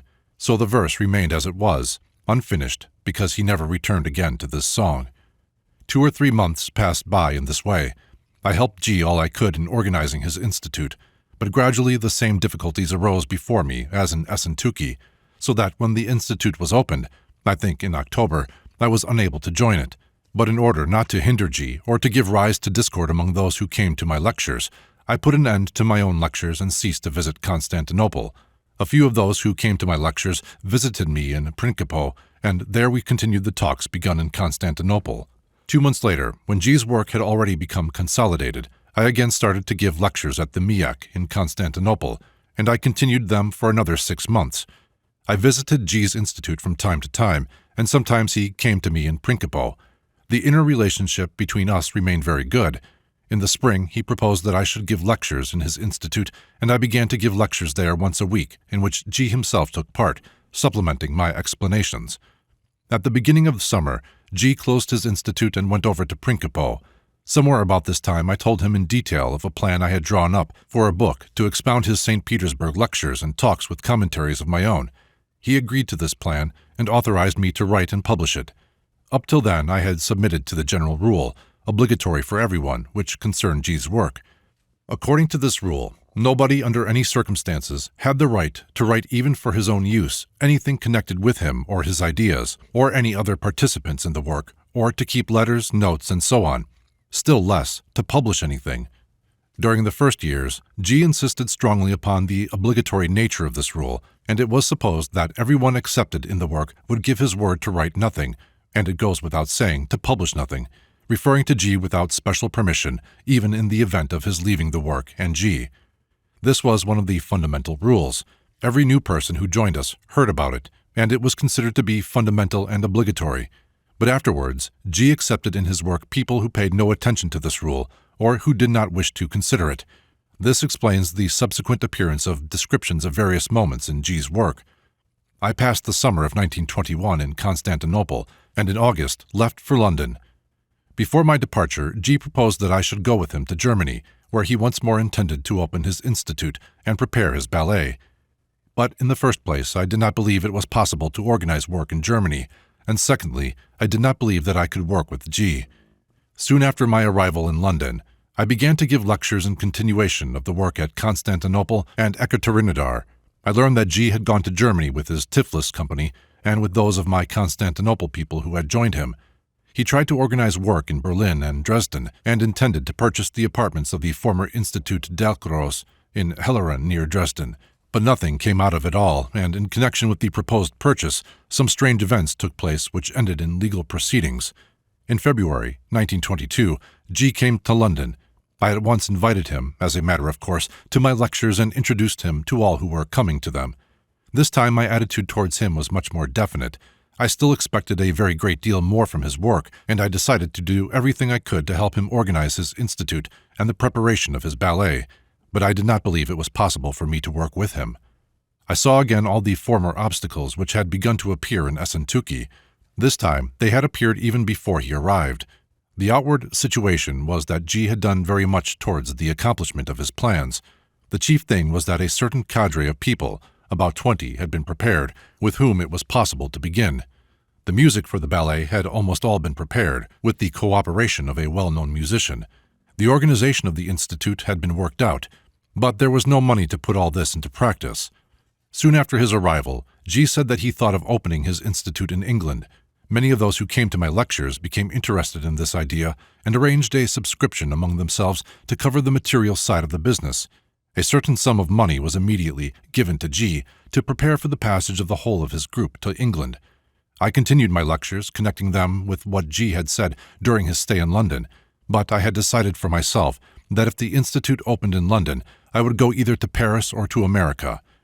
The institute was finally opened in London, but for various reasons it failed. But my London friends and those who came to my lectures collected a considerable sum of money for him, and with this G bought the historic Château Prairie in Avon near Fontainebleau, with an enormous neglected park, and in the autumn of 1922 he opened his institute there. A very motley company assembled there. There were a certain number of people who remembered St. Petersburg. There were pupils of G's from Tiflis. There were people who had come to my lectures in Constantinople and London. The latter were divided into several groups. In my opinion, some had been in far too great a hurry to give up their ordinary occupations in England in order to follow G. I could have said nothing to them because they had already made their decision when they spoke to me about it. I feared that they would meet with disappointment, because G's work seemed to me not sufficiently rightly organized, and therefore to be unstable. But at the same time I could not be sure of my own opinions, and did not want to interfere with them, because if everything went right and my fears proved to be false, then they would undoubtedly have gained by their decision. Others had tried to work with me, but for some reason or other they had parted from me, and now thought that it would be easier for them to work with G. They were particularly attracted by the idea of finding what they called a shortcut. To this, when they asked my advice, I of course advised them to go to Fontainebleau and work with G. And there were others who came to G temporarily, for 2 weeks, for a month. These were people who attended my lectures, and who did not want to decide themselves, but on hearing about other people's decisions had come to me and asked whether they ought to give up everything and go to Fontainebleau, and whether this was the only way to go on with the work. To this I said that they should wait until I was there. I arrived at the Chateau Prairie for the first time at the end of October or the beginning of November 1922. Very interesting and animated work was proceeding there. A pavilion had been built for dances and exercises, housekeeping had been organized, the house had been finished off, and so on, and the atmosphere on the whole was very right and left a strong impression. I remember one talk with Miss Catherine Mansfield, who was then living there. This was not more than 3 weeks before her death. I had given her G's address myself. She had been to 2 or 3 of my lectures, and had then come to me to say that she was going to Paris. A Russian doctor was curing tuberculosis by treating the spleen with X-rays. I could not, of course, tell her anything about it. She already seemed to me to be halfway to death, and I thought that she was fully aware of it. But with all this, one was struck by the striving in her to make the best use even of these last days, to find the truth whose presence she clearly felt, but which she was unable to touch. I did not think that I should see her again, but I could not refuse her when she asked me for the address of my friends in Paris, for the address of people with whom she would be able to talk about the same things she had talked about with me, and so I had met her again at the Prairie. We sat in the evening in one of the salons, and she spoke in a feeble voice which seemed to come from the void, but it was not unpleasant. I know that this is true, and that there is no other truth. You know that I have long since looked upon all of us without exception as people who have suffered shipwreck and have been cast upon an uninhabited island, but who do not yet know of it. But these people here know it. The others, there in life, think that a steamer will come for them tomorrow, and that everything will go on in the old way. These already know that there will be no more of the old way. I am so glad that I can be here. Soon after my return to London, I heard of her death. G was very good to her. He did not insist upon her going, although it was clear that she could not live. For this, in the course of time, he received the due amount of lies and slanders. During the year 1923, I went fairly often to Fontainebleau, that is, to the Prairie. Soon after its opening, the Institute attracted the attention of the press, and for a month or 2, the French and English papers were active writing about it. G and his pupils were called the forest philosophers. They were interviewed, their photographs were published, and so on. G's own work during this time, that is, from 1922, was dedicated chiefly to the development of methods of studying rhythm and plastics. He never stopped working the whole time on his ballet, bringing into it the dances of various dervishes and Sufis, and recalling by memory the music he had listened to in Asia many years before. In this work was a very great deal that was new and interesting. Dervish dances and music were reproduced in Europe undoubtedly for the first time, and they produced a very great impression on all who were able to hear and see them. In the Prairie, also, they carried on very intensive mental exercises for the development of the memory, of attention, and of the imagination, and further, in connection with these exercises, in imitation of psychic phenomena. Then there was a lot of obligatory work for everyone in the house, and connected with the housekeeping, which required great strenuousness, thanks to the speed of working and various other conditions. From among the talks of that time, I particularly remember one which related to the methods of breathing, and although this talk was as well as many other things that were done and then passed unnoticed, it showed the possibility of an entirely fresh point of view on the subject in question. Right exercises, G said once, which lead direct to the aim of mastering the organism and subjecting its conscious and unconscious functions to the will, begin with breathing exercises. Without mastering breathing, nothing can be mastered. At the same time, to master breathing is not so easy. You must realize that there are 3 kinds of breathing. One is normal breathing, the second is inflation, the third is breathing assisted by movements. What does this mean? It means that normal breathing goes on unconsciously. It is managed and controlled by the moving center. Inflation is artificial breathing. If, for instance, a man says to himself that he will count 10 inhaling and 10 exhaling, or that he will inhale through the right nostril and exhale through the left, this is done by the formatory apparatus. And the breathing itself is different because the moving center and the formatory apparatus act through different groups of muscles. The group of muscles through which the moving center acts are neither accessible nor subordinate to the formatory apparatus. But in the event of a temporary stoppage of the moving center, the formatory apparatus has been given a group of muscles which it can influence and with whose help it can set the breathing mechanism in motion. But its work will, of course, be worse than the work of the moving center, and it cannot go on for long. You have read the book about yogi breathing. You have heard or have also read about the special breathing connected with the mental prayer in Orthodox monasteries. It is all one and the same thing. Breathing proceeding from the formatory apparatus is not breathing but inflation. The idea is that if a man carries out this kind of breathing long enough and often enough through the formatory apparatus, the moving center, which remains idle during this period, can get tired of doing nothing and start working in imitation of the formatory apparatus. And indeed, this sometimes happens, but so that this should happen, many conditions are necessary. Fasting and prayer are necessary, and little sleep, and all kinds of difficulties and burdens for the body. If the body is well treated, this cannot happen. You think there are no physical exercises in Orthodox monasteries. Well, you try to carry out 100 prostrations according to all the rules. You will have an aching back that no kind of gymnastics could ever give.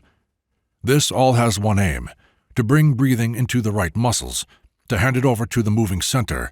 And as I said, sometimes this is successful, but there is always a big risk that the moving center will lose its habit of working properly, and since the formatory apparatus cannot work all the time, as for instance in sleep, and the moving center does not want to, then the machine can find itself in a very sorry situation. A man may even die from breathing having stopped.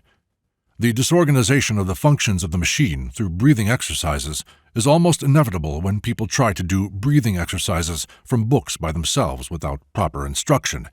Many people used to come to me in Moscow who had completely disorganized right functioning of their machines by so-called yogi breathing, which they had learned from books. Books which recommend such exercises represent a great danger.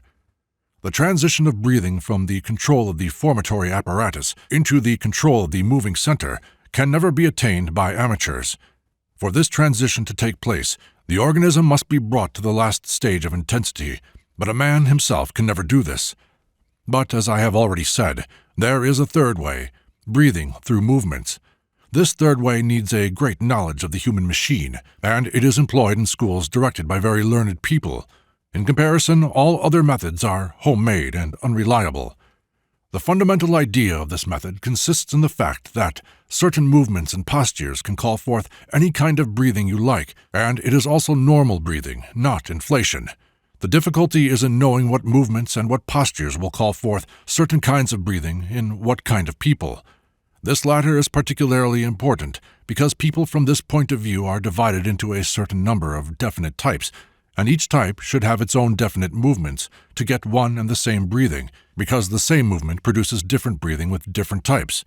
A man who knows the movement which will produce in himself one or another kind of breathing is already able to control his organism, and is able at any moment he likes to set in motion one or another center, or cause that part which is working to stop.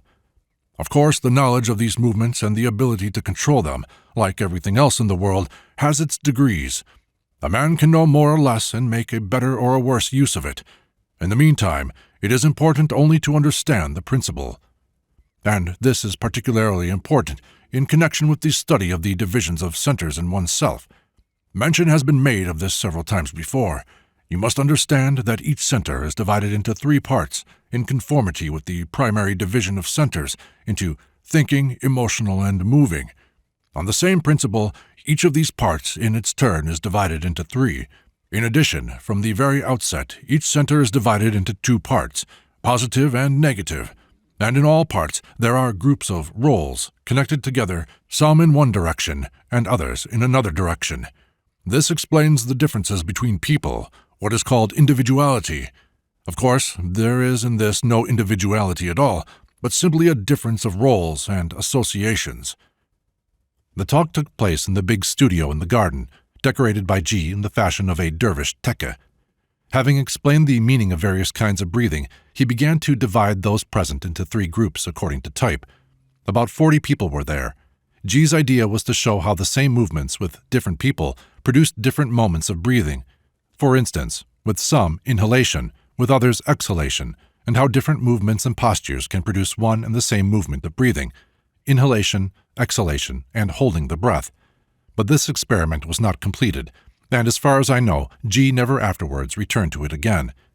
During this period, G invited me several times to go and live in the Prairie.